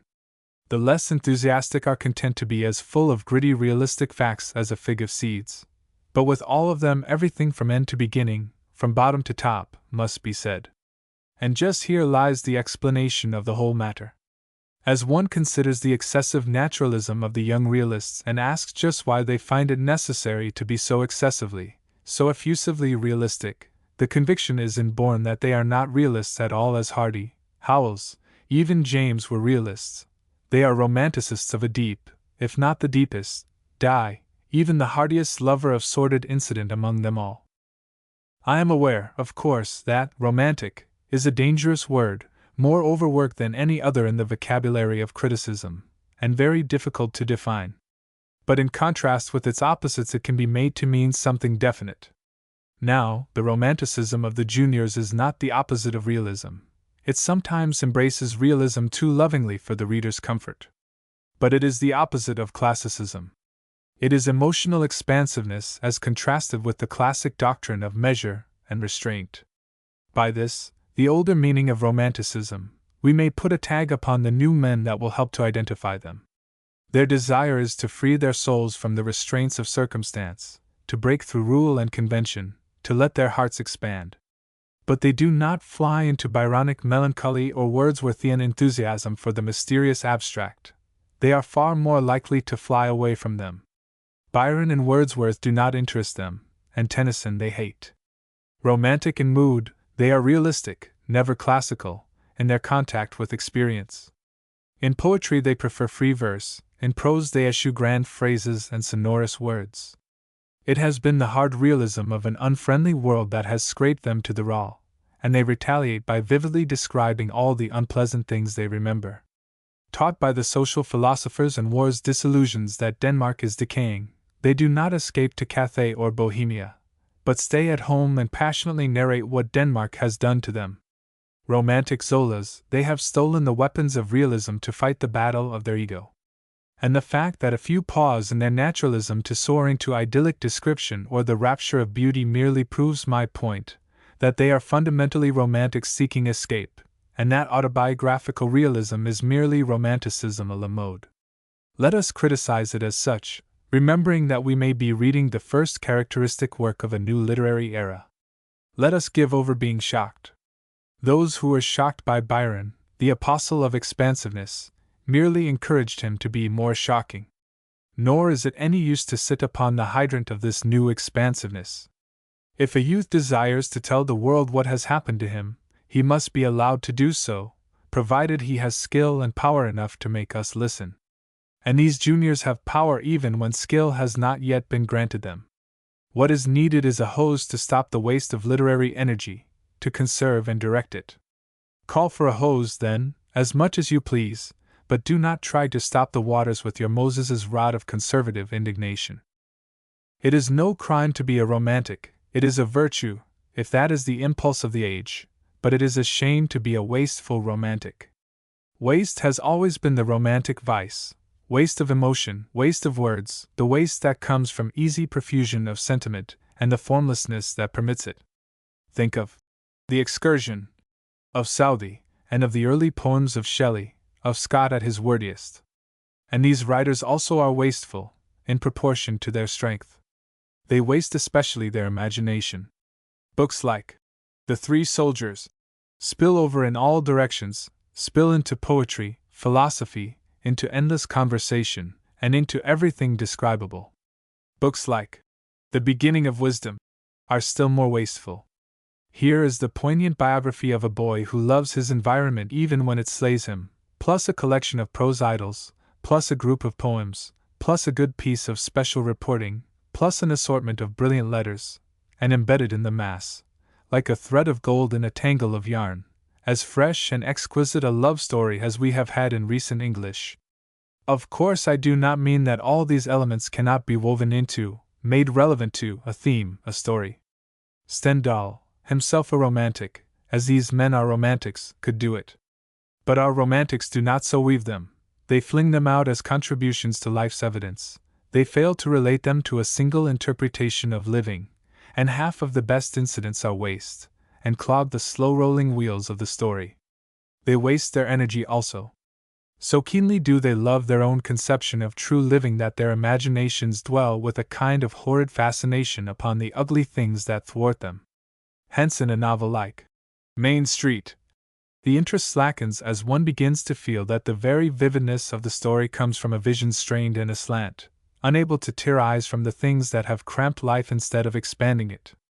The things that these writers love in life often they never reach until the last chapter, and about them they have little to say, being exhausted by earlier virulence. Waste, of course, is a symptom of youth and vitality as well as of unbridled romanticism, But that is no reason for praising a book because it is disorderly. We do not praise young, vigorous states for being disorderly. Life may not be orderly, but literature must be. That is a platitude which it seems necessary to repeat.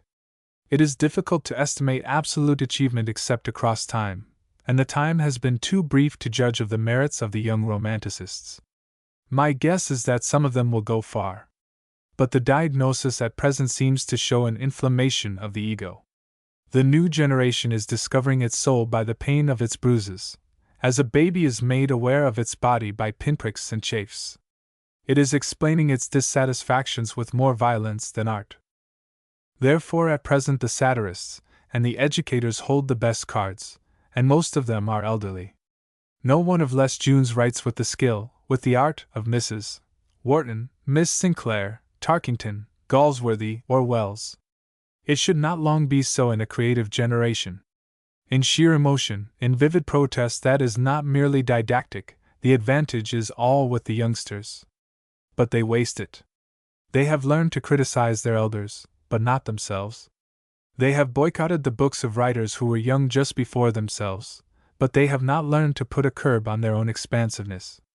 We readers suffer. We do not appreciate their talents as we might, because we lose our bearings in hectic words or undigested incident. We lose by the slow realization of their art. Youth is a disease that cures itself, though sometimes too late. The criticism I have made, in so far as it refers to youthful impetuosity, is merely the sort of thing that has to be said to every generation, and very loudly to the romantic ones. But if these autobiographians are, as I believe, expansive romanticists, that is of deeper significance, and my hope is that the definition may prove useful to them as well as to readers who with an amazed affection persist in following them wherever they lead. Puritans all. When anything goes wrong in politics, the American practice is to charge it against the administration. In literature, all grievances are attributed to the Puritans. If a well-written book does not sell, it is because the Puritans warped our sense of beauty. If an honest discussion of sex is attacked for indecency, it is the fault of the Puritan inheritance. If the heroes and heroines of new narratives in prose or verse jazz their way to destruction or impotence, it is in protest against the Puritans. Who is this terrible Puritan? Apparently he is all America's ancestor, and whether you were born in Delaware or in South Carolina, in Montana or in Yugoslavia, you must adopt him as great-great-grandfather or declare yourself alien. What was he, or rather, what did he stand for, and inflict upon us today? Here there is some confusion.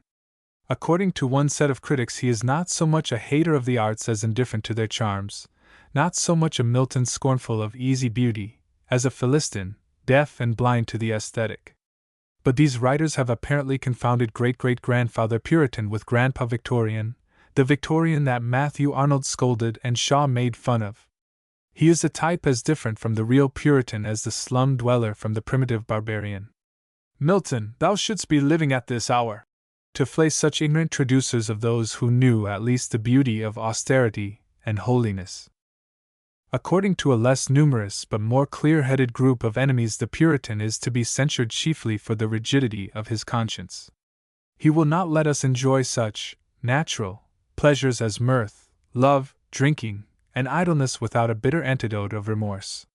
He keeps books dull and reticent, makes plays virtuously didactic, and irritates all but the meek and the godly into revolt. I am not an uncritical admirer of the Puritan, although I believe he is more nearly on the side of the angels than is his opposite. I deprecate the smug virtuosity which his kind often favor. I dislike a vinegar morality, and am repelled by the monstrous egoism of the idea that redeeming one's soul is such a serious matter that every moment spared from contemplating the sins of others or the pieties of oneself is irretrievably wasted. But I object still more strongly to the anti-Puritans. Those rebels who make unconventionality their only convention, with their distrust of duty because they see no reason to be dutiful, and their philosophic nihilism, which comes to this, that all things having been proved false except their own desires, their desires become a philosophy. Those anti-Puritans, as one sees them, especially in plays and on the stage, are an obstreperous, denying folk that seldom know their own minds to the end of the story. In fiction, distrusting what the Puritans call duty, they are left gasping in the last chapter, wondering usually what they are to do next, while the delightful lack of conscience that makes the flappers audacious and the young men so unremorsefully naughty leads to nothing at the end but a passionate desire to discover some new reason for living, which I take to mean a new conscience, even if homes and social utility are wrecked in the attempt. Why has duty become so unpopular in American literature? Is it because she is, after all, just what that loftiest if not most impeccable of Puritans called her, stern daughter of the voice of God? Is there to be no more sternness in our morals now we understand their psychology, no voice commanding us to do this or not to do that because there is a gulf set between worth and worthlessness? Is it true that because we are not to be damned for playing golf on Sunday, nothing can damn us? That because the rock-ribbed Vermont ancestors' idea of duty can never be ours, we have no duty to acknowledge? Is it true that if we cease being Puritans we can remain without principle, swayed only by impulse and events? When these questions are answered to the hilt, we shall get something more vital than anti-Puritanism in modern American literature. The older generation. The American Academy of Arts and Letters says a word for the older generation now and then by choosing new academicians from its ranks. No one else for a long while now has been so poor as to do it reverence. Indeed, the readers of some of our magazines must have long since concluded that there are no fathers and mothers in the modern literary world, but only self-created heralds of the future who do not bother even to be rebellious against a generation they condemn. The older generation is in a difficult situation, because, apparently, no one knows precisely who and what it is. The younger generation, of course, is made up of every one who dislikes Tennyson, believes in realism, reads de Gourmont, and was not responsible for the war. That is perfectly definite. We are somewhat puzzled by the uncounted hordes of the youthful in appearance who support the movies, are stolidly conservative in the colleges, never heard of de Gourmont, and have forgotten the war. But perhaps that is some other younger generation which no one has taken the trouble to write about, yet. As for the older generation, what actually is it, and who in reality are they? The general impression seems to be that they are the Victorians, they are Howells and his contemporaries, they are the men and women who created the family magazine, invented morality, revived Puritanism, and tried to impose evolution on a society that preferred devolution by international combat. But these men are all dead, or have ceased writing. They are not our older generation.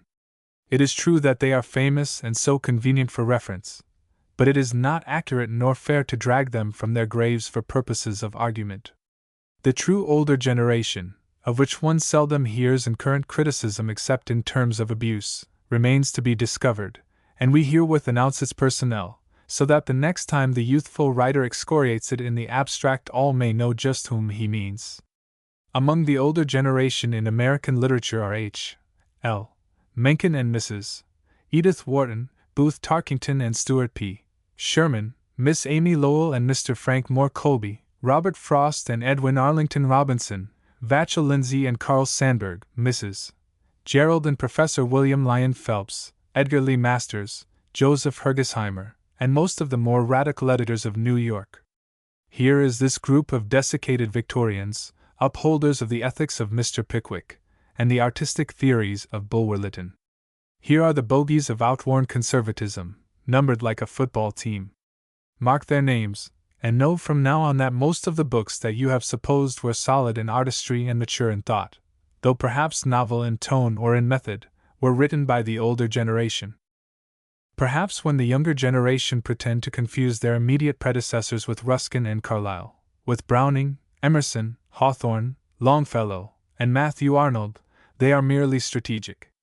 For it is still dangerous to assault the citadels of the great Victorians with no greater books than the youthful volumes of 1918 to 1921, no matter how many breaches the war has left in the walls of their philosophy.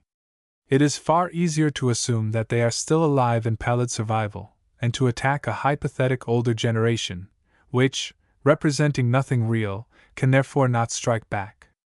Let the younger generation go back to its muddins, let it attend to its most pressing business, which is to create.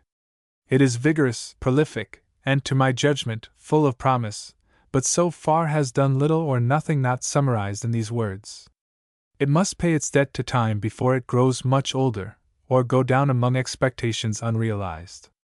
It has few hours to waste upon attacking an older generation which, as it is described, does not exist except in youthful imagination, a generation actually of the middle age which in the meantime is bearing the burden of invention, creation, revolution in art, while the youngsters are talking.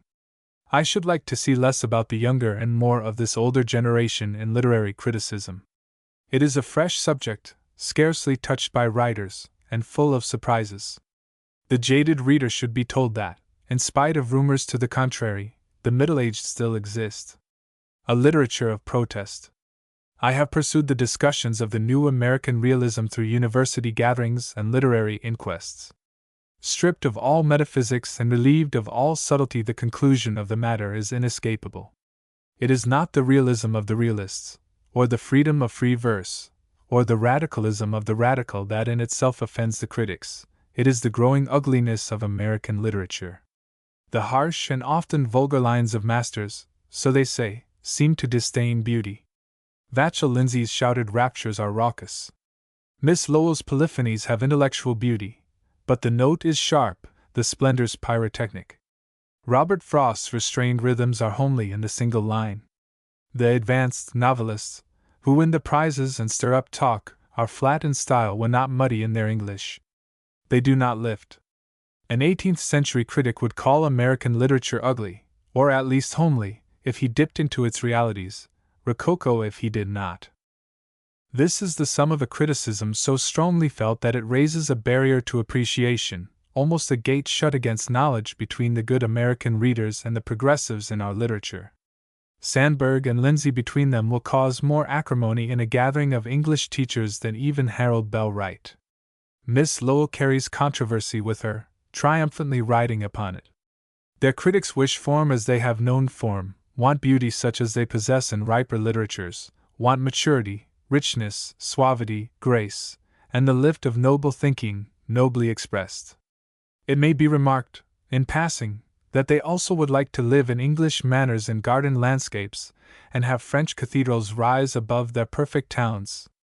It ought to be clear that we shall never get beauty of this kind, or of any absolute kind, in American writing until there is more beauty in American life. Amidst the vulgarities of signboards, cries of cheap newspapers, noisy hustle of trivial commercialism, and the flatness of standardized living, it is hard to feel spiritual qualities higher than optimism and reform. In general, wherever we have touched America we have made it uglier, as a necessary preliminary perhaps to making it anything at all, but uglier nevertheless. There was more hardship perhaps, but also more clear beauty in colonial days than in our own. More clear beauty, we say, because the present has its own vigorous beauty, more complex than what went before, but not yet clarified from the ugly elements that are making it. The forests and the skyscrapers are beautiful in America, but pretty much everything else below and between is soiled or broken by progress and prosperity.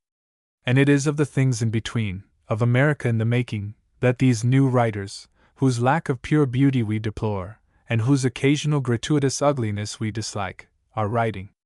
They are protesting against its sordidness and crudity far more effectively than the cloistered reader who recites Shelley, saying, "Why can't they write as he does?" Like all that is human, they share the qualities of their environment. Like all fighters, they acquire the faults of the enemy. They hate, often enough, the ugliness which a generation of progress has implanted in their own minds. They have been educated, perhaps, by the movies, Main Street conversation, formalized schools, and stale Methodism, and they hate their education. Or, like the poets mentioned above, they are moved by the pathos, the injustice, the confused beauty, the promise, not of some land of the past, but of the country under their feet, and write of what stirs them in terms that fit. It is only when one understands this new American writing to be a literature of protest, that one begins to sympathize with its purposes, admire its achievements, and be tolerant of its limitations. For such a literature has very definite limitations. It is preparative rather than ultimate. The spaciousness of great imagination is seldom in it, and it lacks those grand and simple conceptions which generalize upon the human race. It is cluttered with descriptions of the enemy, it is nervous, or morbid, or excited, or overemphatic. That it strikes out occasional sparks of vivid beauty, and has already produced masterpieces in poetry, is to be wondered at and praised. But someone had to begin to write of the United States as it is. We could not go on with sentimental novels and spineless lyrics forever. Some writers had to refocus the instrument and look at reality again. And what the honest saw was not beautiful as Tennyson knew beauty, not grand, not even very pleasant. It is their job to make beauty out of it, beauty of a new kind probably, because it will accompany new truth, but they must have time. Surprise, shock, experiment come first. The new literature deserves criticism, but it also deserves respect. Contempt for it is misplaced. Aversion is dangerous since it leads to ignorance. Wholesale condemnation such as one hears from professional platforms and reads in newspaper editorials is as futile as the undiscriminating praise of those who welcome novelty just because it is new. Barbarians a la mode. The liberal mind, which just now is out of a job in politics, might very well have a look at the present state of literature. A task is there ready for it. Our literature is being stretched and twisted or hacked and hewed by dogmatists. Most of the critics are too busy gossiping about plots and the private lives of authors to devote much attention to principles. But the noble few who still can write about a book without falling into it, or criticize an author's style without dragging in his taste in summer resorts, are chiefly concerned with classifications. Is our author conservative or radical? Are his novels long or short-skirted? Does he write for Harper's or the Dial? They have divided America chronologically into the old and the new and geographically into east or west of the Alleghenies, or north or south of 14th Street in New York. Such creative writers as have a definite philosophy of composition are equally categorical. And both are calling upon liberal minds, who are supposed to have no principles of their own, to umpire the controversy. The liberal mind, which I believe in, though I hesitate to define it, has too much work before it to umpire in a dispute over the relative taste of the decayed and the raw. In literature, as in pretty much everything else, the central problem is not the struggle of the old with the new, it is the endless combat of civilization, which is old and new, against barbarism. Under which banner our writers are enlisting is the vital question. Whether they are radical or conservative will always in the view of history be interesting, but may be substantially unimportant. And the function of the liberal mind, with its known power to dissolve a liberal dogmatism, is to discover the barbarian wherever he raises his head, and to convert or destroy him. The Greeks had a short way of defining the barbarian which we can only envy. To them, all men not Greeks were barbarians. By this they meant that only the Greeks had learned to desire measure in all things, liberty safeguarded by law, and knowledge of the truth about life. Men not desiring these things were barbarous, no matter how noble, how rich, and how honest. The ancient and highly conservative Egyptians were barbarous. The youthful and new-fangled Gauls were barbarous. An Egyptian in nothing else resembled a Gaul, but both in the eyes of the Greek were barbarians. Evolution and devolution have intervened. The Gaul has become one of the standards of civilization. The Egyptian has died of his conservatism. But the problem of the barbarian remains the same. There are Neo-Gauls today and Neo-Egyptians. These gentry do not belong to the welter of vulgar barbarism, the curse of a half-educated, half-democratized age. They are found among the upper classes of the intellect, and can rightly be called by such names as conservative or radical, which show that they are part of the minority that thinks. Indeed, they are not barbarous at all in the harsh modern sense of the word. Yet the Greeks would have condemned them. The barbarism of the Neo-Gaul is unrestrained. Punch is the nearest modern equivalent. The Neo-Gaul is an innovator, and this is his vice. It is a byproduct of originality and a symptom of a restless desire for change. The realist who makes a poem, not on his lady's eyebrows but her intestines, is a good current example. The novelist who shovels undistinguished humanity, just because it is human, into his book is another. The versifier who twists and breaks his rhythm solely in order to get new sounds is a third. A fourth is the stylist who writes in disjointed phrases and expletives, intended to represent the actual processes of the mind. The realist poet, so the Greeks would have said, lacks measure. He destroys the balance of his art by asking your attention for the strangeness of his subject. It is as if a sculptor should make a Venus of chewing gum. The novelist lacks self-restraint. Life interests him so much that he devours without digesting it. The result is like a moving picture run too fast. The versifier also lacks measure. He is more anxious to be new than to be true, and he seeks effects upon the reader rather than forms for his thought. The bizarre stylist misses truth by straining too much to achieve it. Words are only symbols. They never more than roughly represent a picture of thought. A monologue like this, as the heroine goes to shop, Chapel Street, the old hardware shop, scissors, skates glittering, moonlight on the ice, old Dr. Brown's head, like a rink. Rink, a queer word. Pigeons in the air above the housetops, automobiles like elephants. Was her nose properly powdered? Had she cared to dance with him after all? Is not absolutely true. It is not the wordless images that float through the idle mind, but only a symbol of them, more awkward and less informative than the plain English of what the heroine felt and thought. All these instances are barbarous in the Greek sense, and their perpetrators, no matter how cultivated, how well-meaning, how useful sometimes as pioneers and path-breakers, are barbarians. Some of them should be exposed, some chided, some labored with, according to the magnitude and the nature of their offense. The critics who uphold and approve them should be dealt with likewise. And it is the reader with the liberal mind who is called to the task. He is in sympathy, at least, with change, and knows that the history of civilization has been a struggle to break away from tradition and yet not go empty-handed. He can understand the passion to express old things in a new and better way, or he is not intellectually liberal. It takes a liberal mind to distinguish between barbarism and progress. Next there is the rigor mortis of the Neo-Egyptians, the barbarism of the dead hand, called by the unkind and the undiscriminating, academic barbarism. Let us humor the Menckenites by so calling it, and then add that it is by no means confined to the colleges, although it is a vice more familiar in critics than in creative artists. A PhD is quite unnecessary in order to be academic in this sense, just as one does not have to be a scholar in order to be pedantical. To stand pat in one's thinking, and this is the Neo-Egyptian fault, is to be barbarous, whatever the profession of the thinker. True, the victims of this hardening of the brain are precisely those men and women most likely to fling taunts at the moderns, just those who would rather be charged with immorality than barbarism. And yet to be bound to the past is as barbarous in the Greek sense as to be wholly immersed in the present. The Egyptians, for all their learning, were barbarians. Barbarian is not as rude a word as it sounds. Most of the great romanticists had strains of the barbarous in them, the young Shakespeare among them. Indeed, much may be said for sound barbarian literature, until it becomes self-conscious, though not much for barbarian criticism.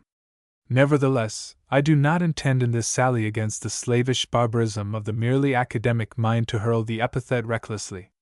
Lusty conservatives who attack free verse, free fiction, ultra-realism, jazzed prose, and the socialistic drama as the diseases of the period have my respect and sympathy, when it is a disease and not change as change that they are attacking.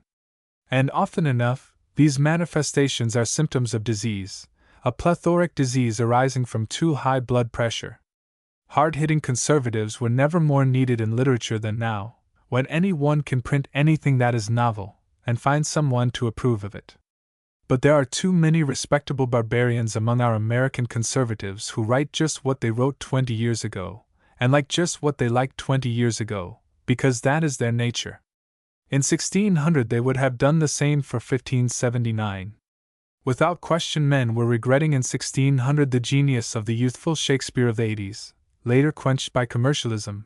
See the appeals to the pit and the topical references in Hamlet. And good conservatives were certainly regretting the sad course of the drama which, torn from the scholars and flung to the mob, had become mad clowning. What we need in the Tory line is not such icebound derelicts but men who are passionate about the past because they find their inspiration there, men and women who belabor the present not for its existence, but because it might have been better if it had been wiser. They must, in short, be Greeks, not barbarians. It is the reverse of barbarous to defend the old. But the man who can see no need, no good, no hope in change is a barbarian. He flinches from the truth physical and the truth spiritual that life is motion. I particularly refer to the literary person who sneers at novels because they are not epics, and condemns new poems or plays unread if they deal with a phase of human evolution that does not please him. I mean the critic who drags his victim back to Aristotle or Matthew Arnold and slays him on a text whose application Aristotle or Arnold would have been the first to deny.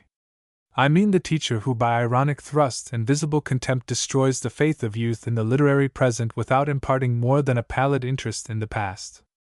I mean the essayist who in 1911 described Masefield as an unsound and dangerous radical in verse, and in 1921 accepts him as the standard, modern, poet by whom his degenerate successors are to be measured. All this is barbarism because it is ignorance, or denial of the laws of growth. It belongs anthropologically with totemism, sacerdotalism, neo-ritualism, and every other remnant of the terrible shackles of use and wont which chained early man to his past. It is Egyptian. Its high priests are sometimes learned, but their minds are frozen. Beware of them. In England, so far as I am able to judge, this variety of barbarism shows itself usually in a rather snobbish intolerance of anything not good form in literature. The universities still protect it, but its home is in London, among the professional middle class. In America its symptom is well-disguised fear. Some of us are afraid of our literary future just as many of us are afraid of democracy. Poetry and criticism, we feel, which used to be written by classicists and gentlemen, are now in the hands of the corn-fed multitude, educated God knows how or where. Fiction, once a profession, has become a trade, and so has the drama. The line between journalism and literature is lost. Grub Street has become an emporium. Anyone, anything can get into a story or a sonnet. The Greek of today, as we venture to define him, views all this with some regret and more concern. He sees that fine traditions are withering, that fine things are being marred by ignorant handling. He fears debasement, he hates vulgarity, and his realist soul admits the high probability of both in a society whose standards are broader than they are high. But he also sees new energies let loose and new resources discovered. He recognizes new forms of expression, uncouth or colloquial perhaps, but capable of vitality and truth, and not without beauty. He bends his mind toward them, knowing that if he ignores them their authors will ignore him and his kind. The Egyptian is afraid. He pulls his mantle closer about him, and walks by on the other side. Here again is work for the liberal mind. If it is really liberal, which means that training and disposition have made it free to move through both the past and the present, it can cope with this Egyptian barbarism. For liberal-minded lovers of literature, by performing a very simple operation in psychoanalysis, can understand how love for the good old times may cause fear lest we lose their fruits, and how fear blinds the critic's eye, makes his tongue harsh, and his judgment rigid as death. Liberalism in politics is sulking just now, like Achilles in his tent, its aid having been invited too early or too late. But the liberal spirit can never rest, and we solicit its help in literature.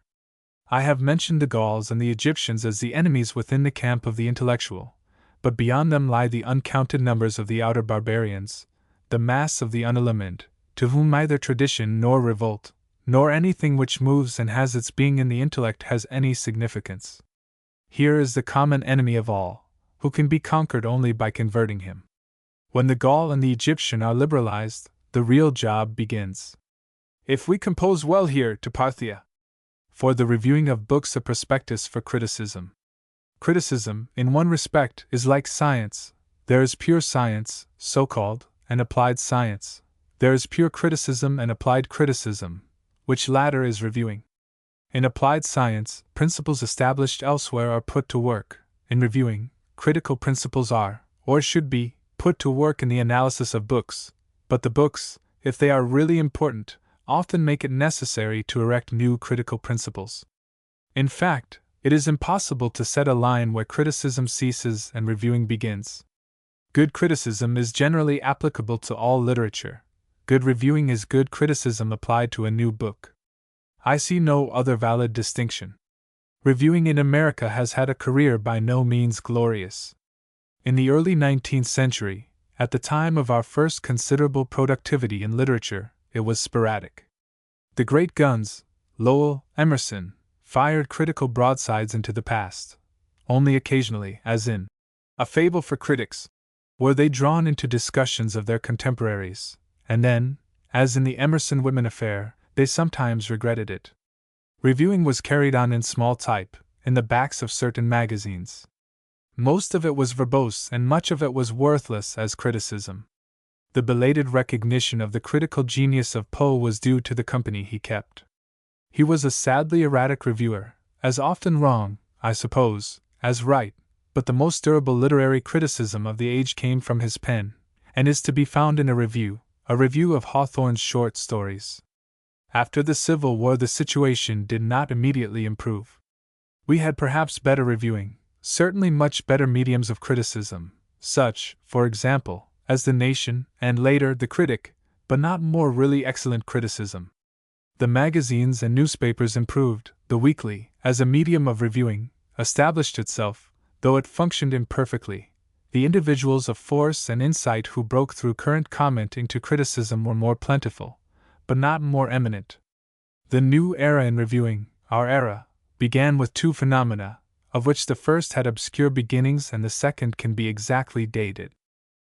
The first was modern journalism.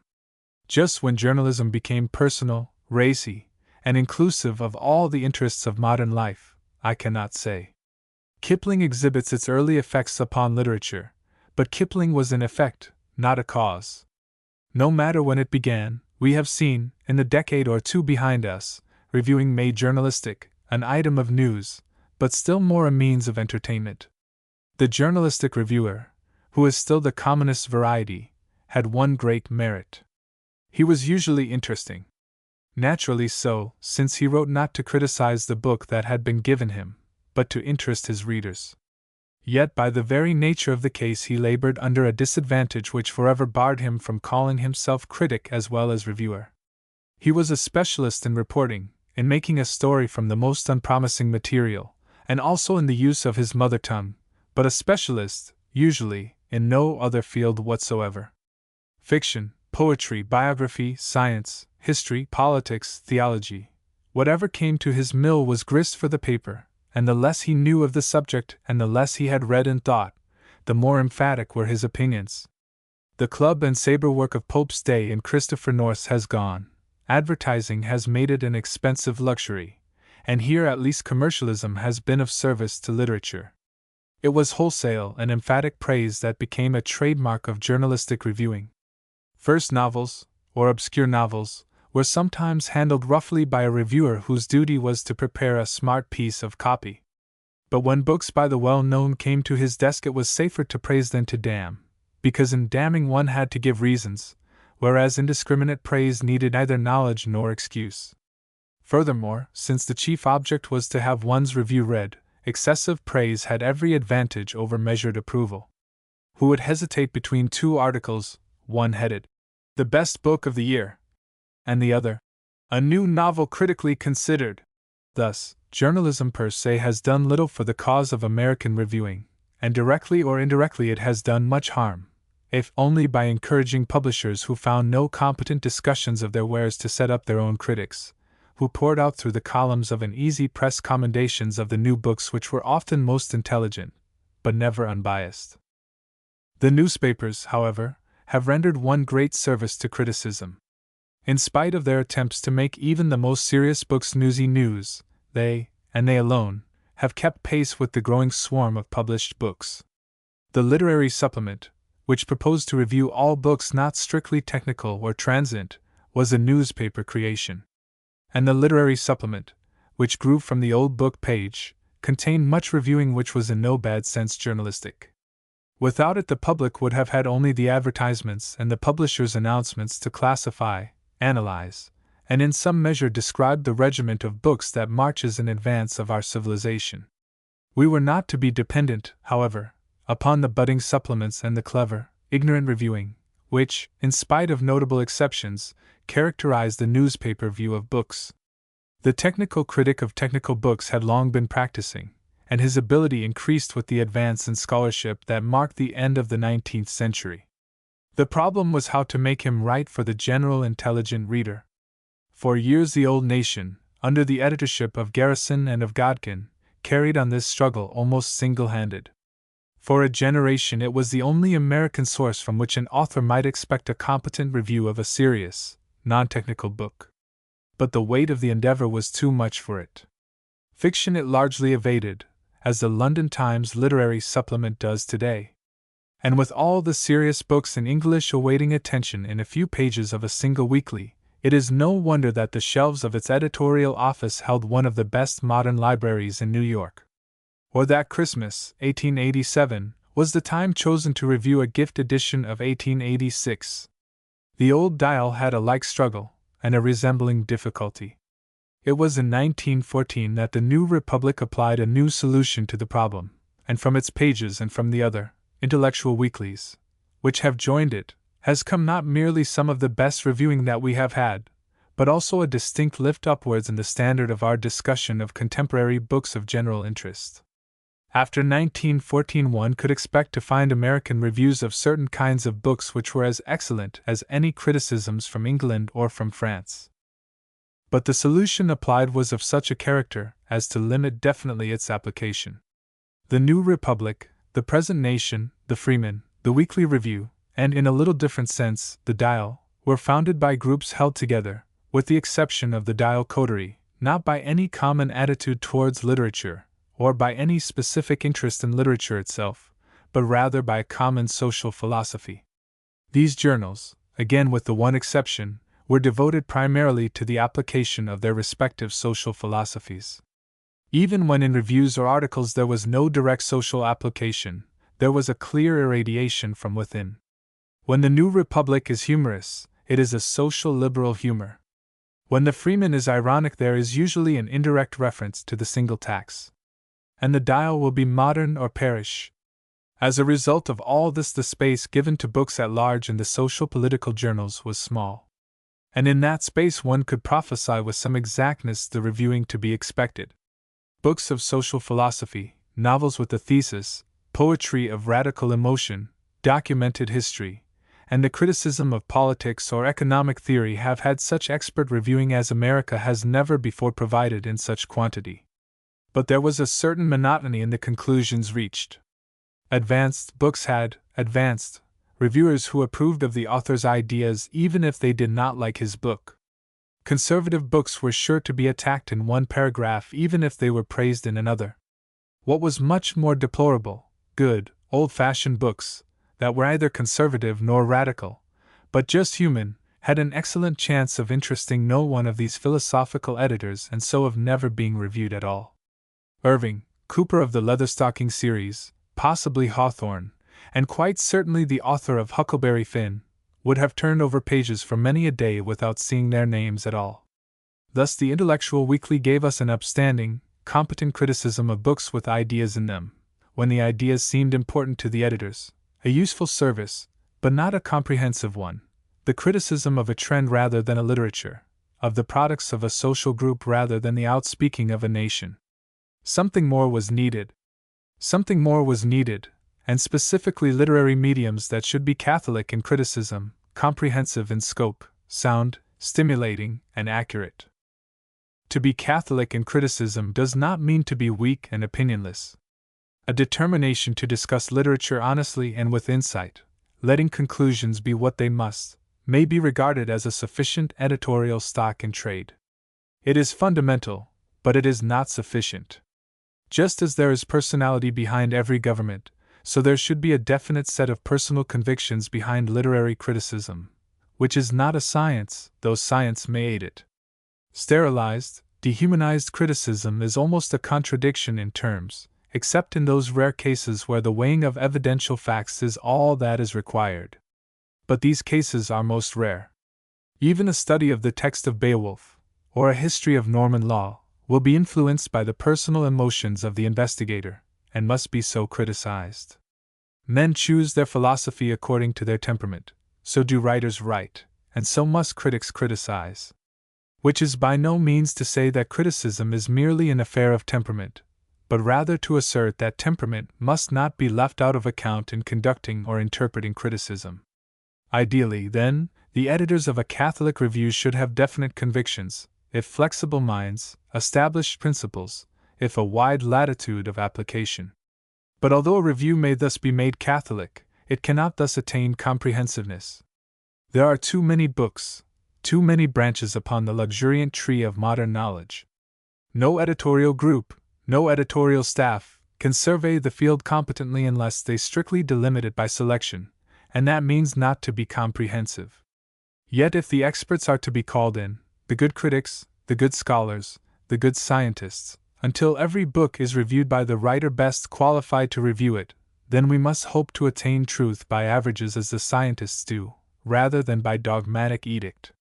For if it is difficult to guarantee in a few that sympathy with all earnest books which does not preclude rigid honesty in the application of firmly held principles, it is more difficult with the many.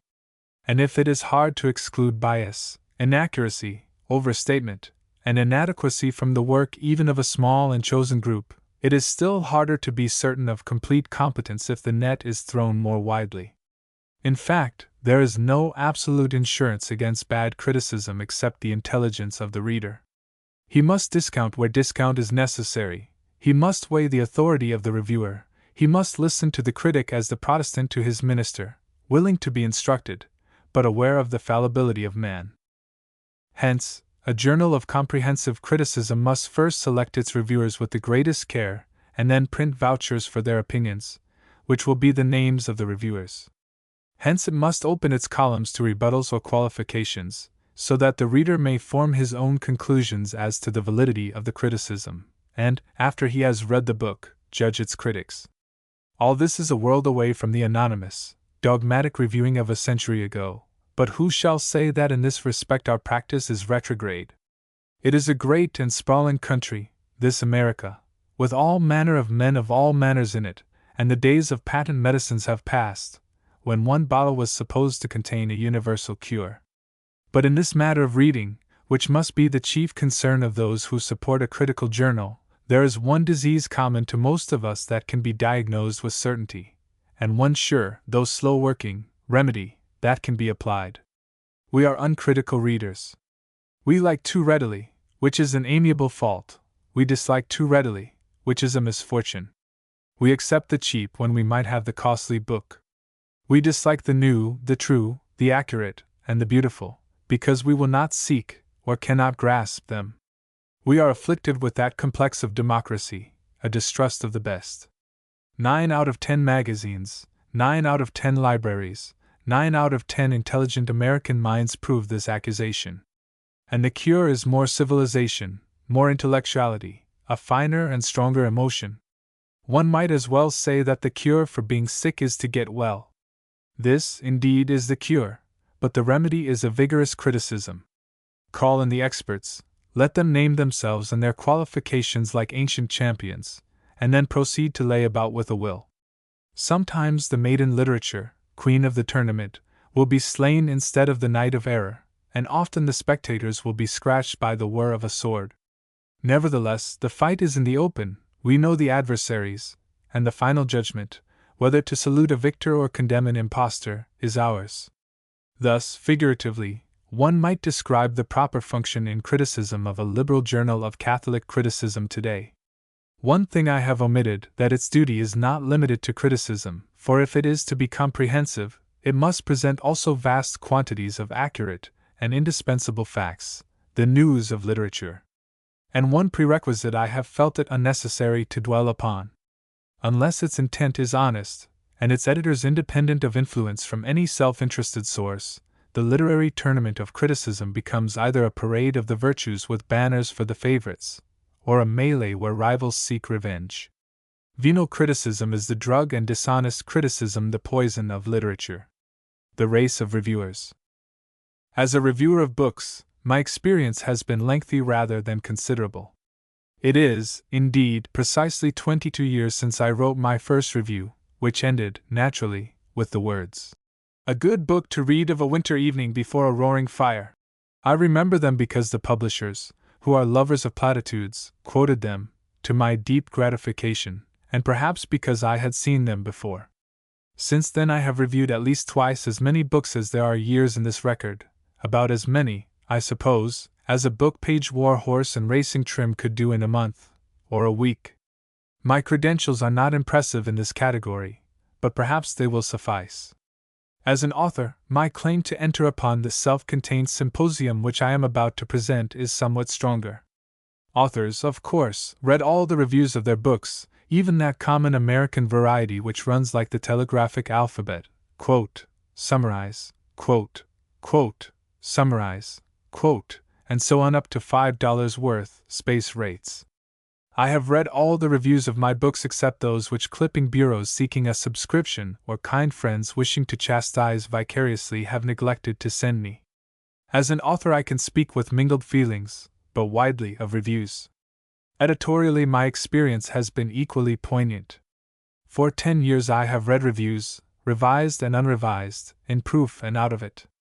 I have cut reviews that needed cutting and meekly endured the curses of the reviewer. I have printed conscientiously reviews that had better been left unwritten, and held my head bloody but unbowed up to the buffets of the infuriated authors. As an editor I may say that I am at home, though not always happy, with reviewing and reviewers. And now, when in one of those rare moments of meditation which even New York permits, I ask myself why does every man or woman with the least stir of literature in them wish to review books, my Trinitarian self, critic, author, editor, holds high debate. For a long time I have desired to fight it out, and find, if it can be found, the answer. As an author, I have a strong distaste for reviewing. In the creative mood of composition, or in weary relaxation, reviewing seems the most ungrateful of tasks. Nothing comes whole to a reviewer. Half of every book must elude him, and the other half he must compress into snappy phrases. I watch him working upon that corpus, which so lately was a thing of life and movement, my book, and see that he cannot lift it, that he must have some handhold to grip it by, my style or my supposed interest in the Socialist Party, or the fact that I am a professor or a Roman Catholic. Unless he can get some phrase that will explain the characters of my women, the length of my sentences, and the moral I so carefully hid in the last chapter, he is helpless. Sometimes I find him running for a column without finding a gate to my mind, and then giving it up in mid-paragraph. Sometimes he gets inside, but dashes for the exit sign and is out before I know what he thinks. Sometimes he finds an idea to his liking, wraps up in it, and goes to sleep. I recognize his usefulness. I take his hard raps meekly and even remember them when next I begin to write. I do not hate him much when he tells the public not to read me. There is always the chance that he is right for his public, not, thank heavens, for mine. I am furious only when it is clear that he has not read me himself. But I cannot envy him. It is so much more agreeable to make points than to find them. It is so much easier, if you have a little talent, to build some kind of an engine that will run than to explain what precise fault prevents it from being the best. When I am writing a book I cannot understand the mania for criticism that seems to infect the majority of the literary kind. As a reviewer I must again confess, although as an editor I may bitterly regret the confession, that the passion for reviewing is almost inexplicable. Reviewing has the primal curse of hard labor upon it. You must do two kinds of work at once, and be adequately rewarded for neither. First you must digest another man's conception, assimilate his ideas, absorb his imagination. It is like eating a cold dinner on a full stomach. And then when you have eaten and digested, you must tell how you feel about it, briefly, cogently, and in words that cannot be misunderstood. Furthermore, your feelings must be typical, must represent what 1,000 stomachs will feel, or should feel, or could feel if they felt at all, or instead of being hailed as a critic you will be accused of dyspepsia. The mere mental labor of picking up the contents of a book as you proceed with your criticism, and tucking them in here and there where they fit, is so great that, speaking as a reviewer, I should give up reviewing if there were no more compelling reasons than requests to write criticism. There must be, and still speaking as a reviewer I begin to glimpse one or two of them. Revenge is not one. Critics have written for revenge, quoting gleefully, "Oh, that mine enemy would write a book!" Pope is our classic example. But publishers have made that form of literary vendetta unprofitable nowadays, and I am glad they have done so. Much wit, but little criticism, has been inspired by revenge. Furthermore, I notice in my own case, and my editorial self confirms the belief, that the reviewer craves books to extol, not books to condemn. He is happiest when his author is sympathetic to his own temperament. Antipathetic books must be forced upon him. Which leads me to the further conclusion that the prime motive for reviewing is the creative instinct. We all of us have it, all of the literary folk who make up a most surprising proportion of every community in the United States. It works on us constantly. Sometimes it comes to a head and then we do a story or a poem, an essay or a book, but in the meantime it is constantly alive down below, drawn toward every sympathetic manifestation without, craving self-expression and, in default of that, expression by others. If a book is in us we write. If it is not, we seize upon another man's child, adopt it as ours, talk of it, learn to understand it, let it go reluctantly with our blessing, and depart vicariously satisfied. That is the hope, the ever-renewed hope, with which the besotted reviewer takes up reviewing. The creative instinct indeed is sexed, like the human that possesses it.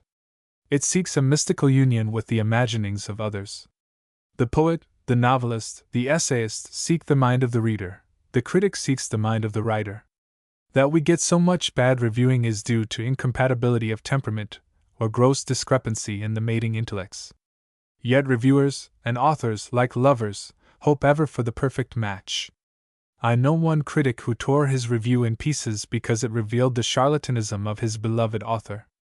I know an author who burned his manuscript because his friend and critic had misunderstood him. I see 1,000 reviews, and have written several of them, where book and reviewer muddle along together like the partners of everyday marriages. But next time, one always hopes, it will be different. As an editor, I confess that I view all this effusion with some distrust. One plain fact stands high and dry above the discussion: books are being published daily, and someone must tell the busy and none too discriminating public what they are worth, not to mention the librarians who are so engaged in making out triple cards and bibliographies and fitting titles to vague recollections that they have no time left to read. Furthermore, if reviewing is a chore at worst, and at best a desire to gratify a craving for the unappeasable, editing reviews is still more chore-like, and seeking the unobtainable. A good review for every good book is quite as soul-exhausting as the creative instinct. And again, as an editor, the perfect marriage of well-attuned minds is well enough as an ideal, but as a practicable achievement I find myself more often drawn toward what I should call the liaison function of a reviewer. The desire to be useful, since we have excluded the desire to make money as a major motive, is, I believe, an impulse which very often moves the reviewer. The instinct to teach, to reform, to explain, to improve lies close to the heart of 9 out of 10 of us. It is commoner than the creative instinct. When it combines with it, one gets a potential reviewer. The reviewer as a liaison officer is a homelier description than soul affinity or intellectual mate, but it is quite as honorable. Books, to the editor, represent, each one of them, so much experience, so much thought, so much imagination differently compounded in a story, poem, tractate on science, history, or play. Each is a man's most luminous self in words, ready for others. Who wants it? Who can make use of it? Who will be dulled by it? Who exalt it? It is the reviewer's task to say. He grasps the book, estimates it, calculates its audience. Then he makes the liaison. He explains, he interprets, and in so doing necessarily criticizes, abstracts, appreciates. The service is inestimable, when properly rendered. It is essential for that growing literature of knowledge which science and the work of specialists in all fields have given us. Few readers can face alone and unaided a shelf of books on radioactivity, evolution, psychology, or sociology with any hope of selecting without guidance the best, or with any assurance that they dare reject as worthless what they do not understand. The house of the interpreter has become the literary journal, and its usefulness will increase.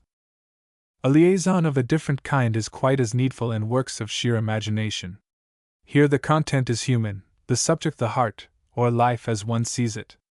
But reading, like writing, is a fine art that few master, Only the most sensitive, whose minds are as quick as their emotions are responsive, can go to the heart of a poem or a story.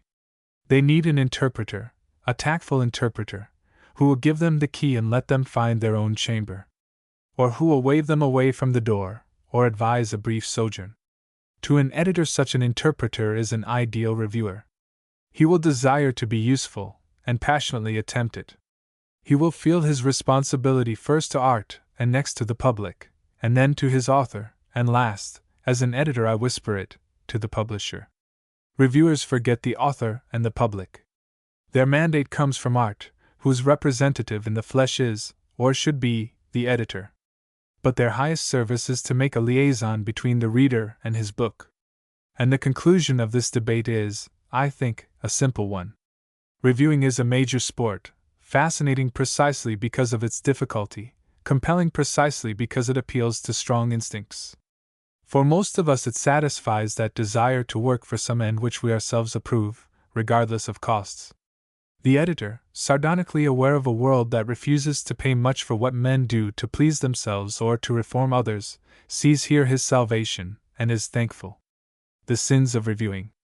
I have known thousands of reviewers and liked most of them, except when they sneered at my friends or at me. Their profession, in which I have taken a humble share, has always seemed to me a useful, and sometimes a noble one, and their contribution to the civilizing of reading man, much greater than the credit they are given for it. We divide them invidiously into hack reviewers and critics, forgetting that a hack is just a reviewer overworked, and a critic a reviewer with leisure to perform real criticism. A good hack is more useful than a poor critic, and both belong to the same profession as surely as William Shakespeare and the author of a Broadway show.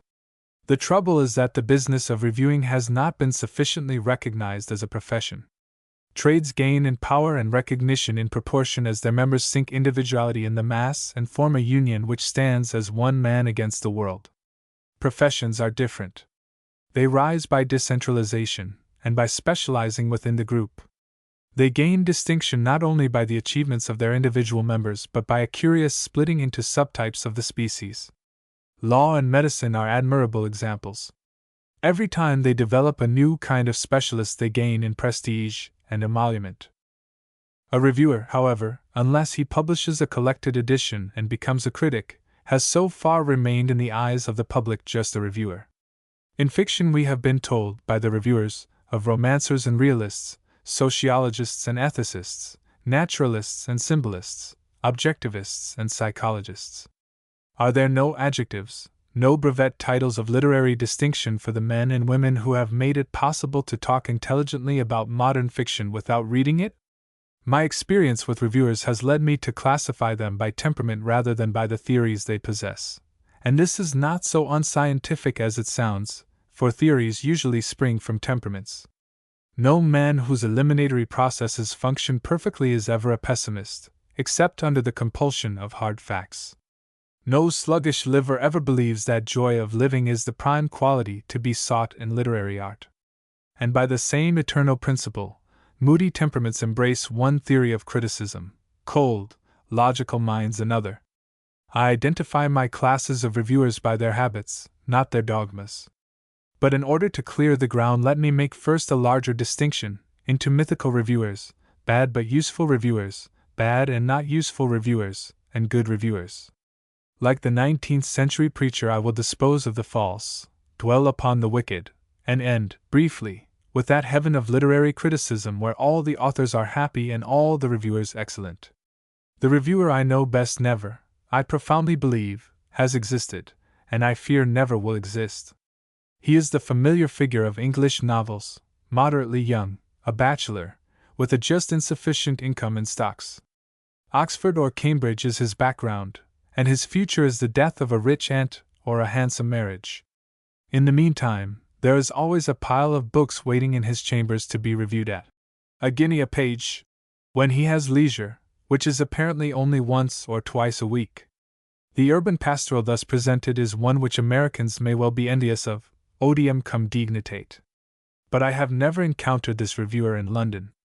I fear he exists only for the novelists, who created him in order to have a literary person with enough time on his hands to pursue the adventures required by the plot. Yet, in so far as he is intended as a portrait of a critic, he stands as an ideal of the leisured view of books. There has been no leisured view of books in America since Thoreau, or Washington Irving. Even Poe was feverish. Our books are read on the subway, or after the theater, and so I fear it is in London as it is. Coldly, palpably real is the next critic of my acquaintance, the academic reviewer. He does not write for the newspapers, for he despises them, and they are rather scornful of his style, which is usually lumbering, and his idea that 1921 is the proper time in which to review the books of 1920.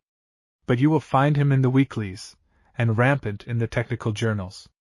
The academic reviewer is besotted by facts, or their absence. The most precious part of the review to him is the last paragraph in which he points out misspellings, bad punctuation, and inaccuracies generally. Like a hound dog in a cornfield, he never sees his books as a whole, but snouts and burrows along the trail he is following.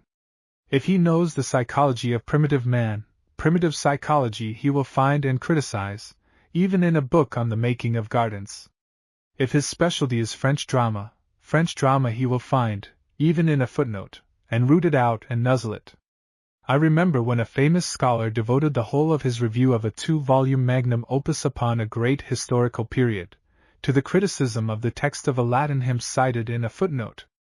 The academic reviewer, by which I do not mean the university reviewer, since many such are not academic in the bad sense which I am giving to the word, demands an index.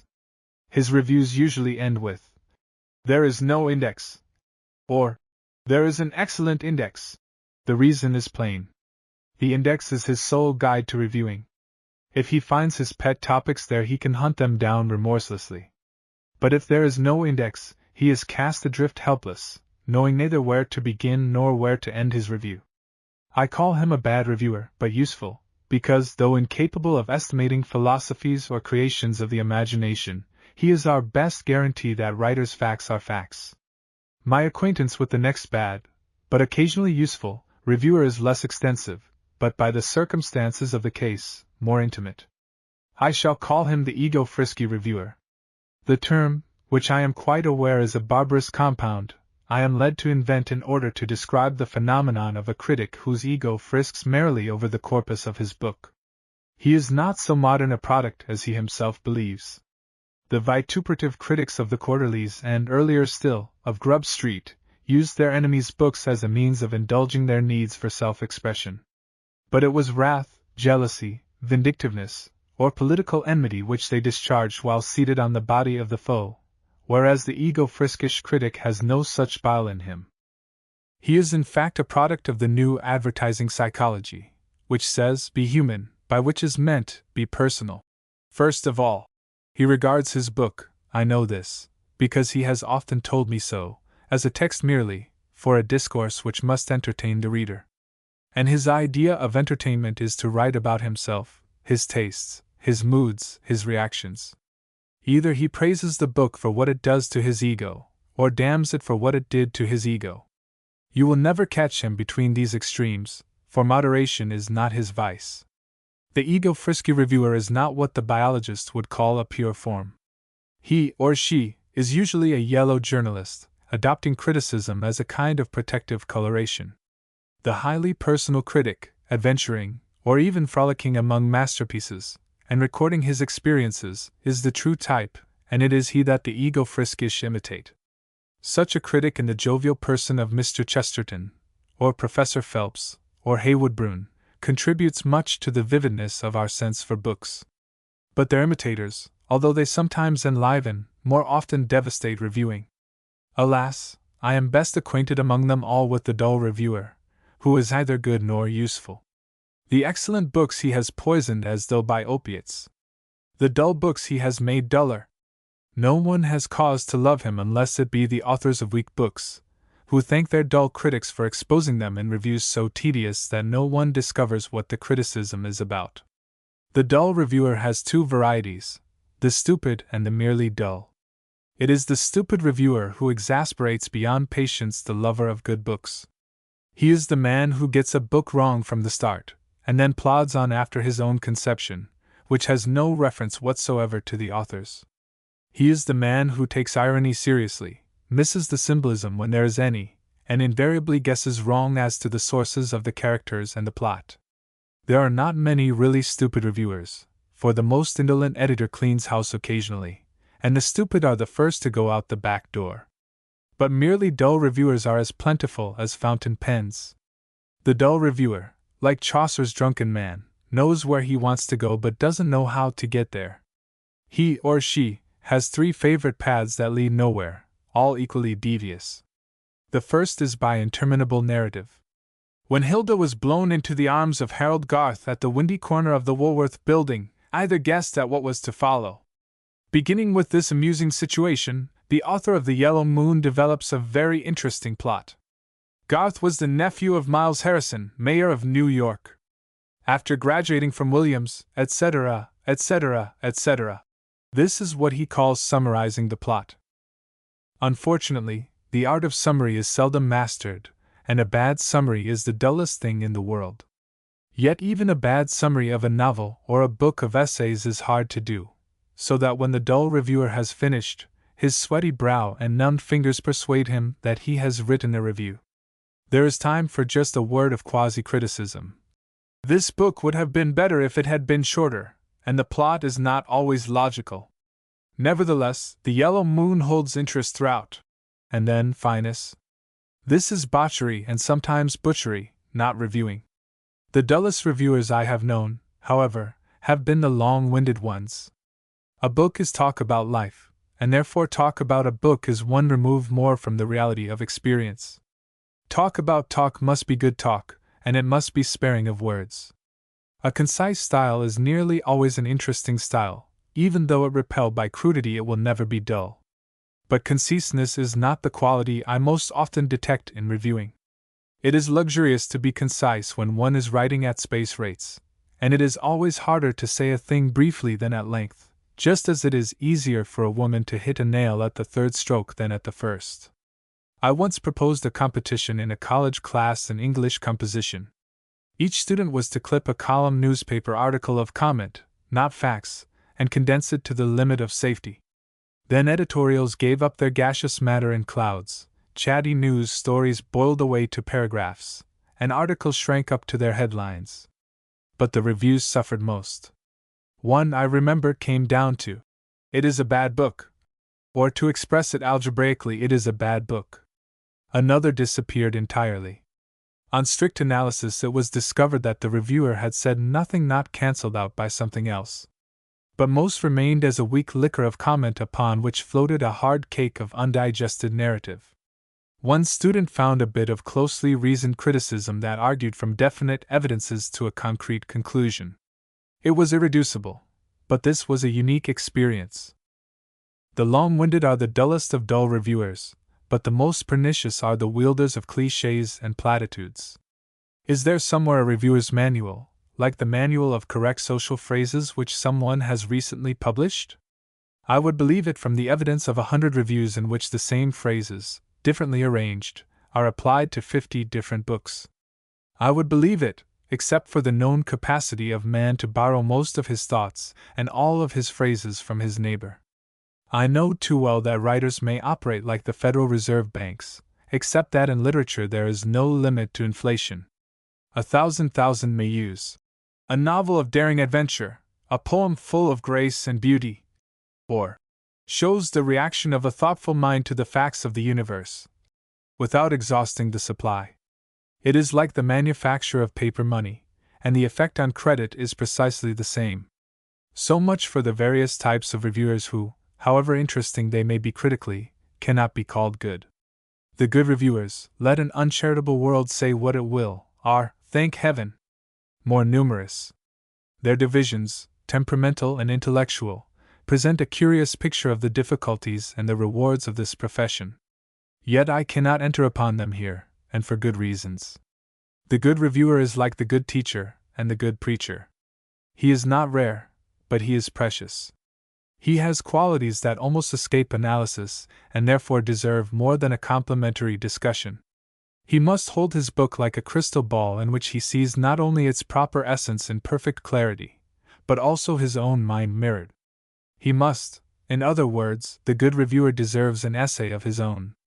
He is a genius in a minor art, which sometimes becomes major, a craftsman whose skill is often exceptional.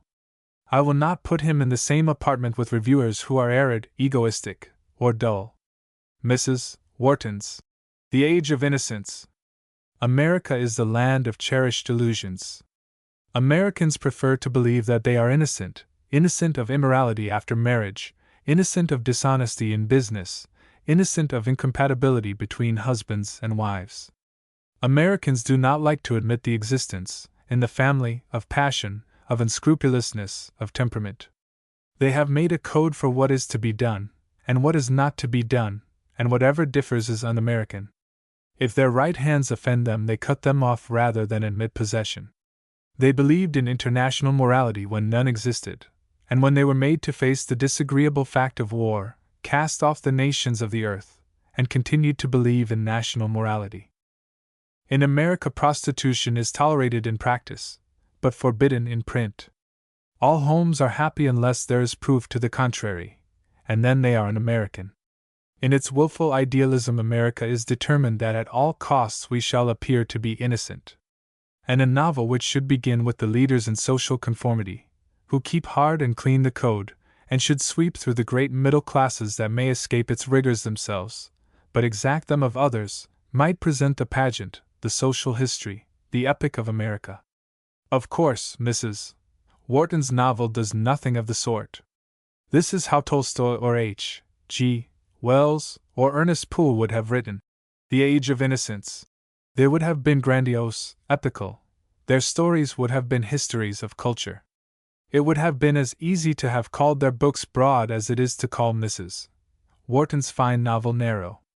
Tendencies, philosophies, irrepressible outbursts would have served as their protagonists, where hers are dwellers in Fifth Avenue or Waverly Place, a cosmopolitan astray, a dowager, a clubman yearning for intellectual sympathy.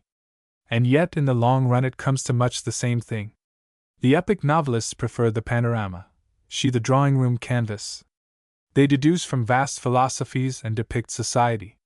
She gives us the Mingotts, the Mansons, the Van der Luddens, society, in its little brownstone New York of the 70s, and lets us formulate inductively the code of America. A little canvas is enough for a great picture if the painting is good. Indeed, the only objection I have ever heard urged against Mrs. Wharton's fine art of narrative is that it is narrow, an art of dress suit and sophistication. And this book is the answer. For, of course, her art is narrow, like Jane Austen's, like Sheridan's, like Pope's, like Maupassant's, like that of all writers who prefer to study human nature in its most articulate instead of its broadest manifestations. It is narrow because it is focused, but this does not mean that it is small. Although the story of The Age of Innocence might have been set in a far broader background, it is the circumstances of the New York society which Mrs. Wharton knows so well that give it a piquancy, a reality that epics lack. They are like the accidents of voice, eye, gesture which determine individuality. Yet her subject is America. This treating of large themes by highly personal symbols makes possible Mrs. Wharton's admirable perfection of technique. Hers is the technique of sculpture rather than the technique of architecture. It permits the fine play of a humor that has an eye of irony in it, but is more human than irony. It makes possible an approach to perfection. Behold Mrs. Manson Minot, the indomitable dowager, Catherine. The immense secretions of flesh which had descended on her in middle life, like a flood of lava on a doomed city, had changed her into something as vast and august as a natural phenomenon.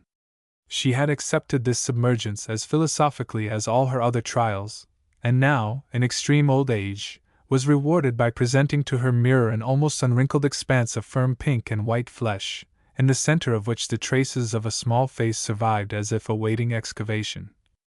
Around and below, wave after wave of black silk surged away over the edges of a capacious armchair, with two tiny white hands poised like gulls on the surface of the billows. Her art is restrained, focused upon those points where America, in its normality, and in its eccentricity, has become articulate. Therefore it is sharp and convincing. Who is the central figure in this story where the leaven of intellectual and emotional unrest works in a society that has perfected its code and intends to live by it? Is it Newland Archer, who bears the uncomfortable ferment within him? Is it his wife, the lovely May, whose clear blue eyes will see only innocence?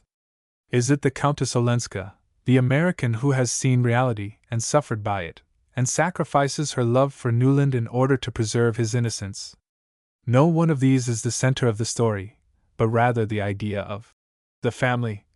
This American family, which is moral according to its lights, provincial, narrow, but intensely determined that its world shall appear upright, faithful, courageous, in despite of facts, and regardless of how poor reality must be tortured until it conforms. And then family, as Mrs. Wharton describes it, is just the bourgeois puritanism of 19th century America.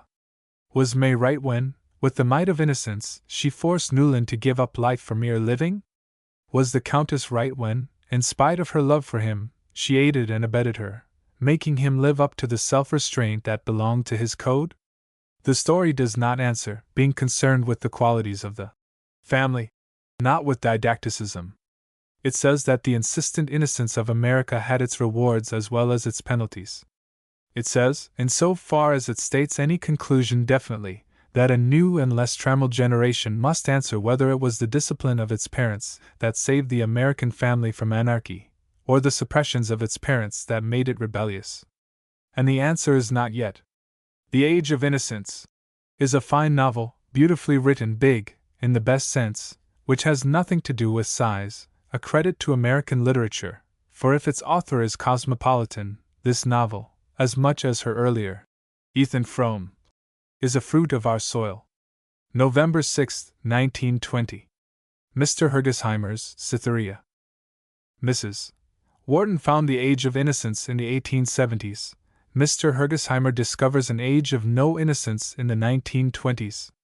In The Age of Innocence, the lovely May, a creature of society's conventions, loses her husband and then regains the dulled personality left from the fire of passion.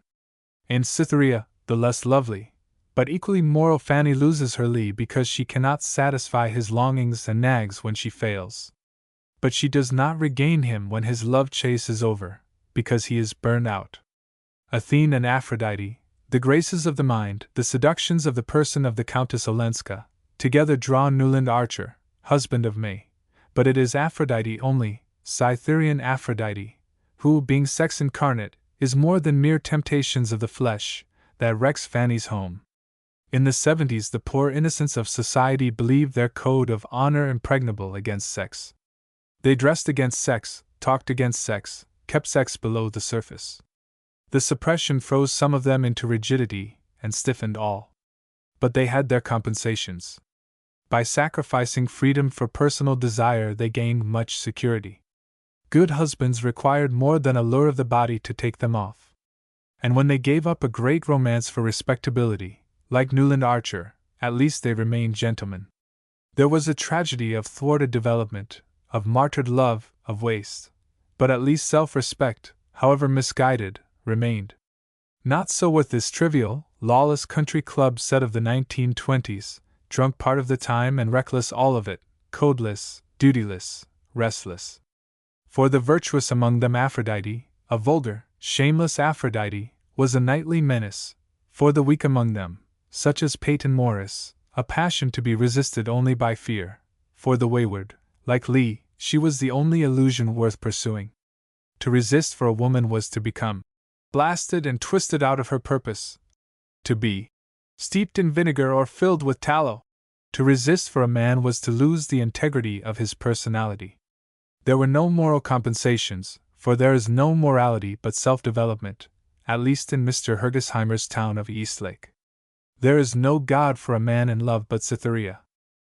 And this is one way of describing Mr. Hergesheimer's study of love and idleness in the 1920s. Another way would be to call it an essay upon insecurity, although the word essay is too dry to use in a story which is fairly awash with alcohol. The war, the story seems to say, sapped our security of property and comfort and life. But insecurity is an insidious disease that spreads, like bacteria, where strength is relaxed. It infects the lives of those who have lost their certainties and become doubtful of their wills.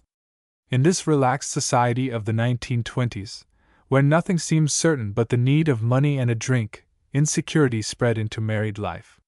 Not even the well-mated were secure in the general decline of use and wont.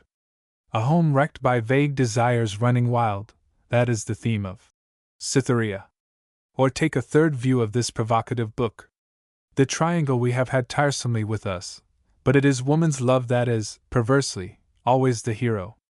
Hergesheimer studies the man, studies him not as will, or energy, or desire a struggle with duty or morality, but merely as sex. Man's sex in love, man's sex dominated by Cytherea, is his theme. This is new, at least in fiction, for their man is often swept away, but seldom dominated by sex. And indeed Hergesheimer has defined his man in the relaxed society to which I have referred, a society wearied by unchartered freedom, where business is profitable but trivial, where duty and religion exist only as a convention, disregarded by the honest, upheld by the hypocritical, a society where Cytherea marks and grips her own. Even so, it is an achievement. Cytherea in the story is a doll with a glamorous countenance, bought and cherished by Lee Randon as a symbol of what he did not find in his married life, what no man finds and keeps, because it is an illusion. Cytherea is Lee Randon's longing for emotional satisfaction, a satisfaction that is not to be of the body merely. And when he meets Savina Grove, a pathological case, whose violent sex emotions have been inhibited to the bursting point, he thinks, and fears, that he has found his heart's desire. In the old stories their elopement would have been their grand, their tragic romance. In this cruel novel it is tragic, for she dies of it, but she is not Cytherea, she is earthly merely, it is felt that she is better dead. It is a cruel story, cruel in its depiction of an almost worthless society with just enough of the charm of the Restoration to save it from beastliness, cruel in its unsparing analyses of man's sex impulses, by all odds the most valuable part of the story, cruel particularly because the ruined Lee Randon is a good fellow, honester than most, kinder than he knows to individuals. Although certain that there is no principle but selfishness, and that it is folly to limit desire for the sake of absolutes, like righteousness, or generalities, like the human race. It is a cruel study of women, for Fanny, the model of the domestic virtues, has lost her innocent certainties of the triumph of the right and at the first conflict with Cytherea becomes a common scold, cruel to Savina Grove, who, in spite of her exquisiteness, is only a psychoanalyst's problem, cruel to us all in exposing so ruthlessly how distressing it is to live by stale morality. Yet how devastating to act with no guide but illusory desire. All this is not new in outline. One can find the essence of this story in monkish manuals. There the menace of Cytherea was not evaded. There the weaknesses of man's sex were categoried with less psychology but more force.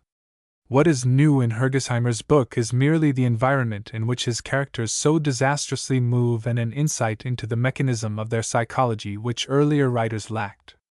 I have called it a story of the age of no innocence, but that would be the author's term, not mine, for indeed his characters seem to display as naive an innocence as Mrs. Wharton's of the laws of blood and will, and they know far less of practical morality. The age of moral innocence I should rechristen Hergesheimer's book. Critics will raise, and properly, a question as to the worth of his materials. He is not studying a ripe society, as was Mrs.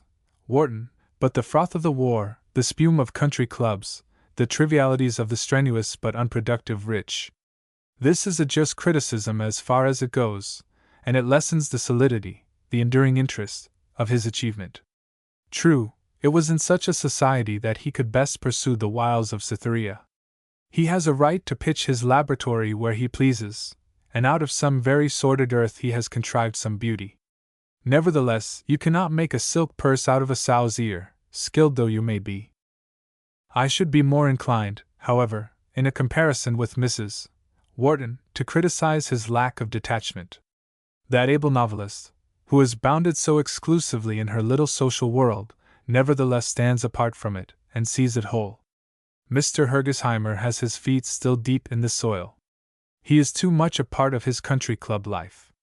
He means, perhaps, to be ironical, but in truth he is too sympathetic with the desires, emotional and aesthetic, that he expresses to be ironical until the close. There is a surprise, too sharp a surprise, at the end of his novel, when one discovers that the moral is not do and dare, but all is vanity. He is so much and so lusciously at home with cocktails, legs, limousine parties, stair-sittings, intramatrimonial kissings, I mention the most frequent references, that one distrusts the sudden sarcasm of his finale. It would have been better almost if he had been a Count de Grammont throughout, for he has a flair for the surroundings of amorous adventure and is seldom gross. Better still to have seen, as Mrs. Wharton saw, the picture in perspective from the first. His book will disgust some and annoy others because its art is muddied by a lingering naturalism and too highly colored by the predilections of the artist. It is a skillful art, nevertheless, and Cytherea confirms a judgment long held that Mr. Hergesheimer is one of the most skillful craftsmen in English in our day. And this I say in spite of his obvious failure to grasp inevitably the structure of the English sentence. He is one of the most honest analysts of a situation, also, one of the most fearless seekers of motives, one of the ablest practicers of that transmutation of obscure emotion into the visible detail of dress, habit, expression, which is the real technique of the novelist. His fault is a defect in sympathy, a lack of spiritual appreciation, if I may use and leave undefined so old-fashioned a term. His virtue lies in the rich garment of experience which careful observation and skillful writing enable him to wrap about his imaginative conceptions.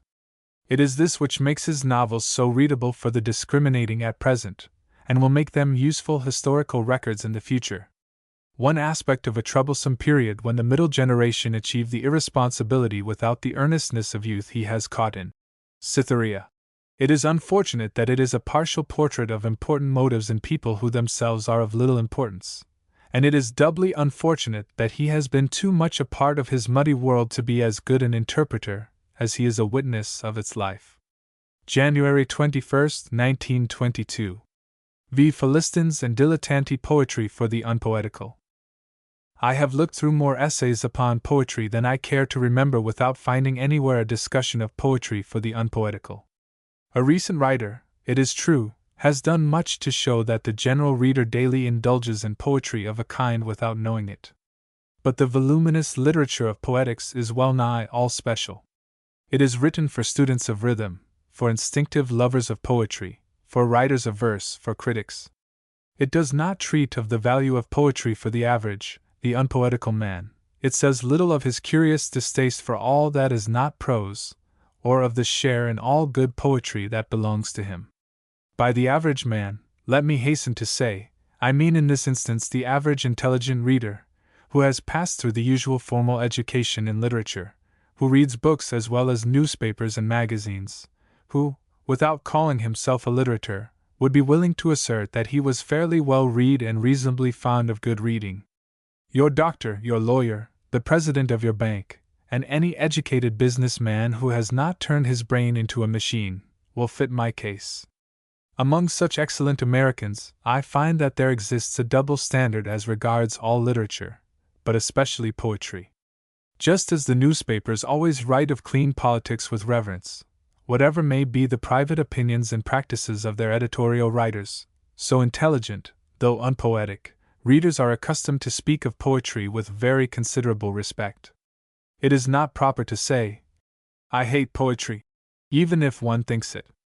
To admit ignorance of Tennyson or Milton or Shakespeare is bad form, even if one skimmed through them in college and has never disturbed the dust upon their covers since. I have heard a whispered, sneering remark after dinner, I don't believe he ever heard of Browning, by one who had penetrated about as far into Browning's inner consciousness as a fly into the hickory nut it crawls over. I well remember seeing a lady of highly respectable culture hold up her hands in horror before a college graduate who did not know who Beowulf was. Neither did she, in any true sense of knowing. But her code taught her that the Beowulf, like other good poetry, should be upon one's list of acquaintances. What these Americans really think is a very different matter. The man in the trolley car, the woman in the rocking chair, the clerk, the doctor, the manufacturer, most lawyers, and some ministers would, if their hearts were opened, give simply a categorical negative. They do not like poetry, or they think they do not like it, in either case with the same result. The rhythm annoys them, little wonder, since they usually read it as prose, the rhyme seems needless, the inversions, the compressions perplex their minds to no valuable end. Speaking honestly, they do not like poetry.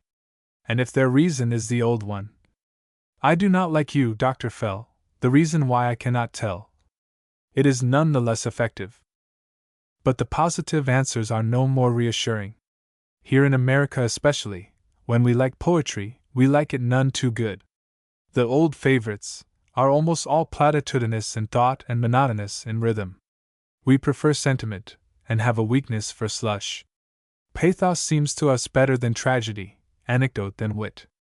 Longfellow was and is, except in metropolitan centers, our favorite, classical, poet. The poetical corner and the daily poem of the newspapers represent what most of us like when we do go in for verse. The truth is that many of the intelligent in our population skip poetry in their reading just because it is poetry. They read no poetry, or they read bad poetry occasionally, or they read good poetry badly. This sorry state of affairs does not trouble the literary critic. His usual comment is that either one loves poetry or one does not, and that is all there is to be said about it. If the general reader neglects poetry, why then he belongs to the lost tribes and signifies nothing for Israel. I am sure that he is wrong. His assertion is based on the theory that every man worthy of literary salvation must at all times love and desire the best literature, which is poetry, and this is a fallacy. It is as absurd as if he should ask most of us to dwell in religious exaltation incessantly, or to live exclusively upon mountain peaks, or to cultivate rapture during 16 hours of the 24. The saints, the martyrs, the seers, the seekers, and enthusiasts have profited nobly by such a regime, but not we of common clay. To assume in advocating the reading of poetry that one should substitute Pope for the daily paper, Francis Thompson for the illustrated weekly, the Ring and the Book for a magazine, and read The Golden Treasury through instead of a novel, needs only to be stated to be disproved. And yet this is the implication of much literary criticism. But the sin of the general reader who refuses all poetry is much more deadly, for it is due not to enthusiasm, but to ignorance. It is true that the literary diet recommended by an aesthetic critic would choke a healthy businessman, but it is equally true that for all men whose emotions are still alive within them, and whose intelligence permits the reading of verse, poetry is quite as valuable as fresh air and exercise. We do not need fresh air and exercise constantly. We can get along very comfortably without them. But if they are not essential commodities, they are important ones, and so is poetry, a truth of which modern readers seem to be as ignorant as was primitive man of fire until he burned his hand in a blazing bush. I do not mean for an instant to propose that every one should read poetry. The man whose imagination has never taken fire from literature of any kind, whose brain is literal and dislikes any embroidery upon the surface of plain fact, who is deaf to music, unresponsive to ideas, and limited in his emotions, such a man in my opinion is unfortunate, although he is often an excellent citizen, lives happily, makes a good husband, and may save the state. But he should not, no danger that he will, read poetry. And for another class there is nothing in poetry. The emotionally dying or dead, the men who have sunk themselves, their personalities, their hopes, their happiness, in business or scholarship or politics or sport, they, too, are often useful citizens, and usually highly prosperous, but they would waste their time upon literature of any variety, and especially upon poetry. There are a dozen good arguments, however, to prove that the reading of poetry is good for the right kind of general reader, who is neither defective nor dead in his emotions, and this means, after all, a very large percentage of all readers.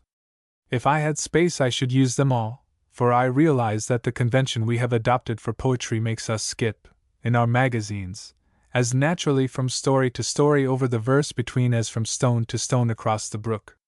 However, I choose only two, which seem to me as convincing for the unpoetical reader, the dead and defective excepted, as the ethical grandeur of poetry, let us say, for the moralist, its beauty for the aesthete, its packed knowledge for the scholar. The first has often been urged before and far more often overlooked. We everyday folk plod year after year through routine, through fairly good or fairly bad, never quite realizing what we are experiencing, never seeing life as a whole, or any part of it, perhaps, in complete unity. Words, acts, sights pass through our experience hazily, suggesting meanings which we never fully grasp. Grief and love, the most intense, perhaps, of sensations, we seldom understand except by comparison with what has been said of the grief and love of others. Happiness remains at best a diffused emotion, felt, but not comprehended. Thought, if in some moment of intense clarity it grasps our relationship to the stream of life, in the next shreds into trivialities. Is this true? Test it by any experience that is still fresh in memory. See how dull, by comparison with the vivid colors of the scene itself, are even now your ideas of what it meant to you, how obscure its relations to your later life. The moment you fell in love, the hour after your child had died, the instant when you reached the peak, the quarrel that began a misunderstanding not yet ended, the subtle household strain that pulls apart untiringly though it never sunders two who love each other, all these I challenge you to define, to explain, to lift into the light above the turbid sea of complex currents, which is life. And this, of course, is what good poetry does. It seizes the moment, the situation, the thought, drags it palpitating from life and flings it, quivering with its own rhythmic movement, into expression. The thing cannot be done in mere prose, for there is more than explanation to the process. The words themselves, in their color and suggestiveness, the rhythms that carry them, contribute to the sense, even as overtones help to make the music. All this may sound a little exalted to the comfortable general reader, who does not often deal in such intense commodities as death and love. And yet I have mentioned nothing that does not at one time or another, and frequently rather than the opposite, come into his life, and need, not constant, certainly, but at least occasional, interpretation. Death and love, and also friendship, jealousy, courage, self-sacrifice, hate, these cannot be avoided. We must experience them. So do the animals, who gain from their experiences blind, instinctive repulsions or unreasoning likes and distrusts. There are many ways of escaping from such a bovine acquiescence, content to have felt, not desirous to grasp and know and relate. Poetry, which clears and intensifies like a glass held upon a distant snow peak, is one of the best. But there is another service that poetry, among all writing, best renders to the general reader, when he needs it, a service less obvious, but sometimes, I think, more important. Poetry ensures an extension of youth. Men and women vary in their emotional susceptibility. Some go through life always clouded, always dull, like a piece of glass cut in semblance of a gem, that refracts no colors and is empty of light. Others are vivid, impressionable, reacting to every experience. Some of us are most aroused by contact with one another. Interest awakens at the sound of a voice. We are most alive when most with our kind. Others, like Thoreau, respond best in solitude. The very thrush singing dimly in the hemlocks at twilight moves them more powerfully than a cheer. A deep meadow awave with headed grass, a solemn hill shouldering the sky, a clear blue air washing over the pasture slopes and down among the treetops of the valley, thrills them more than all the men in all the streets of the world. It makes no difference. To every one, dull and vivid, social and solitary, age brings its changes. We may understand better, but the vividness is less, the emotions are tamer. They do not fully respond, as the bell in the deserted house only half tinkles to our pulling. Si jeunesse savate, si vieillesse pavate. But to be able comes before to know. We must react to experiences before it is worth while to comprehend them. And after one is well enmeshed in the routine of plodding life, after the freshness of the emotions, and this is the definition of youth, is gone, it is difficult to react. I can travel now, if I wish, to the Coral Islands or the Spanish Main, but it is too late. Few willingly part with the fresh impressionability of youth. Sometimes, as I have already suggested, the faculties of sensation become atrophied, if indeed they ever existed. I know no more dismal spectacle than a man talking shop on a moonlit hill in August, a woman gossiping by the rail of a steamer plunging through the sapphire of the Gulf Stream, or a couple perusing advertisements throughout a Beethoven symphony. I will not advance as typical a drummer I once saw read a cheap magazine from cover to cover in the finest stretch of the Canadian Rockies. He was not a man, but a sample-fed, word-emitting machine. These people, emotionally speaking, are senile. They should not try to read poetry. But most of us, even those who are outwardly commonplace, practical, unenthusiastic, solid, and not sensitive, lose our youthful keenness with regret. And that is why poetry, except for the hopelessly sodden, is a tonic worthy of a great price. For the right poetry at the right time has the indubitable power to stir the emotions that experience is no longer able to arouse. I cannot give satisfactory instances, for the reaction is highly personal. What with me stirs a brain cell long dormant to action will leave another unmoved, and vice versa. However, to make clear my meaning, let us take romance, the kind that one capitalizes, that belongs to youth, also capitalized, and dwells in Granada or Sicily or the Spanish Main. The middle-aged gentleman on a winter cruise for his jaded nerves cannot expect a thrill from sights alone. If it is not lost for him utterly, it is only because Keats has kept it in magic casements, opening on the foam of perilous seas, in fairy lands forlorn, Kew and Nash Inn. Brightness falls from the air, queens have died young and fair.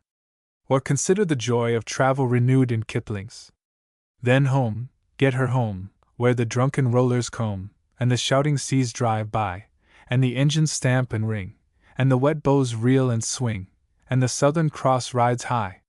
Yes, the old lost stars will back, dear lass, that blaze in the velvet blue. Or the multitudinous experiences of vivid life that crowd the pages of men like Shakespeare, or Chaucer, who thanked God that he had known his world as in his time. Even in these shop-worn quotations the power still remains. Somewhere in poetry, and best in poetry because they're most concentrated and most penetrative, lies crystallized experience at hand for all who need it. It is not difficult to find, although no one can find it for you.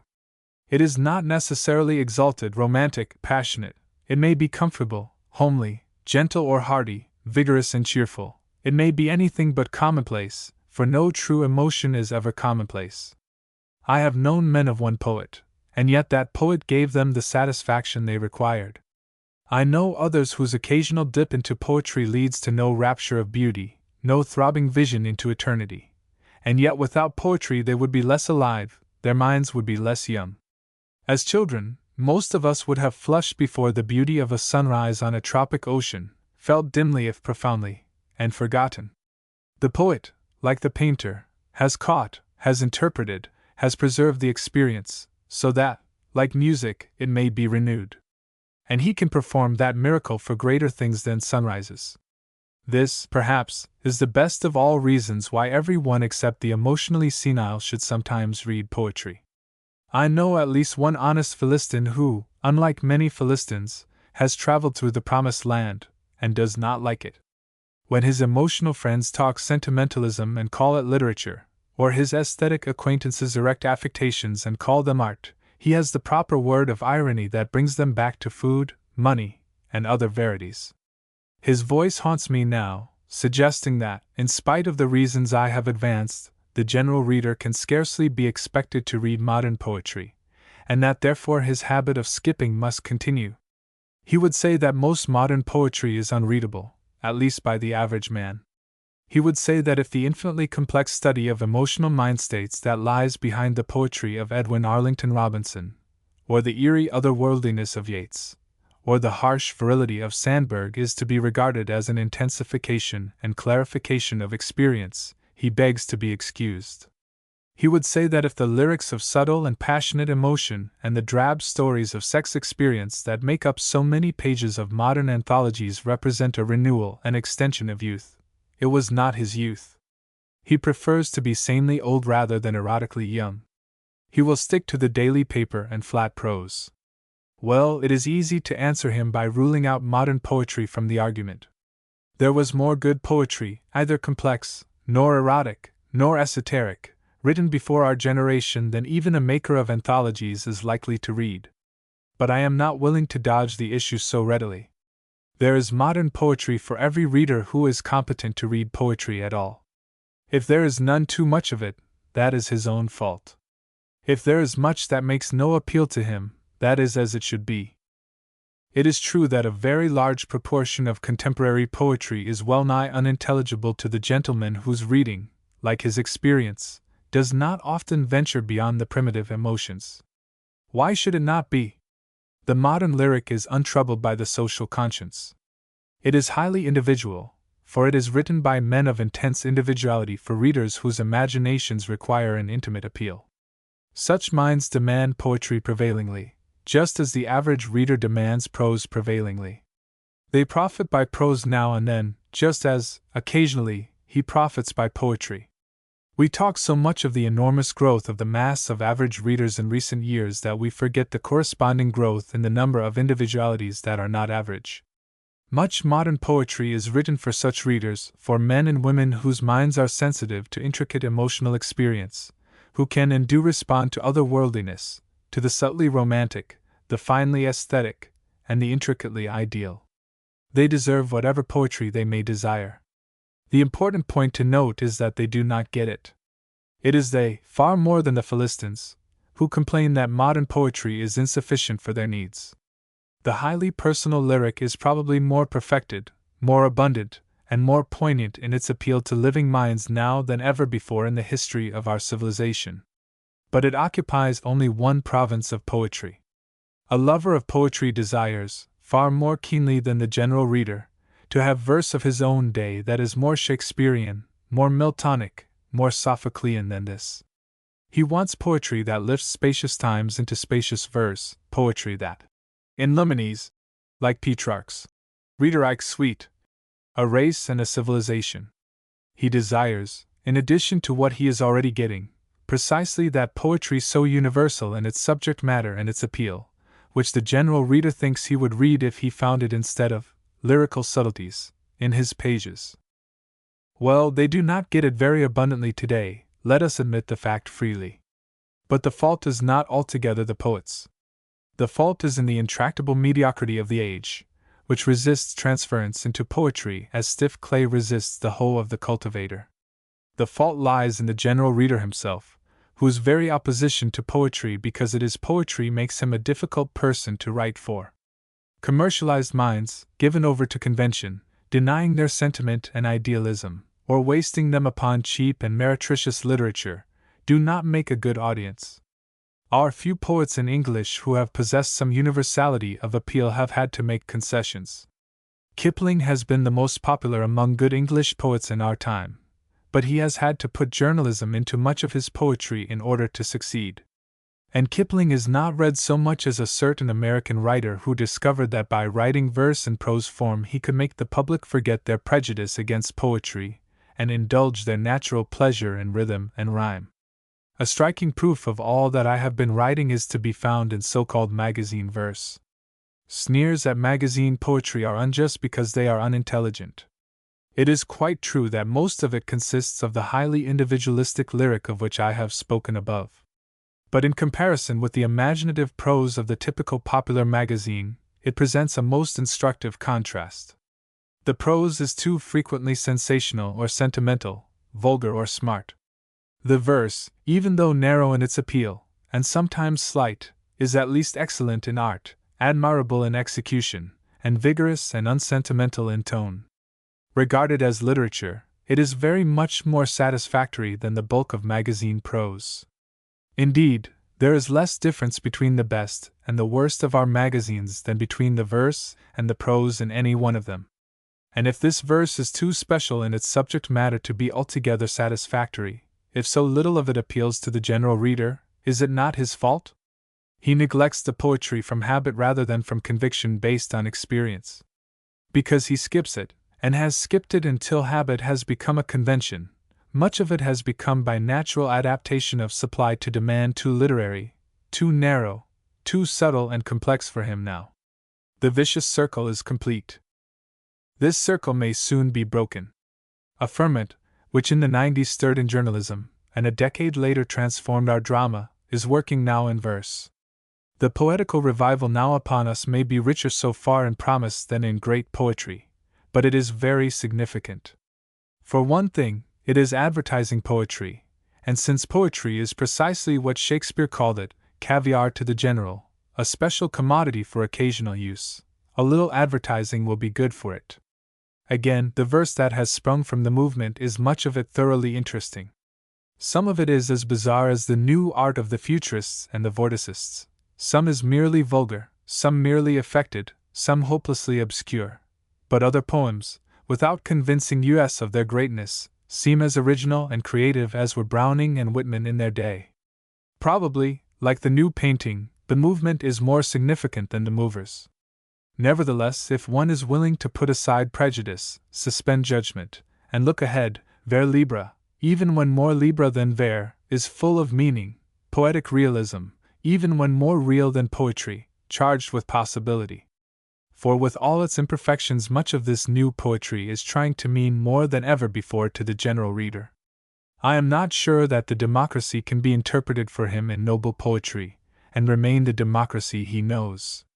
And yet I think, and I believe, that, in his subconsciousness at least, he feels an intense longing to find the everyday life in which we all live, so thrilling beneath the surface, interpreted, swung into that rhythmic significance that will make it part of the vast and flowing stream of all life. I can tolerate many short, rough words in poetry, and much that we have been accustomed to regard as prose, on the way to such a goal. For I honestly believe that it is better to read fantastic poetry, coarse poetry, prosaic poetry, anything but vulgar and sentimental poetry, than no poetry at all.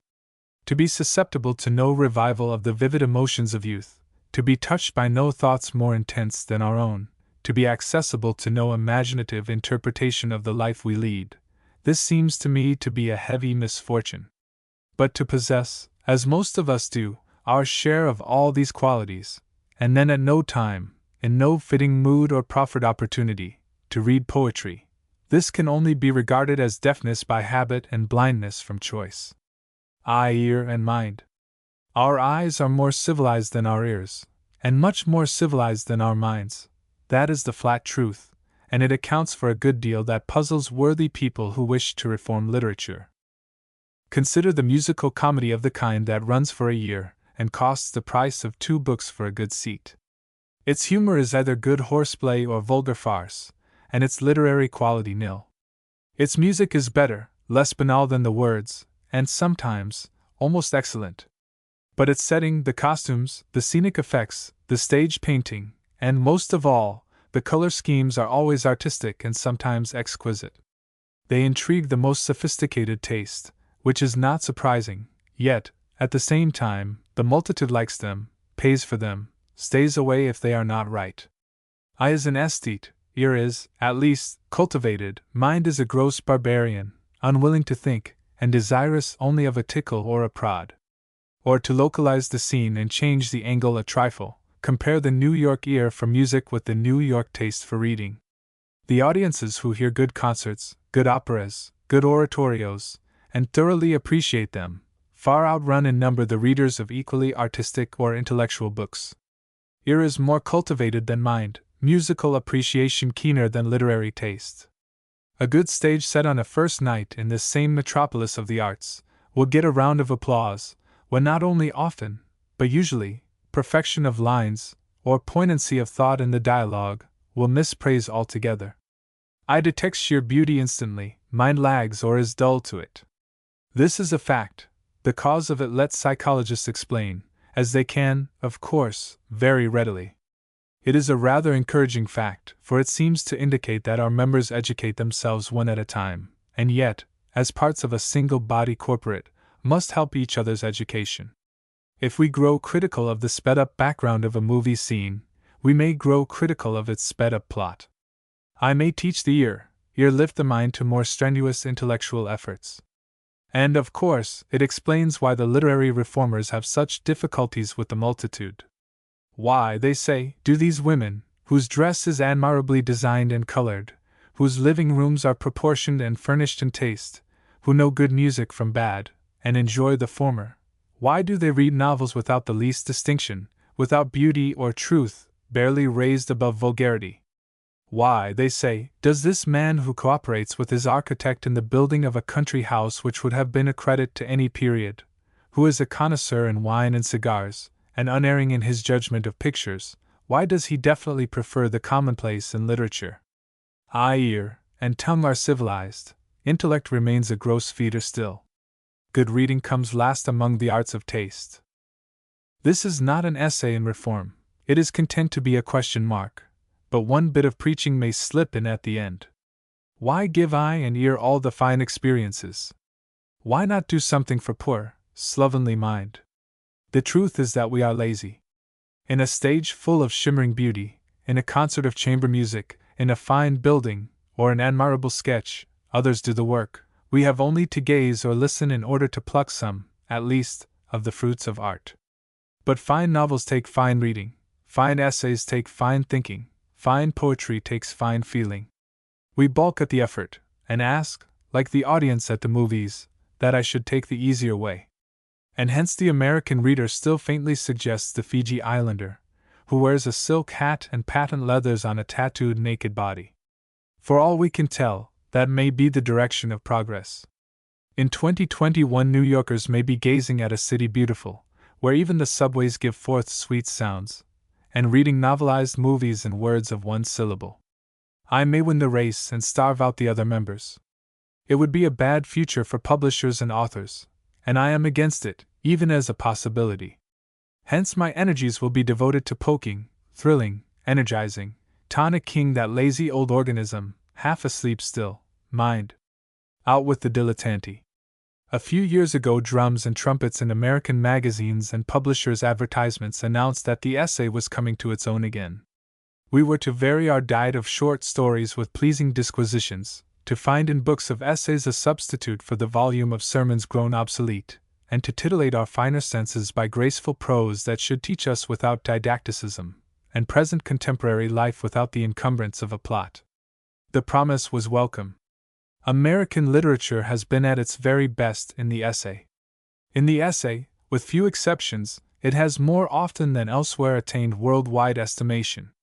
Emerson, Thoreau, Oliver Wendell Holmes were primarily essayists. Hawthorne and Irving were essayists as much as romancers. Franklin was a common-sense essayist. Jonathan Edwards will someday be presented, by excerpt, as a moral essayist of a high order. And there was Lowell. Have they had worthy successors? In the years after the Civil War, certainly none of equal eminence. But it is too early to say that the trumpets and drums of the last decade were false heralds. The brilliant epithets of Chesterton, the perfect sophistication of Pearsall Smith, an American, but expatriated, the placid depth of Hudson's nature studies, are not paralleled on this side of the water, yet with Crothers, Gerald, Repplier, Colby, Morley, Strunsky, we need not fear comparison in the critical genre, unless it be with the incomparable Max Beerbohm. Two kinds of expository writing are natural for Americans. The first is a hard-hitting statement, straight out of intense feeling or labored thought. That was Emerson's way, in spite of his expansiveness, and Thoreau's also. You read them by pithy sentences, not paragraphs. They assail you by ideas, not by insidious structures of thought. The second is an easygoing comment on life, often slangy or colloquial and frequently so undignified as not to seem literature. Mark Twain and Josh Billings wrote that way, Ring Lardner writes so today. When the straight-from-the-shoulder American takes time to finish his thought, to mold his sentences, to brain his reader with a perfect expression of his tense emotion, then he makes literature. And when the easygoing humorist, often nowadays a column conductor, or a contributor to the Saturday Evening Post, takes time to deepen his observation and to say it with real words instead of worn symbols, he makes, and does make, literature. More are doing it than the skeptical realize. The new epoch of the American essay is well underway. But the desire to make literature in America is too often wasted. The would-be essayist wasted in pretty writing about trivial things, neighbors' backyards, books I have read, the idiosyncrasies of cats, humors of the streets, The sort of dilettanteish comment that older nations writing of more settled, richer civilizations can do well, that Anatole France and occasional essayists of Punch or The Spectator can do well, and most of us do indifferently.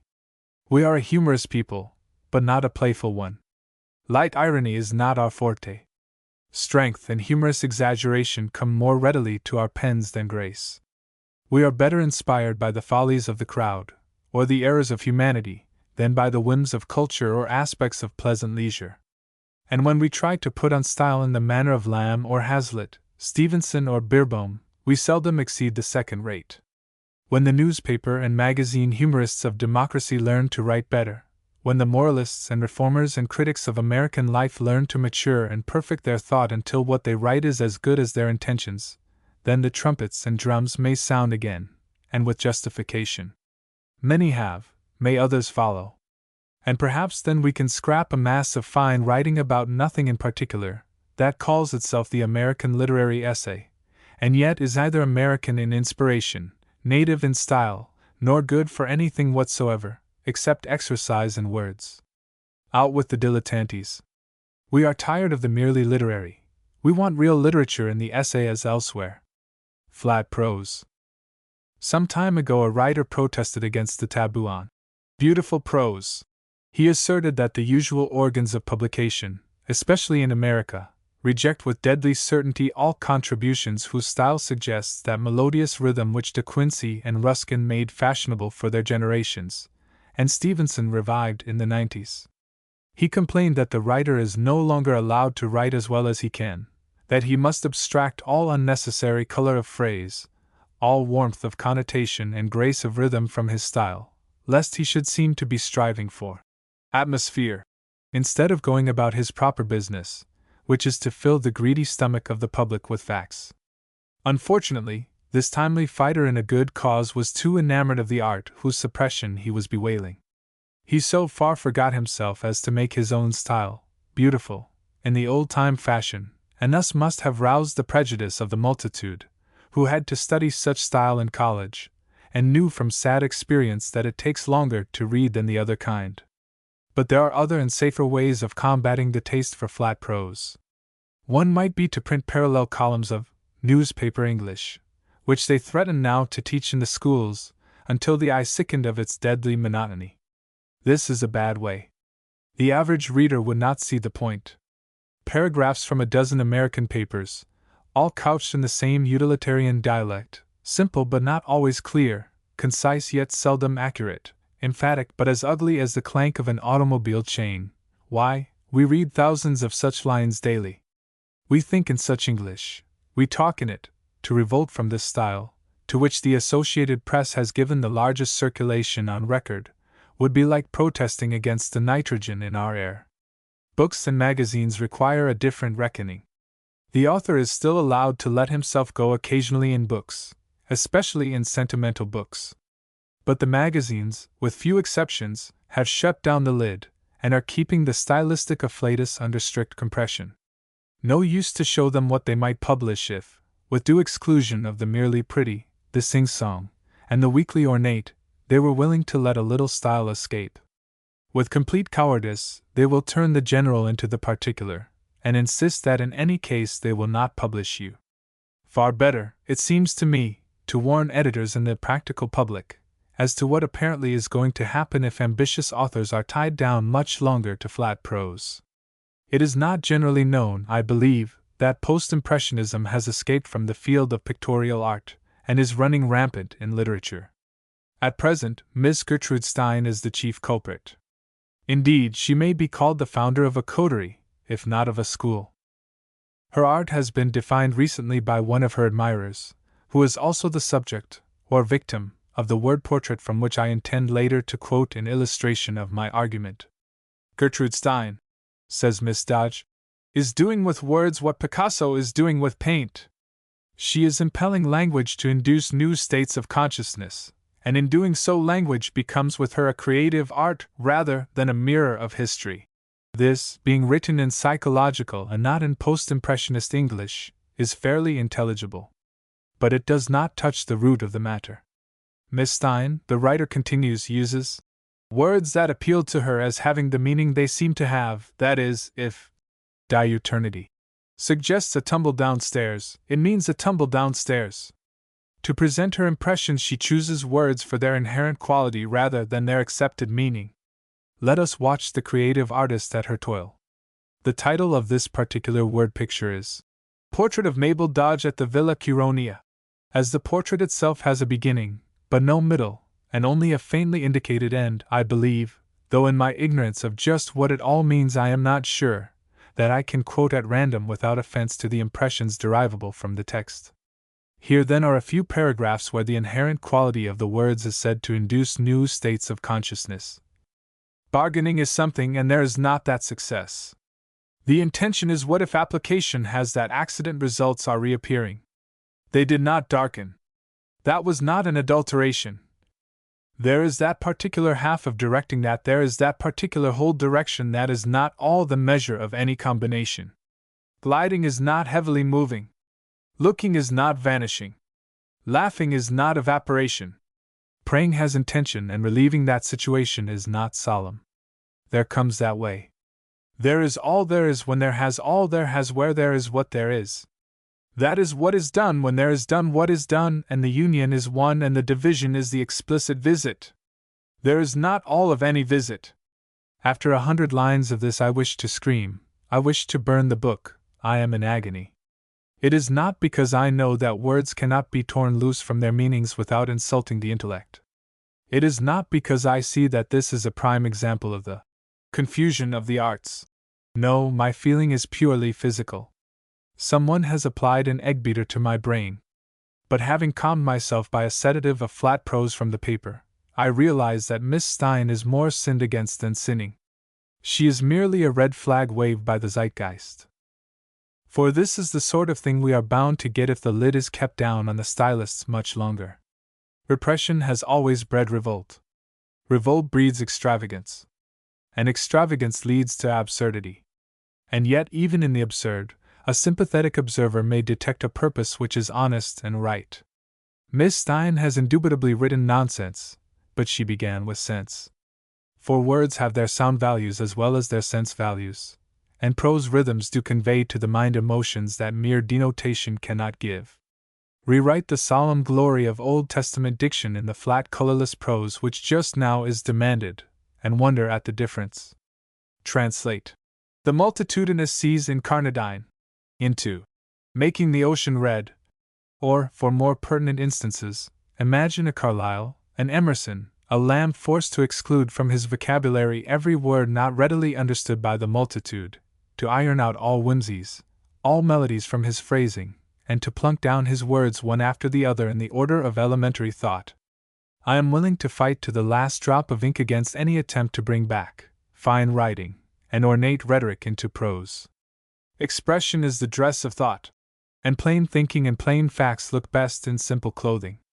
Nevertheless, if we must write our stories, our essays, our novels, and who knows, our poems in the flat prose of the news column, if the editors will sit on the lid, well, the public will get what it pays for, but sooner or later the spirit of style will ferment, will work, will grow violent under restraint.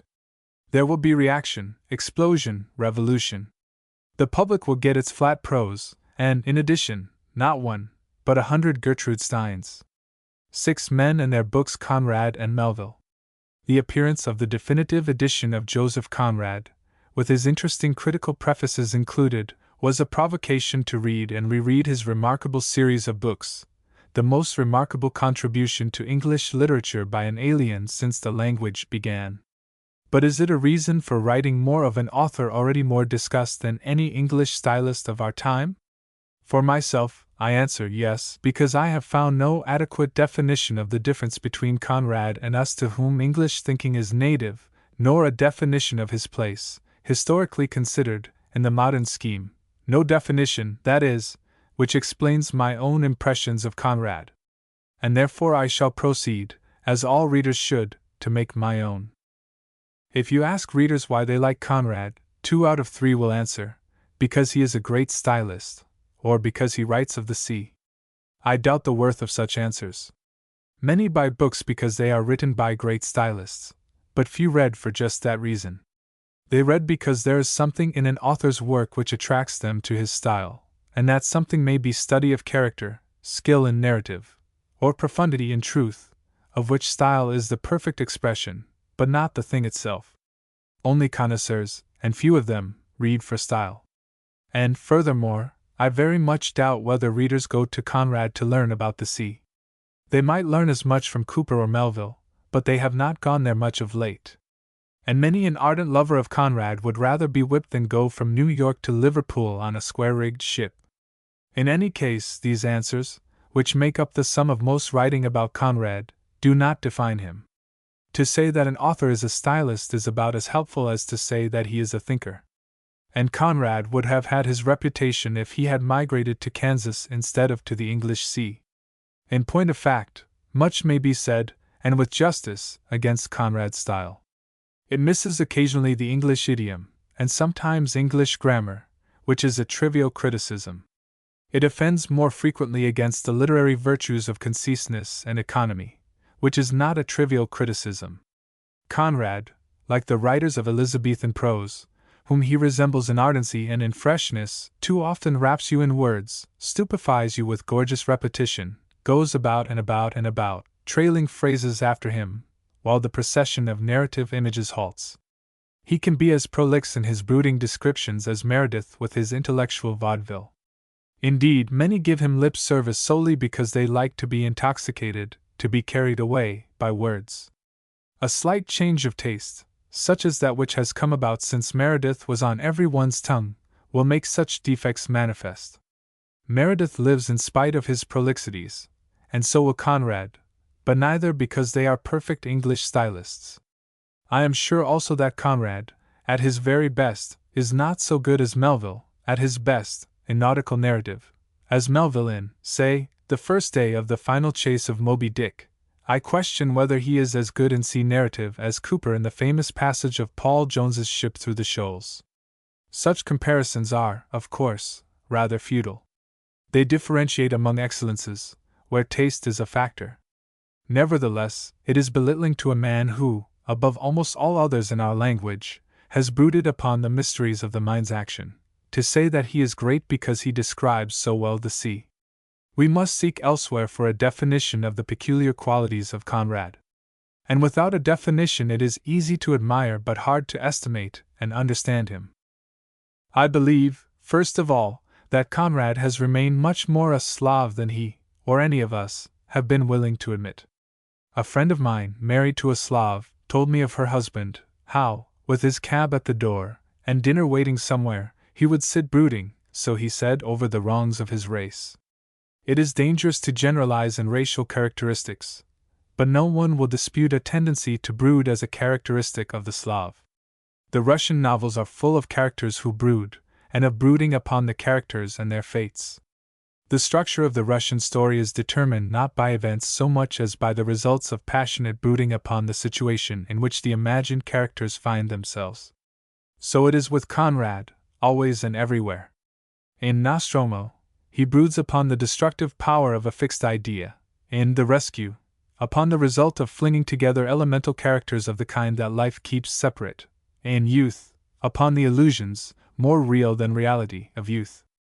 No writer of our race had ever the patience to sit like an Eastern mystic over his scene, letting his eye fill with each slightest detail of it, feeling its contours around and above and beneath, separating each detail of wind and water, mood and emotion, memory and hope, and returning again and again to the task of description, until every impression was gathered, every strand of motive threaded to its source. Henry James, you will say, was even more patient. Yes, but James did not brood. His work was active analysis, cutting finer and finer until the atom was reached. His mind was occidental. He wished to know why the wheels went round. Conrad's, in this respect, is oriental. He wants to see what things essentially are. Henry James refines but seldom repeats. Conrad, in such a story as Gasparee's, for example, or in Chance, gives the impression of not caring to understand if only he can fully picture the mind that his brooding imagination draws further and further from its sheath. It is incredible, to one who has not counted, how many times he raises the same situation to the light. The Garibaldian and Nostromo, Mrs. Travers, marveling at her knowledge of Lingard's heart, turns it, opens it a little further, and puts it back while he broods on. Here is the explanation of Conrad's prolixity. Here the reason why among all living novelists he is least a slave to incident, best able to let his story grow as slowly as life, and still hold the reader's interest. As we read Conrad we also brood. We read slowly where elsewhere we read fast. Turns of style, felicities of description, as of the tropic ocean, or the faces of women, have their chance. And of course, the excellence, the charm of Conrad's style is that in its nuances, its slow winding paragraphs, its pausing sentences, and constant suggestion of depths beyond depths, it is the perfect expression of the brooding mind that grasps its meaning by the repetition of images that drop like pebbles, now here, now there, in a fathomless pool. This is to define Conrad in space, but not in time. In time, he may be Slav or English, but certainly is modern of the moderns. The tribute of admiration and imitation from the youth of his own period alone might prove this. But it is easier to prove than to describe his modernity.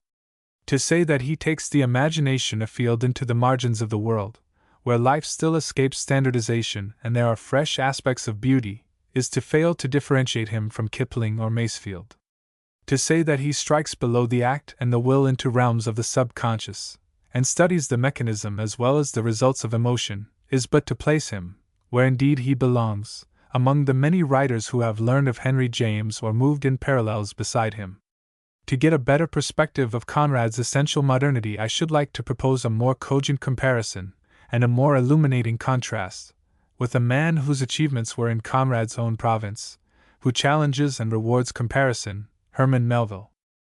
It may be that others have set Moby Dick beside the works of Conrad. Someone must have done it, so illuminating in both directions is the result. Here are two dreamers who write of the sea and strange men, of the wild elements and the mysterious in man. Two authors who, a half-century apart, sail the same seas and come home to write not so much of them as what they dream when they remember their experiences. Each man, as he writes, transcends the sea, sublimates it into a vapor of pure imagination, in which he clothes his idea of man, and so doing gives us not merely great literature, but sea narrative and description unsurpassed. And thus, through the serene tranquillities of the tropical seas, among waves whose hand-clappings were suspended by exceeding rapture, Moby Dick moved on, still withholding from sight the full terrors of his submerged trunk, entirely hiding the wretched hideousness of his jaw. Melville, writer of vivid descriptions of the South Seas, type homo, which were perfect of their kind, but still only superlative travel books, distinguished in style but seldom lifting beyond autobiography, began another reminiscent narrative in Moby Dick.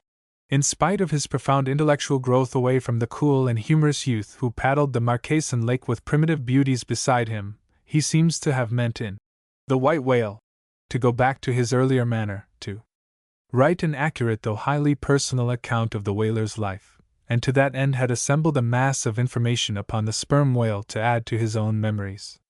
Very literally the story begins as an autobiography. Even the elemental figure of the cannibal, Queequeg, with his incongruous idol and harpoon in a New Bedford lodging-house, does not warn of what is to come. But even before the Pequod leaves Seine, Nantucket, an undercurrent begins to sweep through the narrative. This brooding captain, Ahab, for Melville also broods, though with characteristic difference, and his ivory leg, those warning voices in the mist, the strange crew of all races and temperaments, the civilized, the barbarous, and the savage, in their ship, which is a microcosm, hints that creep in of the white whale whose nature is inimical to man and arouses passions deeper than gain or revenge. All this prepares the reader for something more than incident. From the mood of Defoe one passes, by jerks and reversions, to the atmosphere of The Ancient Mariner, and of Manfred. When Conrad could not manage his story he laid it aside, sometimes for 20 years, as with The Rescue. But Melville was a wilder soul, a greater man, and probably a greater artist, but a lesser craftsman. He lost control of his book. He loaded his whaling story with casks of natural history, Deck loaded it with essays on the moral nature of man, lashed to its sides dramatic dialogues on the soul, built up a superstructure of symbolism and allegory, until the tale foundered and went down, like the Pequod. And then it emerged again, a dream ship searching for a dream whale, manned by fantastic and terrible dreams. And every now and then, as dreams will, it takes on an appearance of reality more vivid than anything in life, more real than anything in Conrad, the meeting with the Rachel and her captain seeking his drowned son, the rising of Moby Dick with the dead Parsee bound to his terrible flank, the grim dialogues of Ahab. In this bursting of bounds, in these epic grandeurs in the midst of confusion, and vivid realities mingled with untrammeled speculation, lies the secret of Melville's purpose, and by contrast, the explanation of Conrad's modern effect beside him. Melville, friend of Hawthorne and transcendentalist philosopher on his own account, sees nature as greater and more terrible than man. He sees the will of man trying to control the universe, but failing, crushed if uncowed by the unmeasured power of an evil nature, which his little spirit, once it loses touch with the will of God, vainly encounters.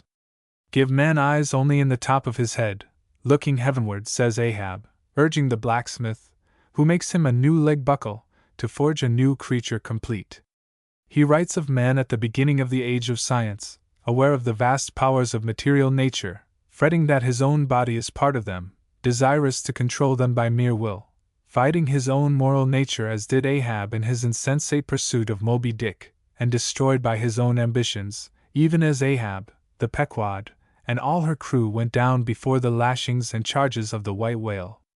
"O life," says Ahab, "here I am, proud as a Greek god, and yet standing debtor to this blockhead, the carpenter, for a bone to stand on. I owe for the flesh in the tongue I brag with." And yet as they approached the final waters, the old man's purpose intensified itself. His firm lips met like the lips of a vice, the delta of his forehead's veins swelled like overladen brooks. In his very sleep his ringing cry ran through the vaulted hull, "Stern all! The white whale spouts thick blood!" Conrad comes at the height of the age of science.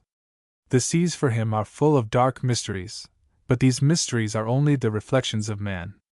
Man dominates the earth and sea, man conquers the typhoon, intelligent man subdues the savage wills of the barbarians of the shallows, man has learned to master all but his own heart. The center of gravity shifts from without to within. The philosopher, reasoning of God and of nature, gives place to the psychologist brooding over an organism that is seat of God and master of the elements. Melville is centrifugal, Conrad centripetal. Melville's theme is too great for him, it breaks his story, but the fragments are magnificent. Conrad's task is easier because it is more limited. His theme is always in control. He broods over man in a world where nature has been conquered, although the mind still remains inexplicable. The emphasis shifts from external symbols of the immensities of good and evil to the behavior of personality under stress. Melville is a moral philosopher, Conrad a speculative psychologist. The essentially modern quality of Conrad lies in this transference of wonder from nature to the behavior of man, the modern man for whom lightning is only electricity, and wind the relief of pressure from hemisphere to hemisphere. Mystery lies in the personality now, not in the blind forces that shape and are shaped by it.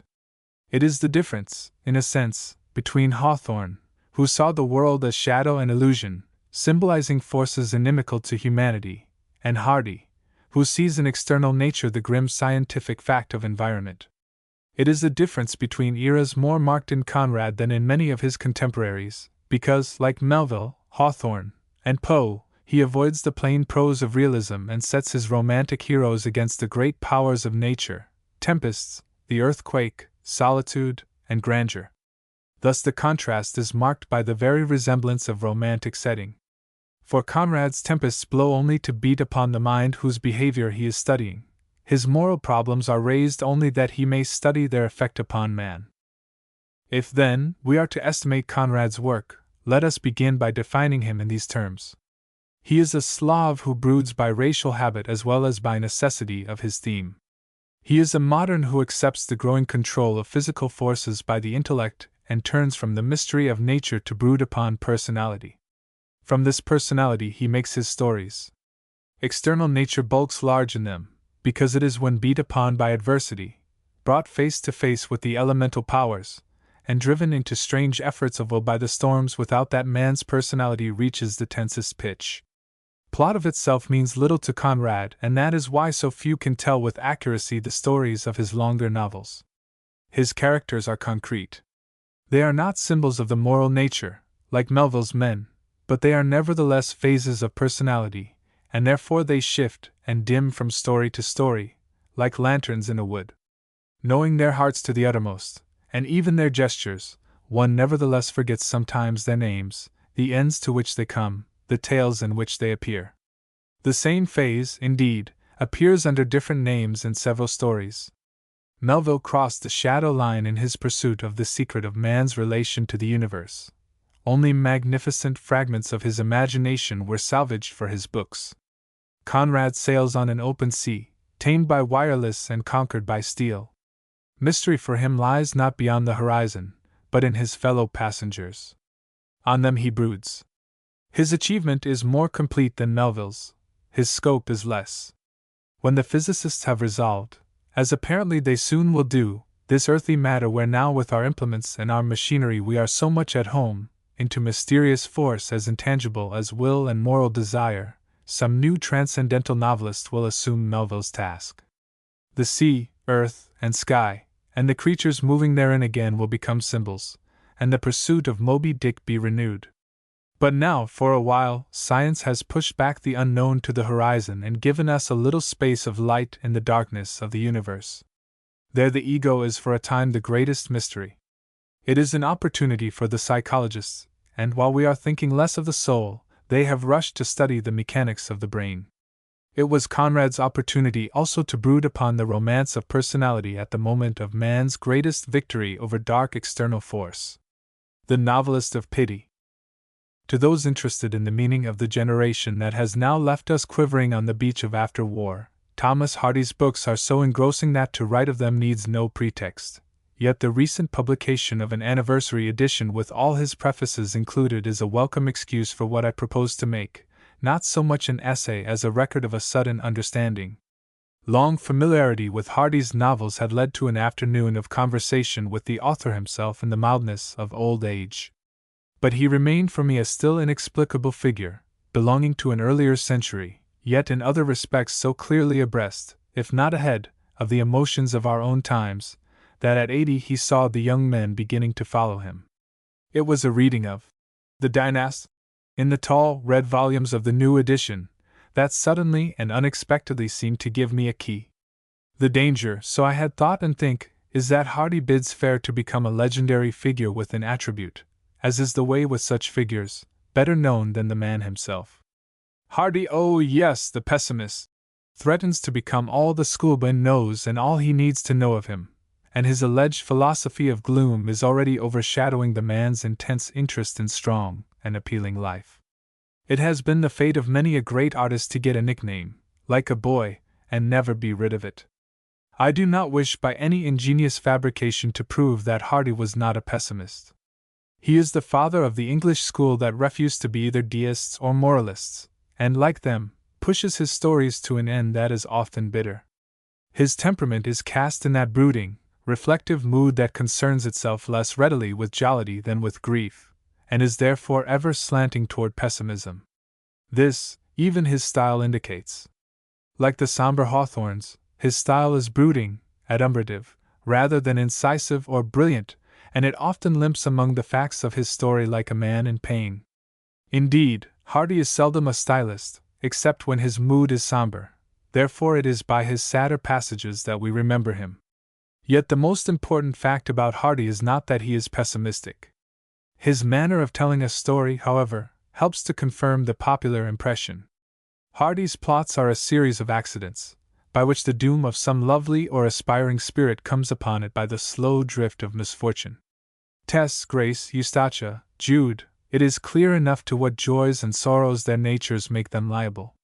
But the master prepares for them trivial error, unhappy coincidence, unnecessary misfortune, until it is not surprising if the analytic mind insists that he is laboring some thesis of pessimism to be worked out by concrete example.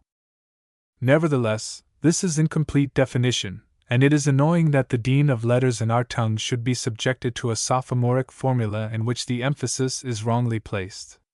The critics, in general, have defined this pessimism, stopped there, and said this is Hardy. But youth that does not like pessimism reads Hardy avidly. More light is needed. Mr. Hardy himself does not suggest the simple and melancholy pessimist. A mild old man, gentleness is the first quality one feels in him, but at 80 he still waxed his mustache tips, and his eyes lit eagerly. I remember how earnestly he denied knowledge of science, piqued, I suppose, by the omniscient who had declared that his art consisted of applying the results of scientific inquiry to the study of simple human nature.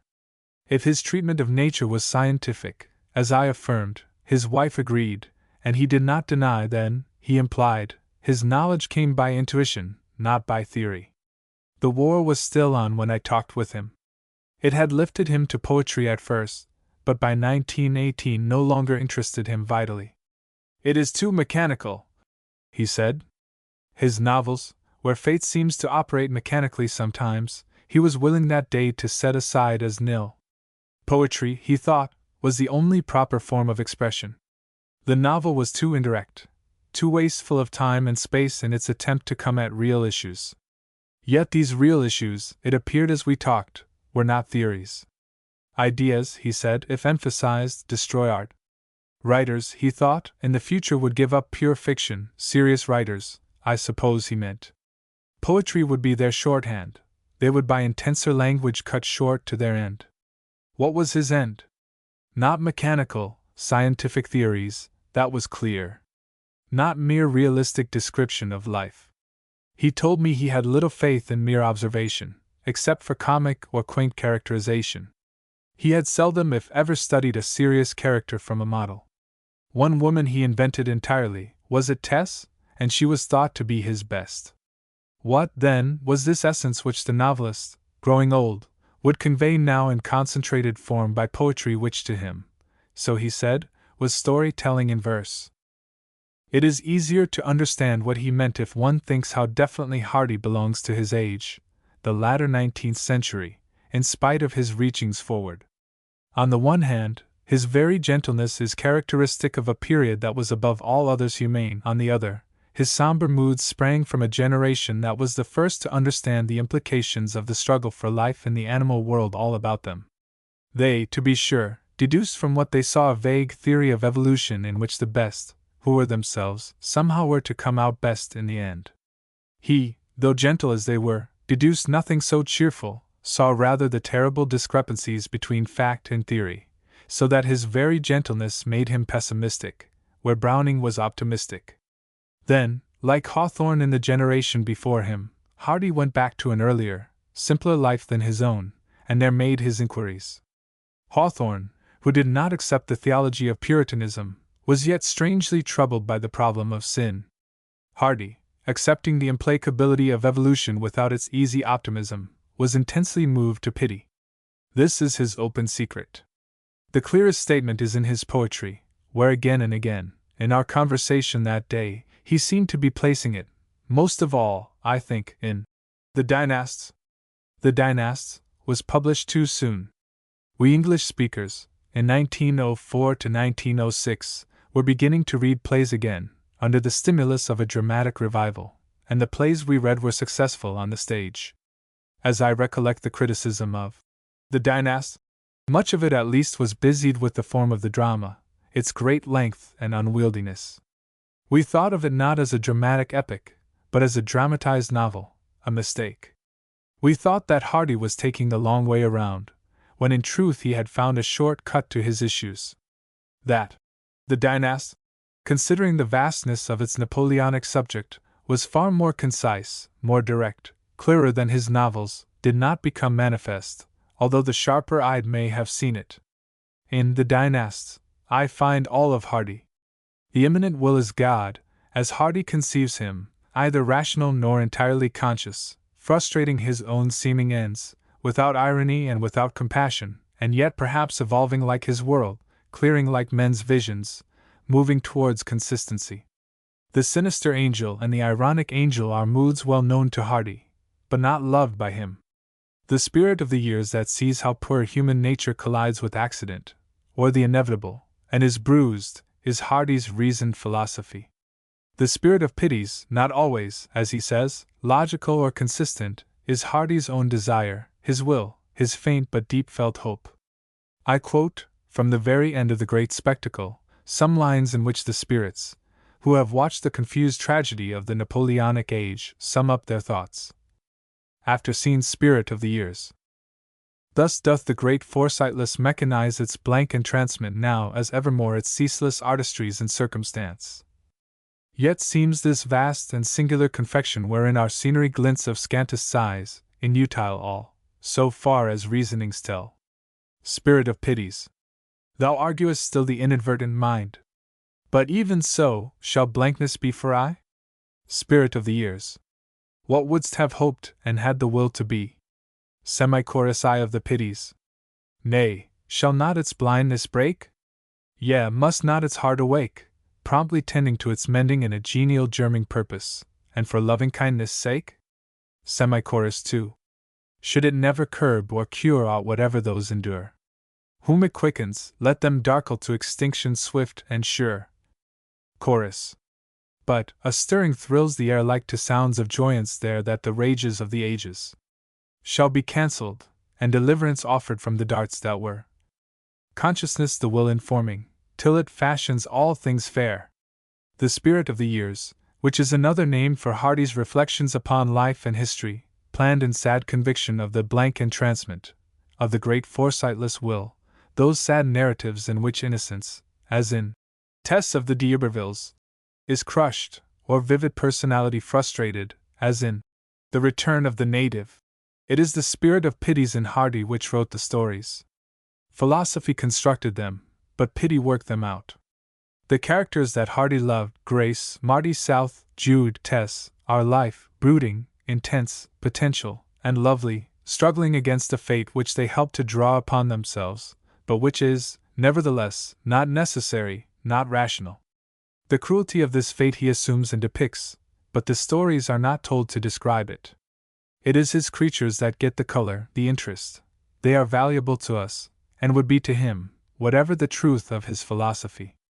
But because he loves life, the living thing, even the lizard in the woods, he broods upon their frustrations. Pessimistic Hardy is, as any gentle heart would be who chose to study misfortune, yet pessimist is not the right term for him. Realist he is clearly, in the philosophic sense of one who is willing to view things as they are without prejudice. I seek a term for a mild spirit who sees clearly that the sufferer is more intelligible than his fate, and so is pitiful even when most ruthless in the depiction of misfortune. Pity for the individual, not despair of the race, is his motive.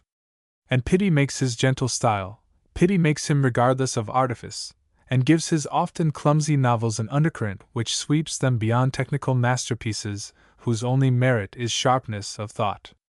It is instructive to compare the relative fortunes of Hardy and Meredith, once always bracketed, the apostle of pity in comparison with the most subtle and brilliant mind of his time. Hardy has outranked him. Already it begins to appear that the inconsistent, half-conscious will that was the sum and substance of Hardy's pessimism was given certain attributes of gloom that scarcely belonged to it. The ruthless struggle for life by which the fittest for the circumstances of the moment, and by no means the best, survive at the expense of the others is no longer conceived as the clear law of human life. Science, with the rediscovery of Mendelism and its insistence upon psychological factors, has submitted important qualifications to this deduction which Hardy, in common with others intellectually honest of his age, was forced to make. But it is not Hardy's philosophy, sound or unsound, that counts in his art, except in so far as it casts the plan of his stories, or sometimes, as in Tess, or The Woodlanders, gives too much play to cruel accident, and therefore an air of unreality to the tenser moments of the plots. Our critical emphasis in the past has been wrong. It should, to follow Hardy's own words, be set not upon the idea, the suggested explanation of misfortune, but upon the living creatures in his novels and poems alike. It is the characters he wrought in pity, and it would appear, in hope, that make him a great man in our modern world, although only once did he pass beyond the bounds of his primitive Wessex. The novelist of pity and its poet, not the spokesman for pessimism, is the title I solicit for him. Henry James. It has always surprised Europeans that Henry James, the most intellectual of modern novelists, should have been an American, for most Europeans believe, as does Lowes Dickinson, that we are an intelligent but an unintellectual race. Was the fact so surprising after all? The most thoroughgoing pessimists come from optimistic communities. Henry James, considered as a literary phenomenon, represented a sensitive mind's reaction against the obviousness of the life that one finds in most American bestsellers.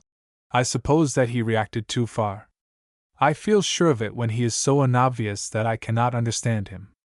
And yet every American writer must feel a little proud that there was one of our race who could make the great refusal of popularity sever, with those intricate pen strokes of his, the bonds of interest that might have held the general reader, and write just as well as he knew how.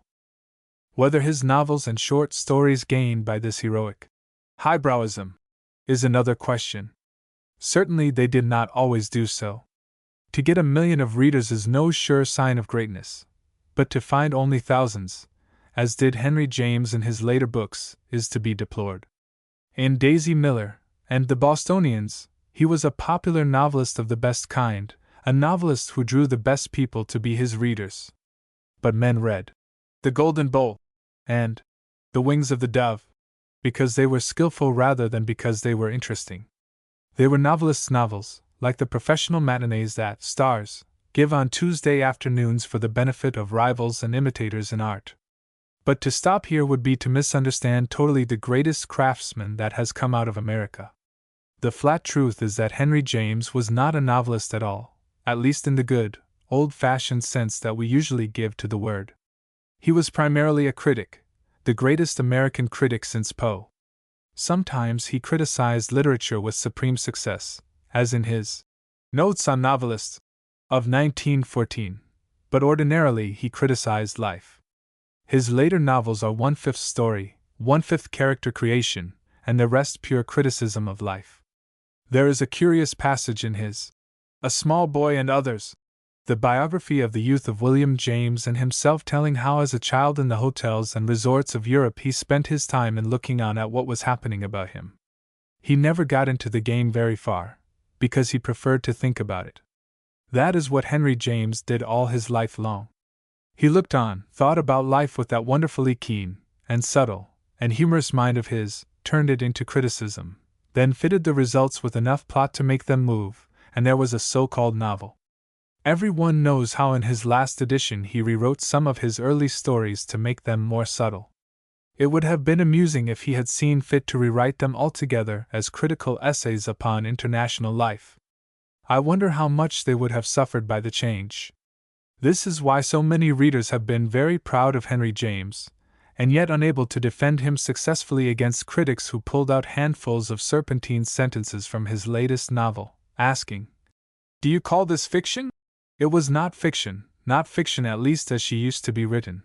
It was subtle, graceful, cunning analysis of life. Fiction is synthesis, building up, making a Becky Sharp, inventing a Meg Merrilees, constructing a plot. Criticism is analysis, taking down. Henry James was not so good at putting together as at taking to pieces. He was able in one art, but in the other he was great.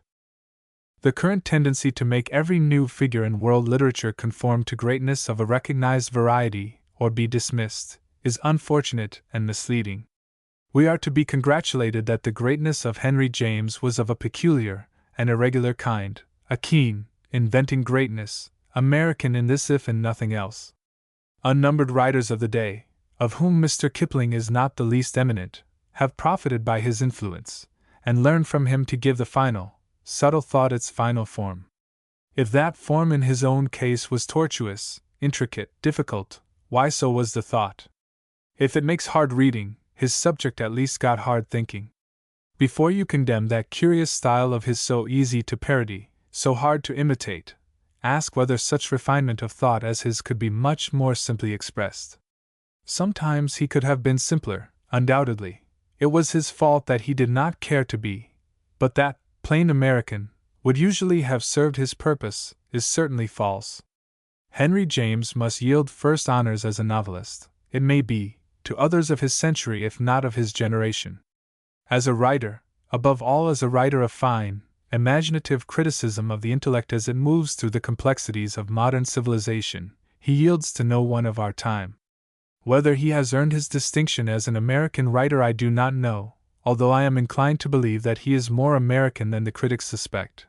But as a master of English, and as a great figure in the broad sweep of international English literature, his place is secure. Samuel Butler's Erewhon has passed safely into the earthly paradise of the so-called classics. It has been recommended by distinguished men of letters, reprinted and far more widely read than on its first appearance. It has passed, by quotation and reference, into contemporary literature, and been taught in college classes. Erewhon Revisited, written 30 years after Erewhon, is less well known. Mr. Moraby Acklam, whose name, let me assure the suspicious reader, is his own and not an Erewhonian inversion, in a most informing preface to a new edition, makes two assertions which may serve as my excuse for again endeavoring to explain the fascination for our generation of the work of Samuel Butler. College professors, he avers, have an antipathy for Samuel Butler. The chief interest of Butler, he further states, was in theology. Now I am a college professor without antipathy to Samuel Butler, with, on the contrary, the warmest admiration for his sardonic genius. And furthermore, Butler's antipathy for college professors, which is supposed to have drawn their fire in return, is based upon a ruling passion far deeper than his accidental interest in theology, a passion that gives the tone and also the key to the best of his writings and which brought him into conflict with the vested interests of his times. It is his passion for honest thinking. If Butler's mark had been theology merely, his books would have passed with the interest in his target. He would be as difficult reading today as Swift in his Tale of a Tub. Like most of the great satirists of the world, Butler's Siva Indignatio was aroused by the daily conflicts between reason and stupidity, between candor and disingenuousness, with all their mutations of hypocrisy, guile, deceit, and sham. In Erewhon, it was human unreason, as a clever youth sees it, that he was attacking. We remember vividly the beautiful Erewhonians, who knew disease to be sin, but believed vice to be only disease. We remember the straighteners, who gave moral medicine to the ethically unwell, the musical banks, the hypothetical language, the machines that threatened to master men, as in the War of 1914 to 1918 and in the industrial system of today they have mastered men and made them their slaves. There was a youthful vigor in Erewhon, a joyous negligence as to where the blow should fall, a sense of not being responsible for the world the author flicked with his lash, which saved the book from the condemnation that would have been its fate had the Victorians taken it seriously.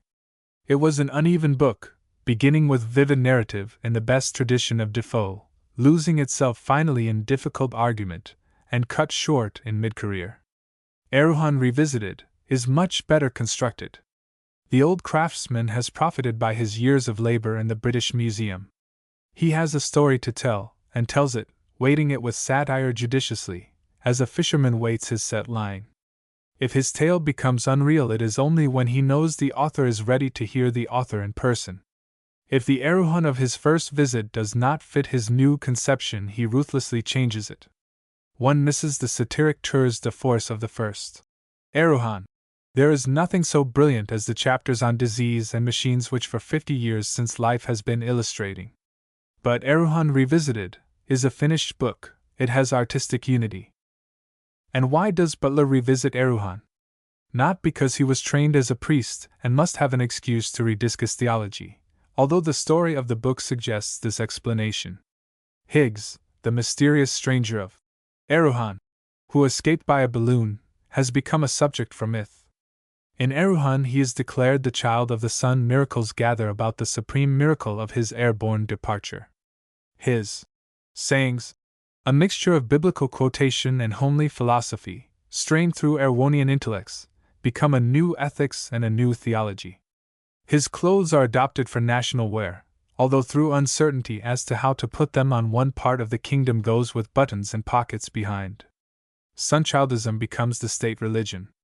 The musical banks, which had been trading in stale idealism, take it over and get new life, and the professors of Bridgeford, the intellectuals of the kingdom, capitalize it, as we say today, and thus tighten their grip on the public's mind and purse. Butler's purpose is transparent. It is not, as Longman's, who refused the work, believed, to attack Christianity. It is rather to expose the ease with which a good man and his message, Higgs brought with him to Eruhan evangelical Christianity, can become miraculous, can become an instrument for politics and a cause of sham. Indeed, Butler says in so many words to the Anglicans of his day, "Hold fast to your Christianity, for false as it is better than what its enemies would substitute. But go easy with the miraculous, the mythical, the ritualistic. These tamper with the one sure and everlasting Word of God revealed to us by human experience. All this is permanent enough, but I cannot believe, as most commentators do, that it is the heart of the book, or if it is the heart of the book, it is not its fire." The satiric rage of Butler, who in the person of Higgs returns to Eruhan to find himself deified, does not fall upon the fanatic worshippers of the Sunchild, nor even upon the musical banks who have grown strong through his cult. It kindles for the ridiculous Hankey and Pankey, professors respectively of worldly wisdom and worldly unwisdom at Bridgeford, and hence, according to Mr. Acklam, the antipathy toward Butler of all college professors. But it is not because they are professors that Butler hates Hankey and Pankey. It is because they represent that guaranteed authority which in every civilization can and does exploit the passions and the weaknesses of human nature for its own material welfare. Butler had been conducting a lifelong warfare against scholars who defended the status quo of the Church and against scientists who were consolidating a strategic and remunerative position for themselves in the universities. He saw, or thought he saw, English religion milked for the benefit of Oxford and Cambridge graduates needful of livings, and Darwinism and the new sciences generally being swept into the maw of the same professionally intellectual class. A free lance himself, with a table in the British Museum, some books and a deficit instead of an income from his intellectual labors, he attacked the vested interests of his world. He exposed the dangers which wait upon all miraculous religions, the shams which they give birth to. But not because he was obsessed with theology. If he had lived in the 1900s, he would have studied, I think, sociology and economics instead of theology and biology. He would have attacked, in England, the House of Lords instead of Oxford, and had an eye for the intellectuals who are beginning to sway the mighty power of the labor unions. He would have been a radical conservative, and voted against both the British Labour Party and the Coalition.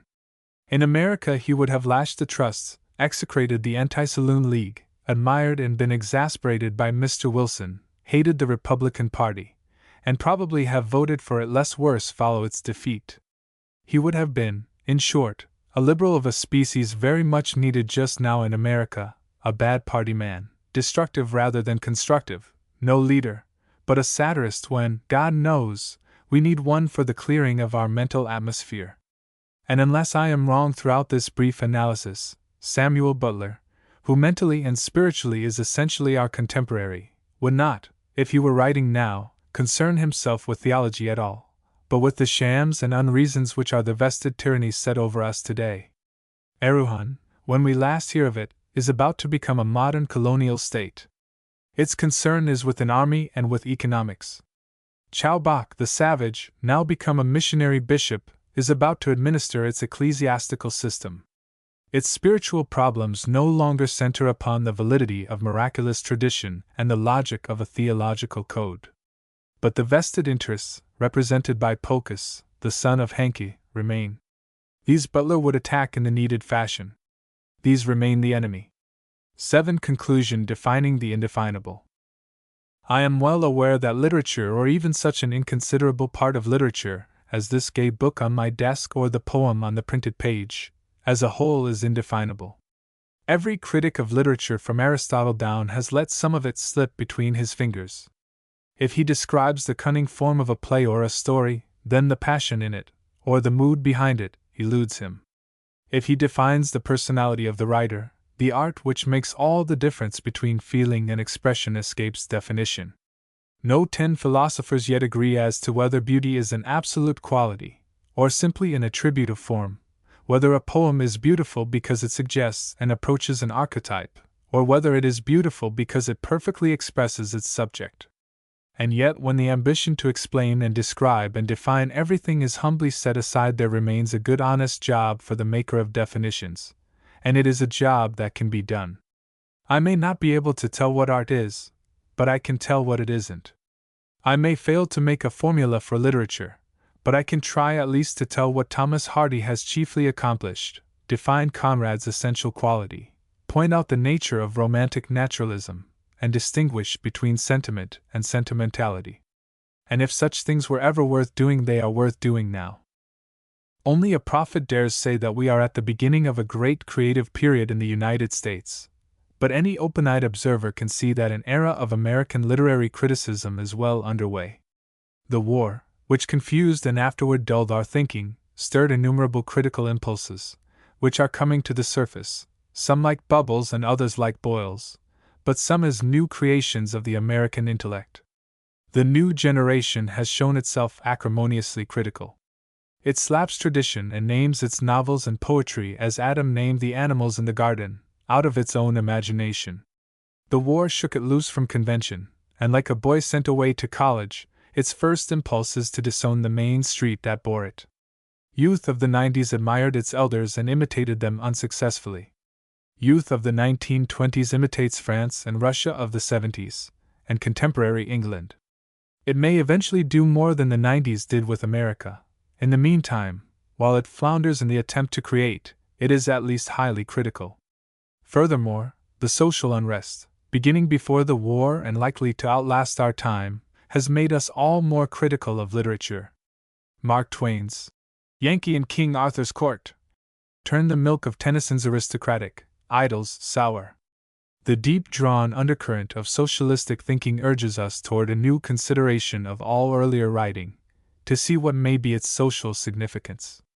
The churl, the hind, the peasant, the first servant and second countryman, who were the mere transitions of earlier stories, now are central in literature. They come with a challenge, and when we read Galsworthy, Wells, Sinclair, Dreiser, Hardy's The Dynast, Bennett, we are conscious of criticizing life as we read. The pale cast of thought has sicklied modern pages. The more serious works of art are also literary criticism.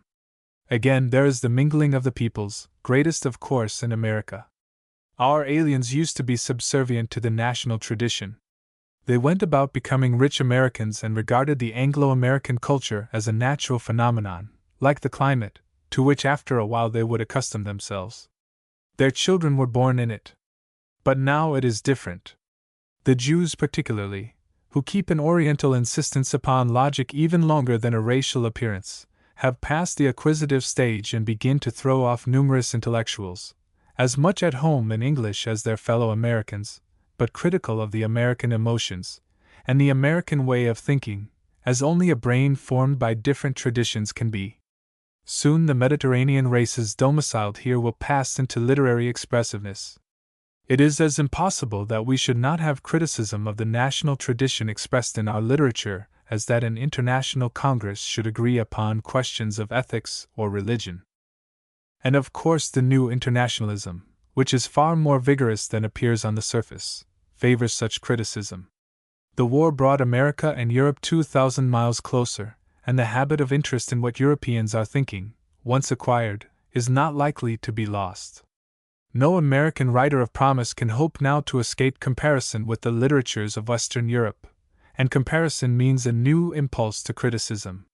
Fundamental, creative criticism, like Saint-Beuv's, Matthew Arnold's, Walter Pater's, like Dryden's, Brunetière's, de Gourmand's, or Croce's, will presumably come. The conditions, both of publication and of audience, are ripe for it now in the United States. But there is a good deal of spade work in the study of literature to be done first, and still more education of the reading American mind. One reason why Lowell was not a great critic was because his scholarship was defective, or, to put it more fairly, because the scholarship of his contemporaries, with whose knowledge he might have buttressed his own, was incomplete. And if a 20th-century Saint-Beuve should begin to write for general American readers, it is doubtful whether they would accept his premises. Says the intellectual, why should he write for the general public? I answer that if he writes for coteries only, if he is disdainful of the intelligent multitude, he will never understand them, and so will not comprehend the national literature which it is his function to stimulate, interpret, and guide. The spade work of criticism is research, investigation into the facts of literature and into its social background. The scholar is sometimes, but not often, a critic. He finds out what happened, and often why it happened. He analyzes, but he does not usually make a synthesis. He writes history, but he cannot prophesy, and criticism is prophecy implied or direct. Few outside the universities realize the magnitude of American research into literature, even into American literature, which has been relatively neglected. 1,000 spades have been at work for a generation. We are getting the facts, or we are learning how to get them. But before we may expect great criticism, we must educate our public, and ourselves, in that clear vision of what is and what is not, which from Aristotle down has been the preliminary to criticism. A humble, but a useful, way to begin is by definition. I use definition in no pedantic sense. I mean, in general, logical definition where the class or genus of the thing to be described, whether best-selling novel or sentimental tendency, is first made clear, and then its differentia, its differences from the type analyzed out and assorted. But this process in literature cannot be as formal as logic. Good literature cannot be bound by formulas. Yet when a poem charged with hot emotion, or a story that strays into new margins of experience, is caught and held until one can compare it with others, see the curve on which it is moving, guess its origin and its aim, forever after it becomes easier to understand, more capable of being thought about and appreciated. And when the current of taste of some new generation that overflows conventions and washes forward, or backward, into regions long unlaved, is viewed as a current, its direction plotted, its force estimated, its quality compared, why that is definition, and some good will come of it. Some general definition of that intellectual emotion which we call good reading is especially needed in America. Most of us, if we are native born, have been educated by a set of literary conventions arranged in convenient categories. That is more or less true of all literary education, but it is particularly true in the United States, where the formal teaching of English literature per se began, where, as nowhere else in the world, there was a great and growing population eager to become literate and with no literary traditions behind it. The student from a bookless home learned to think of his literature as primarily something to be studied. The teacher who had to teach thousands like him was forced to reduce living literature to dead categories in order that a little of it at least should be taught. Thousands of Americans, therefore, of our generation emerged from their training with a set of literary definitions which they assumed to be true and supposed to be culture. Only true definitions of what literature really is can break up such fossilized defining. On the other hand, that large proportion of our best reading population which is not native in its traditions offers a different but equally important problem. How can the son of a Russian Jew, whose father lived in a Russian town, who himself has been brought up in clamorous New York, understand Thoreau, let us say, or John Muir, or Burroughs, or Willa Cather, without some defining of the nature of the American environment and the relation between thought and the soil? How is an intelligent German American, whose cultural tradition has been thoroughly Teutonic, to make himself at home in a literature whose general character, like its language, is English, without some defining of the Anglo-American tradition? Lincoln must be defined for him. Milton must be defined for him. Most of all, perhaps Franklin must be defined for him. I have chosen elementary examples, but my meaning should be sufficiently clear. And the American critic, by which I mean you, O discriminating reader, as well as the professional who puts pen to paper, is equally in need of the art of definition. The books we read and write are on different planes of absolute excellence or unworthiness. There is, to take the novel, the story well calculated to pass a pleasant hour but able to pass nothing else. There is the story with a good idea in it, and worth reading for the idea only. There is the story worthless as art but usefully catching some current phase of experience. And there is the fine novel which will stand any test for insight, skill, and truth. Now it is folly to apply a single standard to all these types of story. It can be done naturally, but it accomplishes nothing except to eliminate all but the shining best. That is a task for history. In the year in which we live, and it is sometimes necessary to remind the austere critic that we always live in the present, there are 100 books, of poetry, of essays, of biography, of fiction, which are by no means of the first rank and yet are highly important, if only as news of what the world, in our present, is thinking and feeling. They cannot be judged, all of them, on the top plane of perfect excellence, and if we judge them all on any other plane, good, better, best get inextricably mixed. For example, consider once more a novel which at the moment of this writing is a bestseller, and which with reference to its popularity I have discussed in an earlier essay. I mean Mr. Hutchinson's If Winter Comes. This book is essentially the tragedy of a good and honest soul thrown by harsh circumstance into an environment which is bound to crush him. He has the wrong wife, he has the wrong business associates, the girl he loves is separated from him by moral barriers. If he breaks through these, he injures irreparably his own sense of what is due to his God and his fellow man. His instincts of charity, humor, and love rebound upon him. He is too Christian for England, and too guileless for life. This is a worthy theme, and yet if we judge this novel on the highest plane it fails miserably. For Mr. Hutchinson stacks the cards. He gives his hero his way and his salvation, after much suffering, by a series of lucky accidents. He destroys the problem he creates, by forging an answer. But this novel should not be finally judged on the highest plane. It is not a tragedy, it is a romance. It belongs on the plane below, the plane of stories told to meet the secret desires of humanity, which have little to do with reality, and are quite oblivious to fact. On this plane, If Winter Comes, ranks highly, for it is poignantly told, there is life in its characters, and truth in the best of its scenes. Definition saves us from calling a good novel great. It spares us the unnecessary error of calling a good and readable story bad because it is not a triumph of consistent art. It is hard enough in all conscience to see that a given book is good for this but not good for that, may be praised for its plot, but certainly has not character enough to get long life.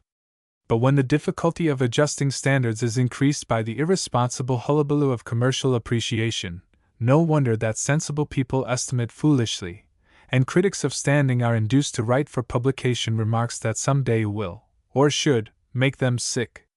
For the publisher's blurb confuses all standards. Every book is superlative in everything. And the hack reviewer, when he likes a book, likes everything and applies Shakespearean adjectives and Tolstoyan attributes to creatures of dust and tinsel, or blunders helplessly into dispraise of scholarship, restraint, subtlety, taste, originality, anything that he does not understand. There is no help except to set books upon their planes and assort them into their categories, which is merely to define them before beginning to criticize. This is elementary work, as I have said, which may lead the critic only so far as the threshold, and cannot always give the reader that complete and sympathetic comprehension of what he has read which is the final object of literary criticism. However, in an age when overemphasis has been commercialized, and where the powerful forces of print can be mobilized and sent charging everywhere to bowl down contrary opinions, it is indispensable.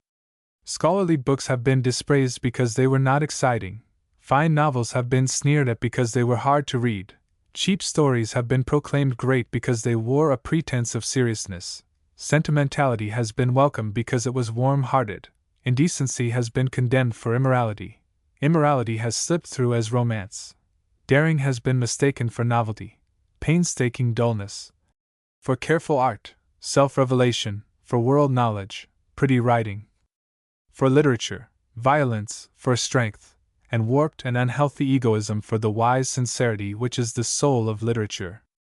In all such instances definition is the prophylactic, and often the cure. Writers, most of all, need to define their tasks. I do not mean their technical problems merely, although I cannot conceive that a dramatist or playwright, who has his subject well in mind, can possibly be hurt by thinking out his methods with the most scrupulous care. Lubbock's recent book on The Craft of Fiction has emphasized an art of approach and point of view in the great novelists which was thoroughly conscious, even though they may never have tried to formulate it in words. I mean particularly the defining of their themes, their objectives. Many modern novels of the better class, and a great many modern poems, seem to me awash and wallowing like derelicts on the high seas. They are successful enough in this, excellent in that, but they get nowhere, because the writers had felt the emotion that made them, or suffered the experience, but never defined it in terms of all emotion, all experience, never considered its end. The 3 dots of modern literature are significant. We break off our efforts, partly no doubt because we seek effects of impressionism, more often because imagination went no further. Near things are sharp and expressed with remarkable vividness, ultimate objectives are blurred, which is to say, they lack definition. May the shades of Dr. Johnson, Charles Lamb, Emerson, and all great individualists protect us from bad definitions, and especially from rigid or formal ones. Bad definitions destroy themselves, for if they are thoroughly bad no one believes them, and if they contain those pleasing half-truths which a generation loves to suckle upon, why then after their vogue they will wither into nothingness. Such definitions are of the letter, and die by it, but stiff, clumsy definitions kill the spirit. To define a great man by a rigid formula is to sink to the lowest practice of the worst classrooms. To define a tendency so sharply that it cannot flow without breaking the definition, is a lecturer's trick for which audiences should stone him. Solemn generalizations which squat upon a book like an ostrich on a goose egg and hatch out vast moral philosophies are to be dreaded like the devil, as are, equally, the critics with pet theories, who, having defined them, make everything from a squib to an epic fit their definition. Definitions which classify without margins are a special evil, the division into literature and journalism, for example, with no allowance for interlocking, or the confident separation of all books into categories of good or bad. Wholesale definitions are also objectionable, where having defined a poem as magazine verse, or a collection of articles as a magazine, or a book as a sex story, or a man as a journalist, or a tendency as erratic or erotic, you think you have said something. May the muse of clear thinking, and the little humorous gods who keep the sense of proportion balancing, protect us from these also. It occurs to me that I have made but a lame attempt to define definition. This, however, is as it should be. For definition, in the sense in which I am using it, like literature, has much of the indefinable. It is a tool merely, or better still, because broader, a device by which the things we enjoy and that profit us may be placed in perspective, ranged, compared, sorted, and distinguished. It is what Arnold meant by seeing steadily and seeing whole. It is the scientist's microscope that defines relationship, and equally the painter's brush that by a touch reveals the hidden shapes of nature and the blend of colors. It is, like these instruments, a means and not an end. May pedants, scholiasters, formalists, and dilettantes take to heart this final description of literary definition. Quite unconsciously for the most part, but occasionally with purpose of forethought, the essays in this book have been written as literary definitions. Its unity lies in the attempt, which at least has been sincere, to grasp, turn, study in a serious, humorous, ironical, anything but a flippant mood, the living forms of literature as they have risen into consciousness and challenged definition. The end.